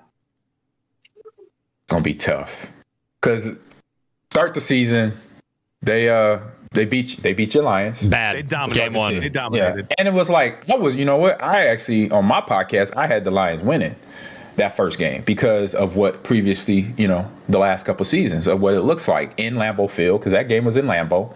Yeah. And I'm like in that, Goff and Gibbs, they're going to do their thing. And then the defense got Aiden Christian back. So it's hype. So I thought that was going to be a Detroit win, but obviously it wasn't. So now the ties have changed. Like I mentioned earlier in the show, ties have changed a little bit, but Detroit still has an edge because they've been playing a little bit more consistent football and almost playing the same with both of them. So long story short of it, I'm going to go Pack, but it's going to be close. It's going to be like a touchdown difference. So 27-20. That was my prediction on my podcast. Believe in Packers. So Packers plus 3.5 looking real good then. Right. And I'm not that dude. I didn't play fantasy football until I retired because I thought it was gambling.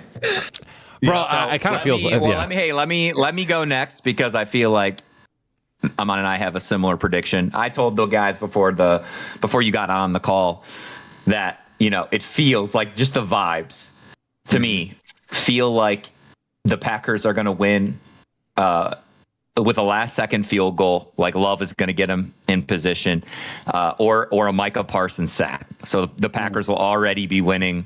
Will be going down to try and score, like tie it or win, and then Parsons gets a sack. So I'm going to say like 24-21 Packers. That's 2 under predictions. Dude, I have us winning this game because we need to. If we don't win this game, I think our playoff contentions, we're done, right? We've dropped 0-2 to the Packers. Packers still have 2 games against the Bears. We can lose 2 more. We can lose 2 more and still have 11 wins. But yeah, it would hurt our chances a lot. Yeah, that'd be an 11-12 win wild card. Yeah, this is a must-win game. This is a must-win game for us. I don't care what anyone says because this is a must-win game for us. We have to go 1-1 against Green Bay for tiebreakers. I think we pull out all the stops. We haven't ran a trick play in 7 games. 8 games. We did a fake punt against the Eagles. It was terrible. Yeah, and everyone saw that coming, by the way. I called it right before it happened. I told my kids, well, that's going to be a fake punt, and it was. Yeah, but listen, man, Green Bay, they've bad when fans are calling it out. Oh, it's bad. Yeah, no, it was so predictable. Dude, I think we win this game. I think it's a must win. I think we win by a field goal. I love the -2.5. Jake Bates has been, electric when it comes to tiebreakers, right? And just in hitting clutch, field goals. And I just think it's a must win. I think it's a run heavy game for us. I see it low scoring too, by the way. I like 21-24 Lions. I like that. I think it's a great score prediction. So John, give me the Lions, dude. I think it's going to be incredibly close the entire game. We might even be down the entire time. But Jordan Love's just been inconsistent, so. And hopefully we take advantage of this. That's going to be the key. Mm-hmm. That's going to be the key. Yeah, if I have this feeling like he has just, to me, has just not looked great this season. His wide receivers haven't been helping him with all the drop balls. Sure. Obviously, they want to run the ball, right? And Jacobs is a beast. I get it. I get it. And their defense is nasty, so they don't want to take a lot of risks because their defense can keep it a low-scoring game. But this just feels like one of those games where the Lions should go out and win big. But Jordan Love's probably going to throw for 300 yards and 3 touchdowns. Everyone's going to be like, oh, Jordan Love's not that great this year. And he's just going to torch us. But I'm going to have a different opinion, guys. I think the Lions get off to a quick start, get up like 14-0, and then the Packers just have to start throwing the ball more than they want to. And we take a 27-17 win on Thanksgiving. That's what I'm going. 27-17. Wow. Well, John, yours is so much better.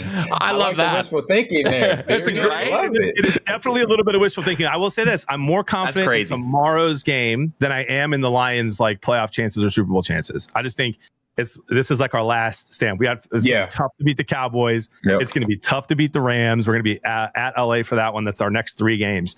And so like Ty said, this is kind of must win. I feel like the reason that we almost lost to the Giants was that maybe we were already thinking about Green Bay. And so I'm hoping that that's the case and that they're prepped and ready to go.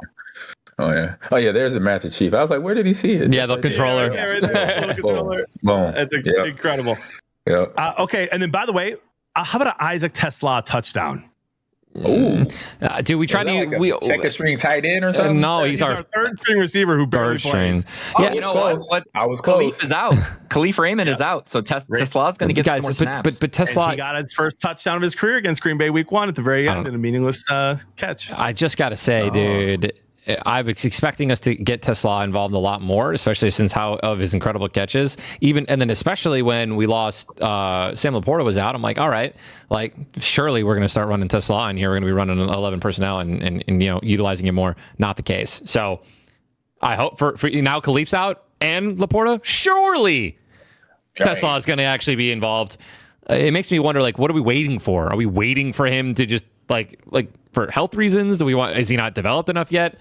We drafted him for a reason. It's got to be trust. It's got to be trust. Yeah, but I don't know. In just case Jacobs doesn't make it. Okay. Put me in. I'm backing up Emmanuel. Come on, baby. I'm backing up Emmanuel. Put me in, Chief. Click. Get it on there. Get me in there. Get it on there. I can't even tell, dude. Click. It still fits, baby. Still got it. That's sick, dude. Get him in there, boys. This mouthpiece in my mouth, though. This thing needs to be. Yeah. I wouldn't touch it right now. I wouldn't touch that for sure. Good call. Dude, whole chat saying, put him in, get him in there. Get him in, coach. Get him in there, coach. He's good for 20. Come on, bro. Longest run, 20 yards.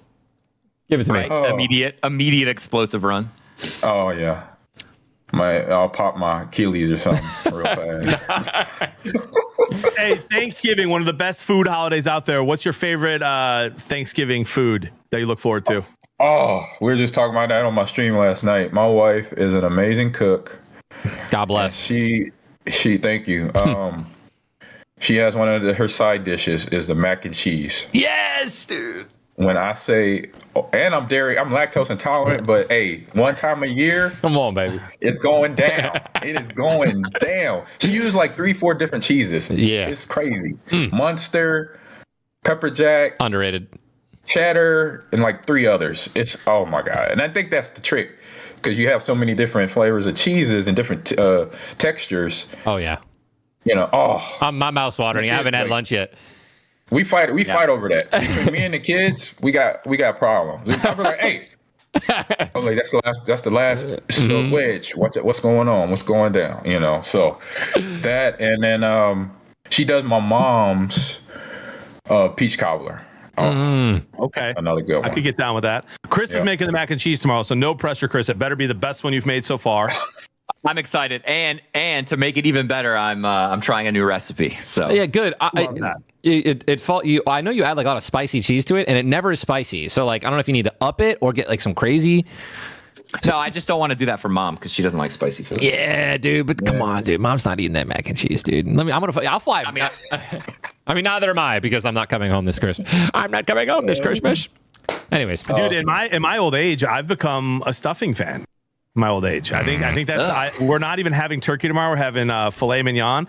But I love that. I'm making a cool recipe, Chris. I like that. Thank you, Chris. You better try it. By the way, I'm making like a breakfast sausage, technically a dressing because it's not made inside the turkey, and I'm most excited about that. In my old age. Yeah, I'll try it. Okay. Why filet? Question. It's just so good. Here's my thing, right? It's just good. It's the best food holiday of the year, right? Yeah. And so why are we eating a bottom 10 meat? Let's get some steak in there. You know what I mean? Yeah, John. I like the change up. You know what? It's one of my favorite things. It's one of my favorite things he's done these last couple of Thanksgivings that I've been home for. Is like John's just like, why are we eating garbage turkey? It's almost impossible to have like dripping with juices. It's almost always dry. Literally, it's like why not? Are y'all baking them or y'all not frying them? No, we do a little bit of both, right? I mean, Dad. I feel like our dad's a great cook, and the turkey's never really dry. But even a perfect turkey is a 4 out of 10. You know what I mean? Like whereas a perfect fillet is a 10. Oh, I've been frying for like 10 years, and it's always juicy.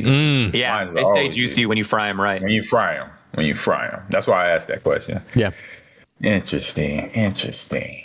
I love it. Well, I hope you have a happy Thanksgiving. I got to ask you one more question here before you take off. And thanks for joining us. We'll have you anytime. How long y'all going to? We're going till 2. We're going to keep going the rest of the show and talk about other teams. If you want to stay, you can stay. It's up to you. I could stay for another. I say half hour or 45 minutes. Oh, dude, freaking let's send it. Let's do it. And rolling them. But I got to ask who was the who hit the hardest in the NFL? NFL wise. Ooh. Yeah. You just hated going against him because you knew he was just going to. Well, thank God he was in it. I'll say this. I had a couple in my conference, of course, and division. But the one dude that once I saw him get going, once he got drafted to the Steelers, you already know where I'm headed. I was like, okay, this dude is that dude. I've heard some things about him. And so I didn't play against him until I was a Texan. So we played the Steelers and number 43 with the long hair. And so he's on my radar. Troy Polamalu? Yes, he is. Hey, if you didn't see him coming, you might die when he hits you. That's how hard he hit. He might he might make your heart reset. Okay. So I had him on my radar because that's what I learned my third year in the NFL. When I got to Green Bay, Dorsey Levens was like, AG, when you watch film, watch the linebackers, we point out certain players, like we got to watch. Don't lose these guys before the snap, because if you lose them, you might get knocked out. It's that simple. Bro. Wow. So he was one of those dudes. So I learned to watch film like that. So where's 43? Where's 57? Where's 48? Like 55, 50, 54. So pre-snap with me in Heinz Field. I'm in the backfield, shotgun formation. Matt Schaub is under center. My responsibility, I check middle to outside linebacker and then go to the swing route.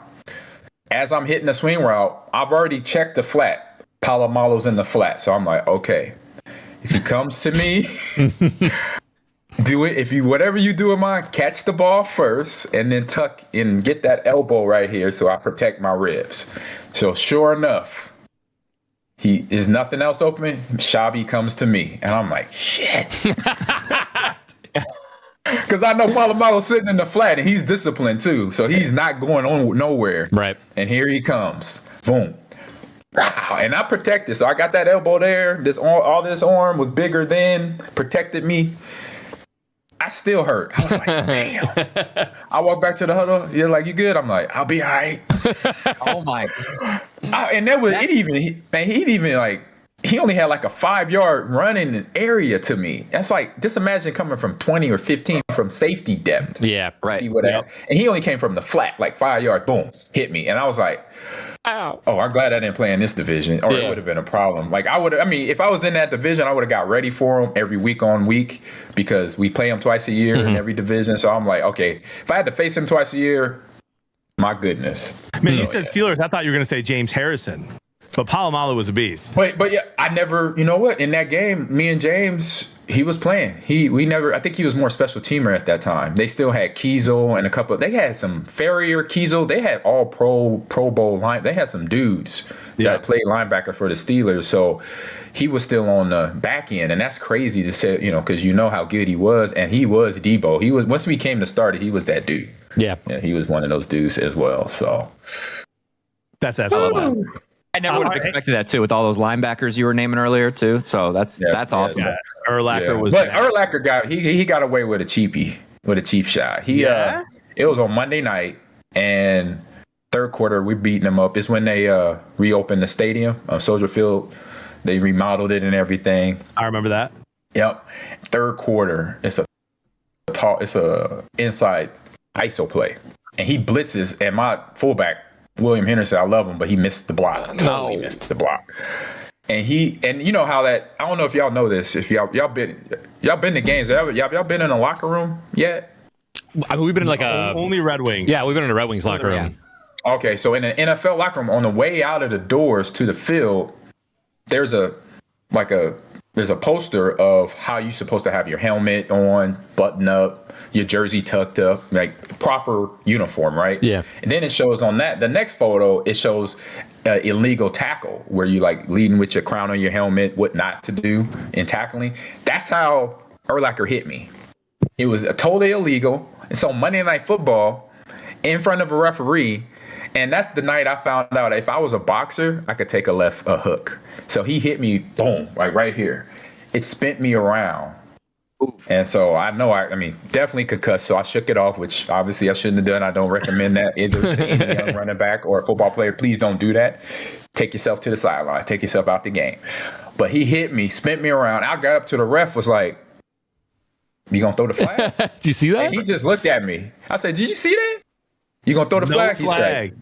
He's like, "Bro, 3rd down and 4." Wow, man. Oh my goodness. I would have tackled him. I cannot imagine. Eject me out of the game. Welcome on, man. I was like, really? You're supposed to be protecting us out here. Exactly, bro. It's disgusting. Despicable, dude. Don't get me started on refs so I can talk forever. Get him started. Don't get me started. No, I was gonna say, JB, since I'm on Stan, our next segment is just we're going over the games, and predictions for the rest of the. Before that, I kind of want to do the let's predict how many wins the Chicago Bears get. Speaking of Brian Urlacher and the Chicago Bears, pull their schedule up real quick. Bears are 8-3.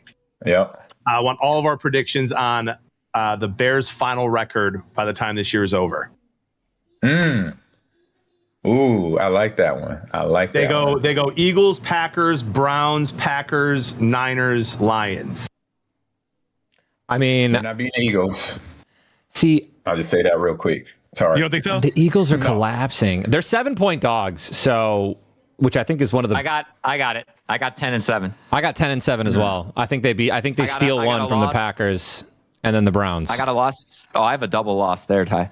So I have a loss to the Eagles. I have them losing twice to the Packers. I'm giving them the Browns, but I think that game's going to be a dogfight. And I say they lose. I think they lose to the 49ers and then us. So I think they go 10-7. Well, Chris, that's only 9. That's 9 wins. You have them beating the Browns only. 49ers. You got 49ers. Oh yeah, I had them beating the 49ers. No way they beat the 49ers. There's no shot they win that game. There's no way they beat the 49ers. Yeah, I think they do. I think McCaffrey gets 50 touches like he does every game, and they win, bro. Like watching the Niners play is just what a snooze fest, bro. I'm so happy Kittle's back and healthy because now they're starting to, there's some explosiveness, right? But I mean, it's just check down CMC, run CMC 5 yards, check down CMC, hand off CMC 3 yards. Oh, he finally gets a 10-yard run. He had the first 8 touches. Yeah, on Monday Night Football. Why not? Yeah, he's that dude. Why not? Literally, why not? And here's Chris. Go ahead, Ty. No, I was just gonna say, man. Do you guys remember at the beginning of the year, but there was a mini scare where they were like, "Yeah, he's out for the season." You remember that? I was like, "Dang it!" I was mad. Same. Dude, but out for the dude. That's why it's what can you trust? It went from everyone's talking about him being out for the season to no one has more touches in the NFL than this guy. Correct. That make sense. This dude is getting hit every play 50. Hi, sweetheart. Oh, sorry, I forgot you were in your show. No, you're gonna say hello. Hey, this is Amon Green. He's one of the greatest Packers running backs of all time. I think we follow know each other. Hi, nice to meet you. Yes, we do. Good to see you, bros. Go Pack, go! Go Pack, go! No Pack, no, dude. Let's go. No Pack, no. No Pack, no. Yeah. Yeah, Ty, I honestly do think, I think injury luck is so, it's so unpredictable. But that's not even injury luck. Like, that's like false news injury. But I think, into the most touches in the NFL. I think part of it with CMC is what you're saying. Like, he gets injured so often because he gets the ball so often. He's always getting hit. Yeah. Oh, yeah. Like, it's wear and tear. It's called wear and tear. Yeah. I saw a hilarious tweet though at like week 4 or 5 that was like Christian McCaffrey. The Niners have sacrificed him or sacrificed everyone else on the team just to get hurt so he can stay healthy all year. Yeah. Great, dude. They're losing a dog. They're losing a dog. Right. It was Kittle early, then it's Boom is another person, then Boom is the Fred Warner or whatever. Linebacker. Warner. That was a loss. And then every time it's like he's just absorbing all of their health, staying healthy. Yeah. And if this was a video game, he just sucking up. Oh yeah, bro. He's just life stealing. He's life stealing off of his teammates. So Chris has the Bears going 10-7. Ty, what about you? I love 10-7. I think they lose. Again, I think they lose. I like the +7 against the Eagles. That's all I'm going to say. I think they lose. I think they take one against the Packers. And then they beat the Browns. So I also have them losing to the Niners and Bears. So I love 10-7. I think it's okay. AG, what about you? Yeah, so I'm looking at this. So I say definitely Eagles, 49ers. They don't. Yep. So that's 2 losses. I agree with Tyler on they win one from the pack, and they win with they beat the Browns. So is that also 10-7? Yeah, that's 10-7. Yeah. So unless Shedeur Sanders just keeps, Come on, right? If he comes light it up, I don't know. Who knows? The Browns defense can keep Shedeur. The Browns defense can keep Shedeur. Yeah, 100%. Miles Garrett freak. Miles Garrett is a dude. He's a freak. Look at how the Bears looked against Aiden Hutchinson week 2. Right, they lost 52-21. They should have lost to the Giants, right? I mean, to be honest, like that D-line is insane. And if Dart doesn't go down and they put Jameson instead of Russell Wilson, they probably lose that game. Yep. They were down like 10 or so.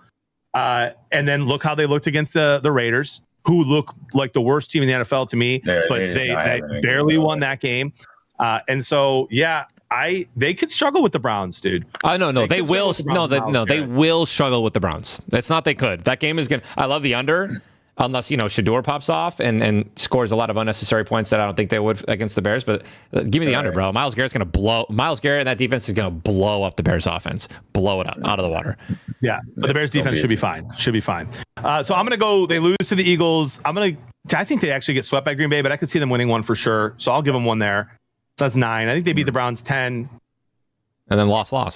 And then lose to the Niners. Let me tell you this right now. So I predicted I did the ESPN playoff predictor very quickly, and obviously a lot's going to change with injuries and a bunch of stuff over the next few weeks. But I had the last game of the season determining where the Lions playoff game is played. Either if they beat the Bears, it will be at home against Green Bay, and if they lose to the Bears, they go to Lambeau. And so if that game means something to Chicago, if they have to win to get in Chicago January 4th, I think they beat us. Like Ben Johnson pulls out all the stops and just goes crazy and... Yeah. Or like they're just, but the players figured out, like, we could do this. Yeah. They got the but if it doesn't mean a ton to the Bears, I think they do lose lines. So I'm gonna go. I'm with you guys. I'm gonna go 10 wins. We're all on the Bears 10. Yeah, I like 10. I can see that. You got a 10-win Bears team might miss the playoffs in favor of an 8 or 9 win Tampa Bay Buccaneers team. I hate that. The NFC South is once again an absolute joke. Yeah, it's interesting. I'll say that. Do you think that the winner of a division should be guaranteed a home playoff game, or just a playoff game? No, I think they earn it. It's tough. I mean, a win is a win, and it's win and win, and they get that home field for one of them. I think they earned it if you win the different division. And I say I say hack here, a tip information. Like, you gotta remember, these are the players all around the league are the top players. So even on a bad day, Cleveland, like you said, we talking about Cleveland, right? Even on a bad day, they can make it work. Yeah. Even though their season had their seasons, let's just be real, seasons have not been great, right? And we're still wondering why Myles Garrett there, but I think we know why they threw him a Brinks truck in his backyard. So they gave him all the money, but they still just haven't figured it out. And people think it's complicated. That's like, no, it is football, y'all. It is football. If y'all been playing football when y'all were kids in the backyard, right? It's not hard. Yeah. They make it so complicated because of ESPN and NFL Network, all this flashing and blah, blah, blah. Like, no, it's just guys hitting guys. Yeah. Who's the fastest, who's the toughest, and who's the strongest, and who's the mentally strongest then too. Because a dude like Tom Brady, I'm pretty sure, I don't know if y'all had him on here or if y'all have ever met him and talked to him. He's like Darth Vader, basically. He's like that. And I'm one of the Jedis out there too. That's like, if you just have this over the next player, you could destroy him. Yeah. In him, no matter your position. Because I used to tell I had an offensive guard, Marco Rivera. Shout out to Marco. He used to tell anybody. So he probably said something to the Detroit's defensive line. Said, "Hey, you see that number 30? He's going to run right here, and he's going to run right here, and ain't got nothing that you could do to stop him. He's going to pick up yardage, and he's going to score 3 touchdowns this game." And I'm like, when did you used to say that to guys? He says to say that to him every snap. I'm like, oh my goodness. I said, Just that's why guys will. Yeah, I said, sometimes I got punched at the bottom of the pile. That's why I was getting punched. Because of you. Bro, were you talking smack? I heard Tucker Kraft admitted to threatening to burn down the childhood homes of the people that he's playing against on defense. A bunch of dudes are like, yeah, the guy is a psycho trash talker. You weren't doing that? No, I wasn't going that. You know what? The offensive lineman. I kept my mouth shut. My brothers, 2 older brothers, both played running back in high school. Then they both bowed out. They said, "I'm done with football. I'm getting a job." One went to the Army, one became a police officer. So they were done. But for me, they said never trash talk, because eventually you're going to get your butt kicked. You're going to get blasted, hit hard. Don't do it. And so the closest I got to it was when somebody called me out my name during the game. It was the first game after 9/11. So at that time, the Washington Redskins. The safety came down, hit me. I stiff arm out of bounds, and I didn't know I was out of bounds, and I threw another stiff arm. I hit him in the jaw, and he's like, "Oh, you a BITCH number 30?" And I'm like, "Oh, really?" I went to the huddle. I said, "Brett, give me the effing ball right now. I don't care what Coach Showman is calling. Give me the ball right now." I love that. He's like, "Okay." Gave me the ball. I went hunting. You know how y'all be running around on the map on Fortnite? Yeah, just going for somebody. I was on Lambeau Field looking for number 31. And as soon as I saw 31 with the Redskin helmet on, I V-lined for him. Woo! Went right through him like a wet paper bag. Oh my gosh, I love it. The funny part about all this, though, the next day, so we won that game. We blew them out like 35-10 or something like that. What makes this the best thing, on Monday, we watching film. I'm in there with Sylvester, I think Sylvester Kroom. No, Johnny Rowland was my running backs coach that year. And he's like, "Amon, before we I run this play, just want to ask you, like, what happened? Did he say something to you?" I'm like, yeah, we had a few words, coach. He's like, "Okay, I thought so. That's why I was like, what I just saw don't make sense, because let's watch this play." He pressed the play button, and the film goes. He said, "Amon, you get the ball. This wasn't the play call." So he checked that that it was supposed to be another play. That I said, "Brett, give me the goddamn ball." Yeah. I get the ball, and he said, "Amon, this is 66 handoff solid. Once you broke the line of scrimmage, if you would have kept straight, this is a touchdown. This is like a 70-yard touchdown." He said, "But you went to the line for number 31 over here." Did y'all have a conversation? He said, "So what happened?" He said, "I figured he pissed you off." He's like, "Because ain't no way you would have passed on the touchdown to go hit him for a first down to get 15 That's so yards. Funny. I was like, Oh "Coach," my God. I said, "Coach, yeah, he called me out my name. He called me a BITCH, so I had to give him the business." He's like, "That's what I figured." So okay. Game on. Keep going. I love it, dude. I love that. I love it as a game within a game. I love it. Oh, yes. We don't Yes, see, right, as fans. Hey, so now you went to Nebraska. Yep. Go Big Red. I saw somebody in the chat. Go Big Red. Go Big Red. Sorry that Michigan had to do that to you this year. Yeah. We got beat up. Ohio State's been better than Michigan. I feel like even when Michigan won the Natty, I feel like Ohio State had at least a similar roster. They look like the best team in football. Do you give Michigan a chance this weekend? Michigan, Ohio State at home? Only both teams got a chance. Why? Because it's a rivalry game. That's when I tell people about this, and y'all been in competition, right? When your nemesis comes on the field, on the court, or in the game, when that person, you like, I hate this person. I hate them.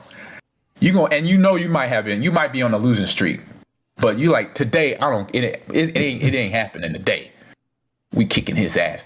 Something's happening. Yeah. So that's why I say it's an even playing field. Throw the records out. It's a fight. Because what was it last year? Last year, Michigan was a good on defense. I mean, we had a walk-on quarterback. It was the ugliest game ever, and we beat them, and then they won the next. Yeah, we won like 10. We won like 10-3 or something like that, like 17-10 or something. It was ugly. It was terrible. Yeah. I'm not looking at it. What's the spread? Oh gosh. Let's pull it up, Ty. Last I looked, I think was either 14 or 17.5. Ohio State was favored. Got it. The only reason I would say Ohio State has the edge because they are, I think it's their defense that's just like mauling people. 10.5. Oh, it's moved. Now it's 10. I'm seeing 10. 10.5. So it's the best. It's the best Matt Patricia has ever called games. Gotcha. So at any level. This year they have the bigger edge because that defense, they have all those dudes that just came back from last year's team. The only one that left was the linebacker that was roommates with Ewers that played at Texas. Stewart, I can't remember, number 33, the linebacker that was with Ohio State. He got drafted somewhere. That's the only difference. That defense came back as a whole unit.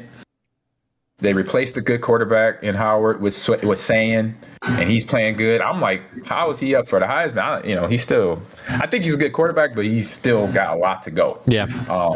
And they got a good run game, and they got Jeremiah Johnson. He's a problem. Is it Johnson, the big rubber receiver, number Smith. 4? Smith. Yeah, dude, he's unreal. He's a dude. He's a dude. He was a grown ass man at 12. Okay. I've heard he's from this area. I'm in Texas. I'm in Houston where he grew up. And so I've been to a couple, I went to my cousin's son's flag football 7-on-7 tournament like last summer or last Christmas. And I remember being there and then somebody said, oh yeah, Smith went to this high school. And he was like, at freshman year, he had 1,500 yards his freshman year. I'm like, my goodness. God. Oh my goodness. Yeah, dude. Yeah. I got Michigan winning, dude. I say they got plot armor. I went out and you can't bet, dude, so I put a bunch on Michigan just for fun. Oh, can you hear me, Ty? Yeah, I can hear you now. That's my bad. This year, I am putting $0 on Michigan, and I'll just root for a good game and hope that they somehow pull it out. I'm gonna put a little juice on Michigan plus 10.5. I'll put it on Ohio State for sure. Yeah. All right, let's get into a couple of the Thanksgiving games. So we talked Lions, Packers. We got Cowboys, Chiefs after that. And if you would have told me 3 weeks ago that was the game and I would have looked, I would have been like, that's going to be boring. But all of a sudden, the Cowboys, dude, they just beat the Eagles. Their offense is fun. Pickens is crazy. That could be a good game. So let's chat about that game. Who you guys like in that one? Give me a score. I want a score as well. I don't know about that. Man. I don't know if I'll give you a score, JB, but what do you mean? I just don't know if I'll give you a score, dude. Give me that, dude. I like Dallas, dude. It's 3.5. It's 3.5. But here's the thing, dude. To KC. But we're going against the refs. We're going against the Chiefs. Listen, there's a close game in the Colts game, dude. Chiefs got the win. Chiefs got to make the playoffs, dude. Dallas. This is a must win for the Chiefs as well. It's a big win for the Chiefs. So the good thing is the Chiefs. It's not conference or divisional. Yeah, I know. The way the Chiefs play, where they can just take, if they need 10 minutes, right? Like if there's 10, they could take 10 minutes to score. Like, and that's what they did in overtime against the Colts. It's ridiculous. Like I just don't see Dallas being able to beat a team like that. I don't think they're as efficient as the Chiefs are. So I'm going to say the Chiefs win. I'm going to say by 5. So something like a 32-27, 33-28 type of game. Yeah. And I see. So I know Andy Reid very well. A lot of my teammates played with him. And so another Star Wars reference here. So that's like, what's his name? Qui-Gon Jinn. And then Qui-Gon Jinn and Pat Mahomes is Anakin. I mean, not Anakin. Obi-Wan. So I like that. And they working together. You know how they work together? Yeah. You know? So that right there, what you talked about that 10 minutes, yes, I've seen that. I'm like, how did they do that? You know, and so they're the kings of it.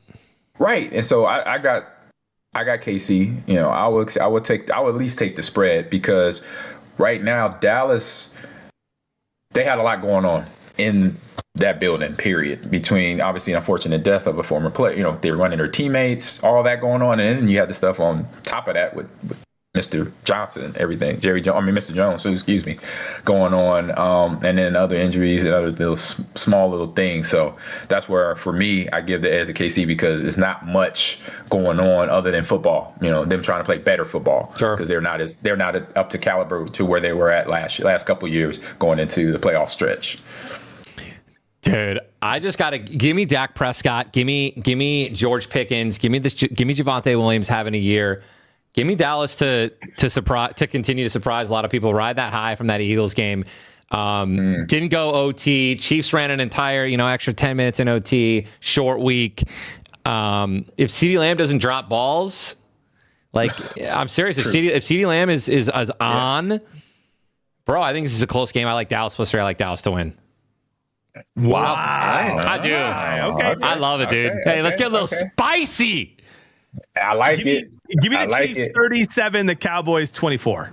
No way. Okay. I just don't see it. I love how we're all saying that these games are going to be pretty close, and then John's just going with these blowouts.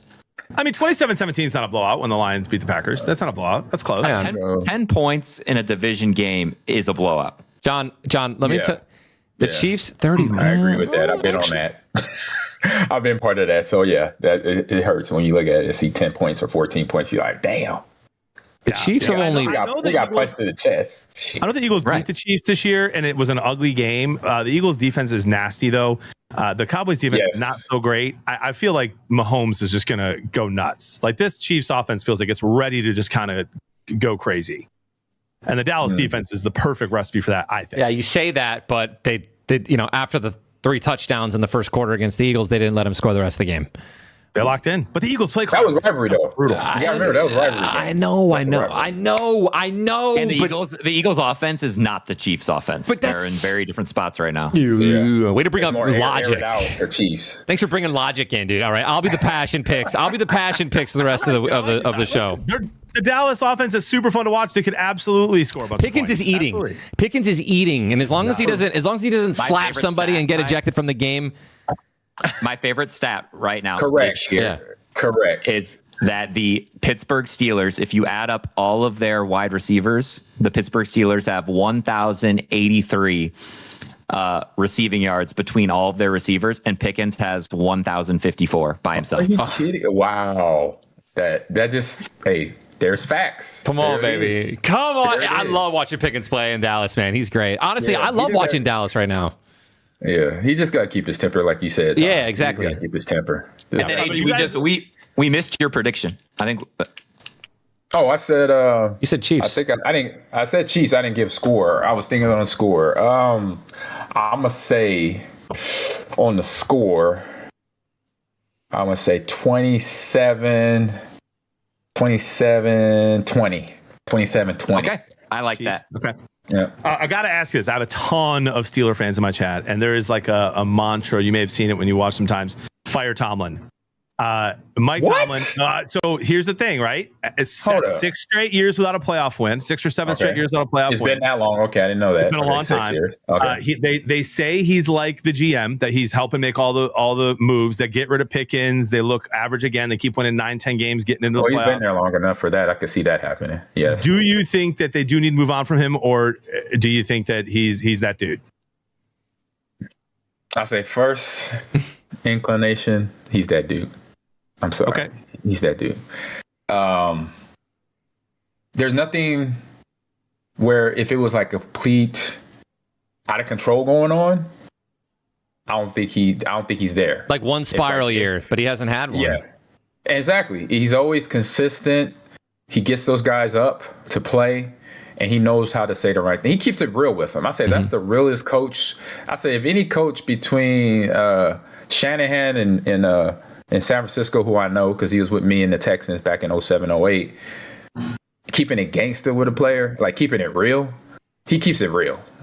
And so players that play for him, they understand, look, he'll say, what up? He'll just say, hey, we got our butt kicked today. Like anybody, I got our coach. Y'all got, TJ, you didn't get in there, get a sack. He'll point out everybody and himself. So that right there, it keeps him in the building because he's honest. And so I don't see him right now. Maybe another year of it. And it's like total like uncontrolledness of among players and what they doing and not doing, not getting their job done enough, then I could see them moving on maybe in the next year or year after that. Not right now. Okay, good stuff. Before we go Bengals Ravens, this person's typed this a bunch, and now I did it in my chat. How do you feel about guys like Aaron Jones, who felt like a lifelong Packer, swapping to a division rival like the Vikings? How do I feel about him going there? Or? Yeah, like how do you feel about like somebody like yourself? Would you have gone to the Bears and been cool with it, or do you think that you just got to try to avoid going to your rival?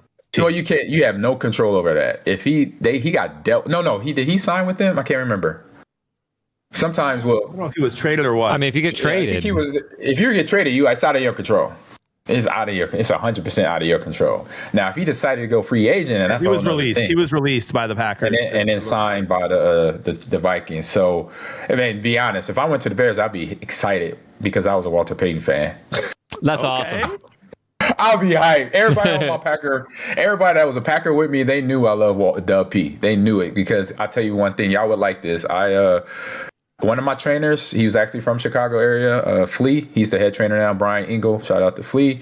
He came up with the idea since we were both Walter Payton fans. He said, "Hey, he found the kangaroo that was on what Payton wore on his shoe. The company, he printed out the kangaroo and would put it on my spat under my shoe before game, and the Batman symbol says I'm a Batman fan. That's sick. So that was my spat on my feet every game for all the games I played in Green Bay. So when we started doing that, it was game over. Man, I was locked in. Yeah, dude. I got the Batman spat along with the kangaroo on the bottom. That's the piece. So if I would have got traded or a free agent to Chicago, I'd be like, I'm living the dream. I love that. I don't get the word 34, but I'm close to it. This is all I need right here because I know Jared, Connie, and Brittany. I met them at Super Bowls over the years, and so great family. We always have a good talk. Me and Jared, we met. Actually, I met him when he was at the U, so he's a cool dude, real cool dude. That's awesome. I like that. Yeah. All right, we got Joey B coming back for the Bengals for our Thursday night game. I believe that's at Baltimore. Yes, Ravens are home. Ravens are home. How was the spread? You looking? +7. 7 in Baltimore. Yep. Dude. Ty, you're muted, bud. Oh, yeah, it's 7 and Baltimore's at home. Dude, the Bengals are keeping games close with everyone. I mean, like, they're playing tough with Joe Flacco. Now you got Burrow back. Their defense is surprisingly not getting blown out. Yeah, I know. Right? Like, the defenses, and we talked about how if their defense stepped up a little bit, their offenses can put up 30 points plus a game. Bengals, they kept it very close against the Patriots. He's not. Something's going on. Something's going on with the Ravens, bro. They don't look electric. I love Bengals +7 here, dude. I agree with that. They don't look electric, but I don't think they're going to lose to the. I don't think they're going to lose. If you give me 7 points, maybe tease it up 7.5. I'll take the Bengals spread. Oh, okay. Give me the Ravens to win for sure at home. But I'm with you there. But the Ravens, dude, they don't look electric by any means. And when you have people like Lamar, Henry, Zay Flowers, Mark Andrews, who's honestly been playing pretty great this year. Isaiah Likely, something's off. I agree. Something's off there. I agree. I don't think they lose, but I love the Bengals spread. Yeah, because they got to chase. Yep. Yeah. Give me. I say they're gonna be competitive, but that's about 100%. That's it. I'm with you. I actually do. Yeah, I think this is going to be fun. You guys remember when they played last year, and both of them were like, I think both of them got in the 40s. Like, it was insane. And I like that. I like that to happen this time. So give me the over. What's the line set at? 52. Yeah, give me the over. Give me over 52 and give me the Ravens. Yeah. I'm with you guys. When the Ravens were 1-5, I legitimately on my stream said I think they went out. And they're on a 5-game winning streak. And it doesn't look great. They don't look dominant, but their schedule was really tough in the beginning. It's a lot easier down the stretch. I could still see it. And if they got in the playoffs, I think they could beat anybody in the AFC. So I'm sure nobody would really want to play them. I think I'd go Bengals +7, Ravens to win. Like an over, Chris, you said? Over 52. Yeah. 52 is a lot of points. That's a lot of points. Hey, they put up points. It is, but they put up. Divisional game.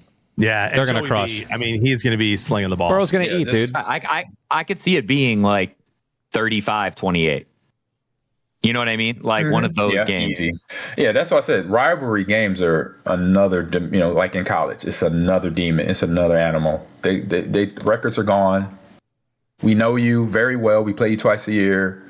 I'm going to punch you in the chest like last year or the game earlier this year. We owe you one. It's that mentality. Because I remember when we played anybody in our division in just September, October, November, December, we were like, remember you gave us that loss in Lambeau? Mm-hmm. We about to do the same thing here in the Metrodome or in Pontiac. I remember playing in Pontiac my first year. That was, oh my God, that stadium was atrocious. That place was a dump, and they couldn't even explode it correctly. They tried to explode it, and it didn't work. Oh, really? Yeah. I mean, it was like the greatest meme ever. The Lions couldn't even get rid of the building. Oh, when I walked on that field, my first time playing, I'm like, what the hell is going on here? They're like, this is the league? This is what they're doing in Detroit? Oh my goodness. This is we got Ford Field now, though. Ford Field's nice. Yeah, no, I was like, thank God for the Fords. Yeah. It was saving the city. Trust me. Nightmare and day. That's what it was. A nightmare to day. It was like, oh my God, thank God y'all built a new stadium in downtown Detroit. Love it. Absolutely. So we're all on the Ravens. We don't mind the Bengals +7. We have a lot of Bear fans who are very upset that we have a Packer guest on, that all of us picked them to only win 10 games after they already have 8. But Friday we get a Black Friday game. Bears Eagles. Yeah. Yes, indeed. We're all taking the Eagles. No, I am. I'm taking the Eagles to win, but I love the Bears +7 again here. I mean, they put up 47 points against the Bengals November 2nd. They beat the Vikings. They put up 31 on the Steelers. That's not easy to do. 24 against the Giants. Like, they're scoring. Their offense is getting it down. Yeah. The Eagles are not, by the way. Like, Eagles have been just constantly low scoring. I mean, I just don't get it. I don't get it. I don't get the spread. They just got an embarrassing loss handed to them against Dallas. Yeah. I love the Bears +7. Give me the Eagles to win, and I might sprinkle some Bears money line. Just because. Yeah, you're going deep. I think they got plot armor, dude. I don't know what's going on. They're just winning. They're winning games, and the Eagles aren't very clutch right now. They got plot armor, bro. They do right now. Ben Johnson. All right, here. What you got? Here are the games where the Eagles have played a very mobile quarterback. You guys ready? Yes. Mm-hmm. All right, here we go. Eagles Chiefs. Eagles won 20-17. Then we got Eagles Broncos. Broncos beat the Eagles by 4. Knicks can run. Giants Eagles 34-17. Jackson Dart ran all over them. Eagles Giants again 38-20. Eagles won that game. Okay, and now Eagles Bears. Like, think about where their defense is strong, right? The Philadelphia has one of the best spines in the NFL. They have great linebackers. They have great defensive tackles. Mm-hmm. If Caleb Williams can get outside of the pocket, this is one of those games. Right. It's one of those games where the Eagles are going to struggle. So Ty, I'm with you. I think the Eagles win, but I like +7 too. I think the Bears can keep this close. Like, look at the kinds of teams the Eagles are losing to. It's teams that are kind of built like the Bears. I just took Caleb Williams over on his rushing, Chris. Thank you. Yeah, I like that breakdown, Chris. I like that breakdown. I said the thing that Philly knows how to do, though, they know how to then turn it on at the right time defensively. Offensively, it's been a B movie, as we could say, a B movie there. Not bad, because they're still scoring points. Not bad. They score when they need to score. Yeah. But then, but when they have to score sometimes, then it's an interesting thing to see. So I'll definitely take Philly with the line 7. And what are y'all saying? Chicago what? Because like I said, I'm new to betting. Like +7. So they like Chicago +7. So to cover, right? So that means that meaning like that they cover. Gotcha. So they're winning. They start the game up 7 points technically, right? Got it, so I got think it. the Eagles. I think the Eagles I win give- something like 24 to like 20. I take that too because Chicago is scoring points, and I think both of y'all mentioned that already. So that right there shows me, because Caleb, he's being a little bit more careful. I say with the ball. Yeah. I think he still has he's shaking it off of what he does scrambling, where he's almost in panic mode. I think Ben has calmed that down, but every now and then he's like, I gotta run, and let me do this, and it's like, bro, what are you doing? You don't have to do that, dude. It's so funny you mentioned that. I like the first 7 games of the season. I was watching Caleb, and it looks like his brain is operating at 2x speed, but not he's processed everything super fast, and then he's just when he's throwing it, it's not a nice lot. He's he's gunning it. Exactly. He's moving at 2x speed, and he's thinking at 2x speed, and that's definitely that's exactly what I noticed from him all year. And that's because that happens in young good quarterbacks. So we already know he's that dude. He's a good quarterback. It's just he's processing so much, and he's overdoing it. Yeah. He's overthinking, overseeing, overthrowing everything. So it's Ben is hey man, take it 2 steps back,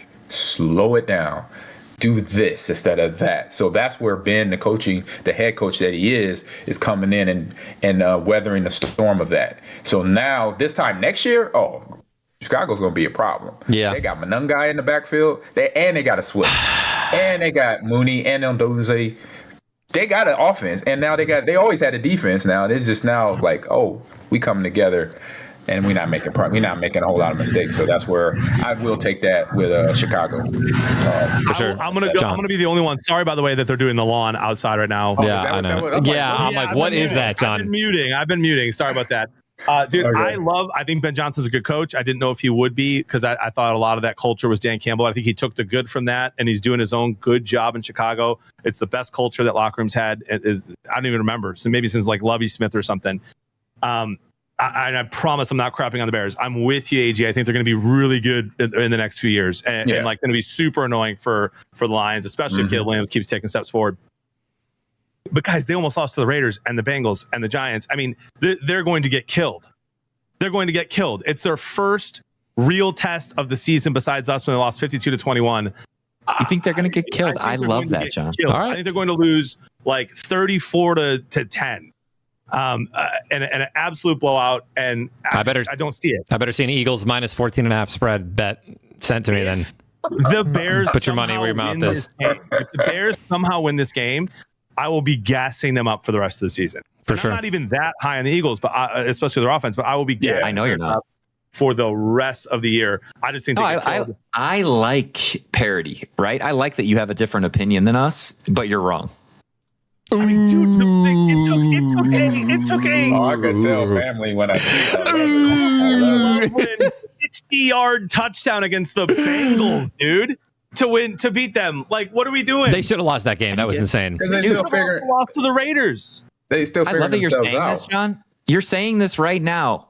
The Eagles just lost to the Cowboys. I think the Cowboys would kill the Bears. I agree. Yes. Did they? Yeah, I mean, I think they would. You got, like I said, that rivalry means so much. I don't think y'all really understanding that because at the college level, you saw what happened last year at Ohio State and Michigan. We talked about it already. Oh my gosh, they're already playing the Bears. Sorry, the Bears already beat the Cowboys. So the Bears smoked the Cowboys by 7 points. If they play now, they lose. Think about this: 2006, we swept the Bears. Where did the Bears go that year? That's their Super Bowl year. Exactly, we swept them. In the last final game of the regular season, we played them in Chicago and we beat them handily. And what did they do? Go to the Super Bowl. But they lost. But they went to the Super Bowl. So just knowing you, the rivalry games is a whole nother different playing field. Throw the record is literally even though the commentators say it, throw the records out the window. Literally because it's an emotional mixed with controlled chaos going on. Yeah. That the players that we all are thinking look, I don't care what record they are. I'm about to punch this dude in the chest. Give me the ball right now. I'm about to run through everybody and then crip walk and then spike it and then throw somebody's beer at them. I love it. It's I'm coming in. Because our mantra was when we went on the road against a divisional team, we're coming in your house and we're kicking in the door and we're throwing everything out the front window. Right. That's what we're about to do to the Lions Stadium in Chicago and the Vikings. So that was our mindset. And then, trust me, their mindset was the same thing. When they come to Lambeau Field, they want to turn off the lights. They want to kick everybody else out the house and kick our butt. So that's just one of those things that teams, and then it's set up by the coaches and how they, plan the week out. Because I remember that first Monday of any divisional week game, all the head coaches, from the head coach to the offensive coordinator, defensive coordinator, their finsters was like, they were like pissed off at everything every day. Oh my! That's the way. I'm like, okay, coach, my bad. Like, trust me. So yeah, we were locked in by kickoff. Give me Bears plus 7. What do we got, John? What do you mean? Our next. And then I got to jump. All right, bet you're good, man. Let's do this one more game. Let's go over John. Just Arizona, Tampa Bay. Oh, let's pick a good one. I agree. I don't want to cover that game. It's terrible. Let's end on a good one here. Looking. There's some great noon games. Buffalo, Pittsburgh. Yeah, Buffalo, maybe Pittsburgh at home. Hey, no way. There's not that many good games, guys. You know what? Yeah, after that, all right, let's go Colts. Let's go Colts Texans. Texans. Yeah, that's a rivalry. Another rivalry game. Ooh, okay. Colts favored by 4.5 at home Sunday noon. Stroud is back. Yeah, but Stroud is back. Give me the Colts. Yeah, they were. He's been having a rough third year. He had a terrible sophomore year. And he's having an even worse third year. Chris, what's the story, though? Let me tell you right now. Let me tell you what the story is. Something's going on with Stroud. He's playing terrible all year. I don't think he's had a single good game. When your backup comes in and shows you how to get the job done, which is never a good sign. Is he hurt? He got hurt. He's playing. He had a concussion. I say they keep in Mills. He's been out 3 games. I think they keep Mills in, dude, and they let Stroud just get a couple reps learning behind a quarterback who knows what he's doing. I'm kidding. CJ Stroud listen, bro, he had one of the greatest rookie years you could have, and then he's fumbled and folded more than any QB. And Chris, last year, offensive line regression. What has Daniel Jones looked like against good defenses this year? Okay, reel it in, buddy. Facts. Reel it in. Like the only way ready? Is that Jonathan Taylor gets talked about this. I understand. All right, ready? Listen. Here we go. Right. The Colts played no defenses throughout the first 6 weeks. Okay. Oh, they played Denver. Yeah, and then they won because of a penalty. Colts Steelers 27, Colts 20. Then they have to go play the Chiefs. The Chiefs win. And then I literally said on the show, I was like, what happens when they play the Steelers? What happens when they play the Chiefs? And what happens when they play the Texans? Okay, because the Texans defense is the best in the NFL right now. They're playing lights out. Yeah, but CJ Stroud has to get touchdowns. So give me the Colts to get a couple, maybe some pick sixes, some fumbles. Good. Okay, I'm not saying I'm taking the Texans. I'm taking the Texans straight up in this game. Wow. I'm taking them to win. Wow, dude. That's crazy, bro. I can't wait to make all my money on Colts -4. Y'all are crazy. I am too. That defense is nasty. You're taking them too, John? Houston. I'm taking Houston to win. Houston's defense is nasty. I don't think Danny Dimes is for real. The edge. I give the edge to Colts. Give me the Colts. They're at home. I'm going to bet on the Colts to win this game. They got the best running back in the NFL right now. I don't know about that. I don't know about that one. Jameer Gibbs has something to say about that. But Jonathan Taylor. I will. Yes. Correct. You mean Jameer Sanders? Jameer Sanders. Hey, okay. Man, when you do that in overtime, really? Wow, that's gangster. Did you see that the Goff was mic'd up? Did you see what he said in the huddle? No, I didn't know what he said. So right before overtime started, he said something like, "Leave it all on the field, boys. Ain't nobody coming to save us. Let's go. We have to do it ourselves." And then first play, Gibbs just goes. Oh man. Hey, if I'm locked in that huddle, I see why he ran. He ran for it. 70 yards, 80 yards? Yeah, 60. It was crazy. Oh, I was hyped. My quarterback just say that. Oh, come on, let's go. Give me the ball. Give me the ball. Yeah. Oh, freaking Jack, bro. Get me out there. Go home. And, all right, so hey, let's do. Hey, since this is our last one together, let's all do a score. Give a score for the Texans Colts game. I like the under. Dude, go. I got it. What you got? 20-10. Give me Colts 20-10. Ooh. A low scoring. Give me Texans 20-17. Texans can't put up 20 points if they tried. With Stroud playing. I just said it. Give me 2017 Texans. Give me 20. Give me 20-7 Colts. Oh, Colts. Wow. I'm going 17-10 Texans. Whoa. John with the low baller, dude. All right, listen. 17-10 Texans. Listen, let me give you the Texans scores first couple games. Ready? 9 points against the Rams. Game 1. 19 against the Bucks. Terrible game. 10 points against the Jaguars. 26 against the Titans. We all remember that game. Okay. Yeah. And then out of nowhere, uncharacteristically. Yeah, but that was Baltimore was beat up. 44. Yeah. Right. Yeah, right. beat up. 19 against the Seahawks, dude. 26 against the Niners. I mean, 15 against the Broncos. And then now here comes Mills. 36 against the Jaguars. 16-13 against the Titans. Again, that was a little rivalry game, right? Division game. 23-19, beating the Bills. Come on. Hey, that snuck up on everybody right there for sure. For sure. Oh, yeah. And now the Colts with Stroud back? I love the under. Give it 2017, baby. Give it to me. All right. Yeah. I'll text you when I'm a millionaire from Ty, just remember, I hammered the Texans money line. I did too. I won I won 1,500 off that. It was beautiful. I saw your text and I was like, why not, dude? Why not? All right.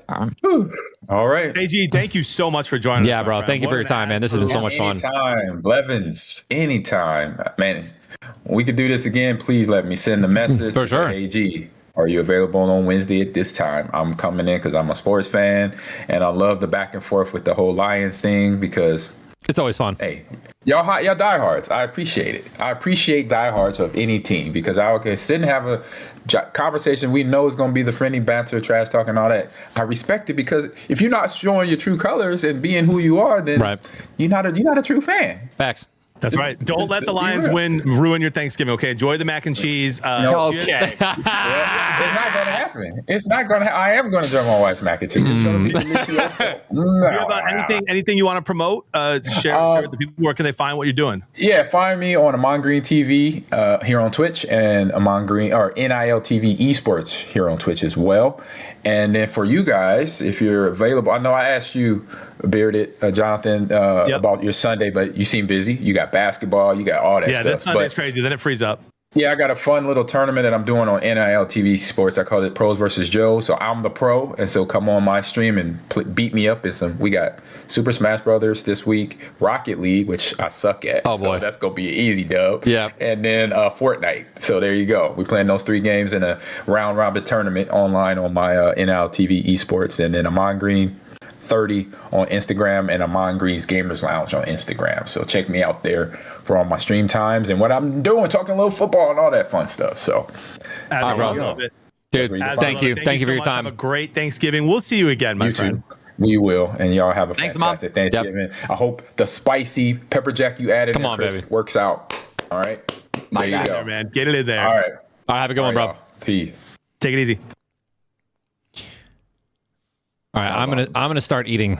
I'm so hungry. What a legend! That was amazing. What a legend! Time muted. I said I'm gonna start eating while we do this, but dude, we'll close with just our picks, our bets. Oh, I love that. I love that. But dude, I'm like, hey man, thank you so much for joining. I got time. I love it, dude. And dude, I was loving it.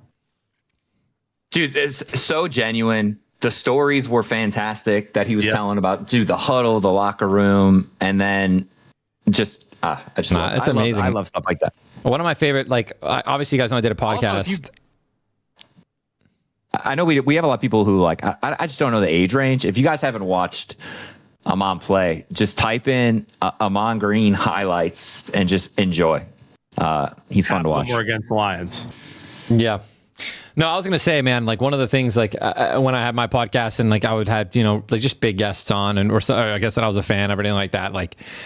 There was always that weird, you just hope that, you hope they're not, they want to be there, essentially. You hope that they want to be there. You hope they're not counting down the minutes. So the second where, his time's up, a lot of time that we thought we had with him, and he's just like, I'm good. You guys got me? Can we keep going? It's greatest feeling ever as the host of the show for people to want to stay and put in some extra time. So that was awesome.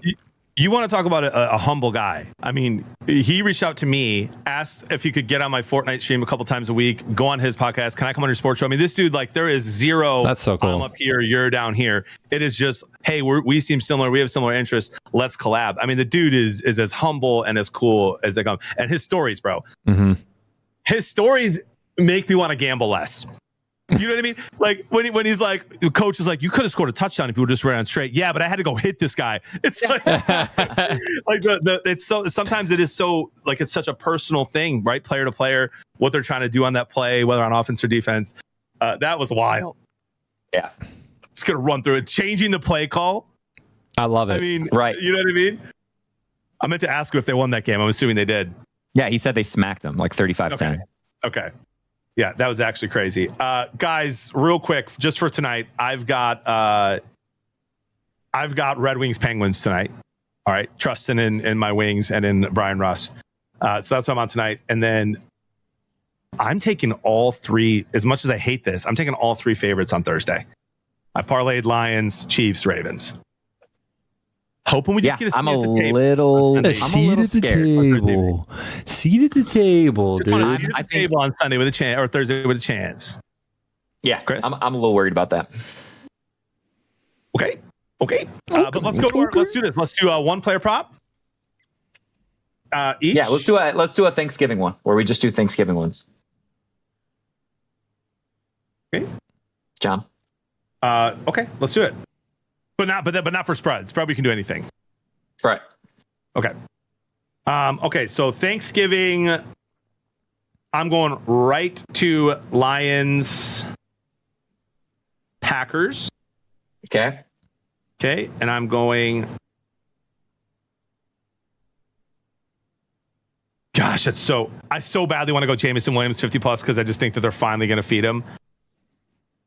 But I can't. So you guys go first. I'm going to keep looking. I was going to say, give me Brock Wright receptions, 2.5, 3 catches. Oh, there you're back. Hello?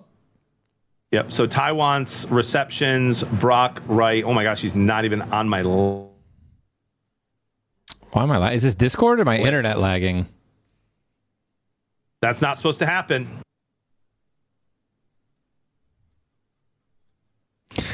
Give me. Yeah. He's not even is there. Is Pacheco back? Even if he kind of annoying. Even if he is, dude, he doesn't run a lot. His line is 34 yards. Like what? Give me Dak over 1.5 passing touchdowns. Got it. Man, Ty, I almost need a new one from you, Ty. It's not showing up on mine. I'm down. Let me go over to my receptions. Let me get a. I mean, yeah, just give me rushing. Give me Jahmyr Gibbs over. Okay, so hold on. So we got rushing Gibbs over 70. Yeah, I love that. He'll get that in one play. He could. We'll definitely take that. So Chris, what's yours? You said Dak over 1.5 passing touchdowns. I can't believe it's that low. What was that? Okay. And then I will go to the night game then. You know what we asked? It's just for a seat at the table. Seat at the table, dude. A little something. We've got Joey B back. Give me a Jamar Chase anytime. I love that. I'm going to bet that straight up too. Done. 50 wins, 279 plus 459. So that's Gibbs 70 or more rushing yards, Dak 2 or more passing touchdowns, and Jamar Chase anytime tutty. Love it. Beautiful. You guys want to do the spreads for the entire week, or let's do the spread for the whole week? Yeah, pick any game you want. No teasing. Yep. Michigan money line. Okay. Just kidding. I'll handle this. Give me the Seahawks minus 11.5. Oh my gosh. Seahawks minus 11.5 at home against Minnesota with Max Brosman starting for the Vikings. Wait, say it again? Sam Darnold's not playing? Sam Darnold's playing for the Seahawks. JJ McCarthy's not playing. Oh, yeah. Give me, yes. Yeah. Chris?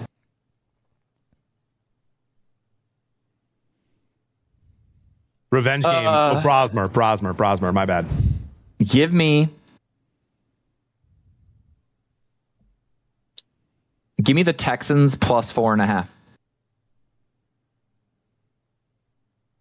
Is that still a 4.5? Yep. Yep. I want to take a plus. Because pick a team you think will win, and then take the spread.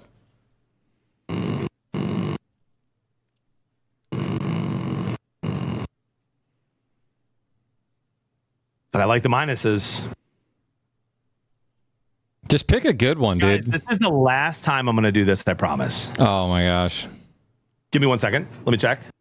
Is he doing Lions? No. Okay, you can't do that to us. Tampa spread's 2.5. I want to take the Cardinals plus 2.5. I like that. In case Baker doesn't play. I like that. I mean, I like it even if Baker does play. I'm going to go Cardinals plus 2.5. Okay. 25 wins you 173. Plus 595. So that's Seahawks minus 11.5. Texans plus 4.5. Cardinals plus 2.5. Okay. I like it. All right, man. Tyler, do you have a don't overthink it? I do have a don't overthink it. I didn't bet it yet, but my don't overthink it is going to be, it was going to be 4 legs. It was going to be Chargers, Seahawks, Rams, and then Jacksonville, I think. 4 legs gets you plus 102. Just double your money. Should be free. I don't think any of those teams sell. Say it one more time. So you got Rams, Jags. Jacksonville Jaguars, the Rams, Seahawks, Chargers. Don't overthink it. They don't lose. Plus 102. Double your money. Is my don't overthink it. And chat, please bet responsibly if you're going to be doing any of these bets, tailing any of us. Find out what your unit size is and set a budget. Bang. Just did it. I love the don't overthink it. Guys, what an incredible show. It was amazing. AG, absolute legend. Well done. Glad Chris, I wish you didn't teach, bro. And we could do the sport. The viewership would be so good during the day. Hey, Chris, stop your job, Chris. I know. Quit. I wish I streamed on Saturdays so that my viewership, that we could do it like Saturday morning or something. Because the daytime's just hits. All my health insurance is tied to that job too. Okay. But excellent show, guys. Chris, crush the mac and cheese, please, tomorrow. I'm very excited about it. I'll be cooking with Caleb tonight, watching some hockey. Ty, have a great Thanksgiving. What are you guys doing, Ty? We're just doing Friendsgiving, so. Okay. Cool. Hanging out with everybody. Thank you. Love you guys. We'll be texting you. Are you staying live, Ty, or no? Yeah, I'm going live. I'll be live. Okay, sweet. We'll see you on the battlefield. Okay, see you on the battlefield. Oh, let's ride. Happy Thanksgiving, boys. Love you guys. Love you guys. All right, I'm going to eat my Chipotle. We're going to watch Tim. And then I'll start playing the video game again, I promise. I don't know. I might be bricked. Where was the guy with the Torrente? Was it this fellow? No. Heavy. This fellow? No. What the fuck? Oh, here. Boom. It's right there.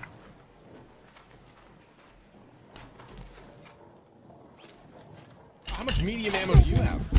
I have 100. Even. All in my bag.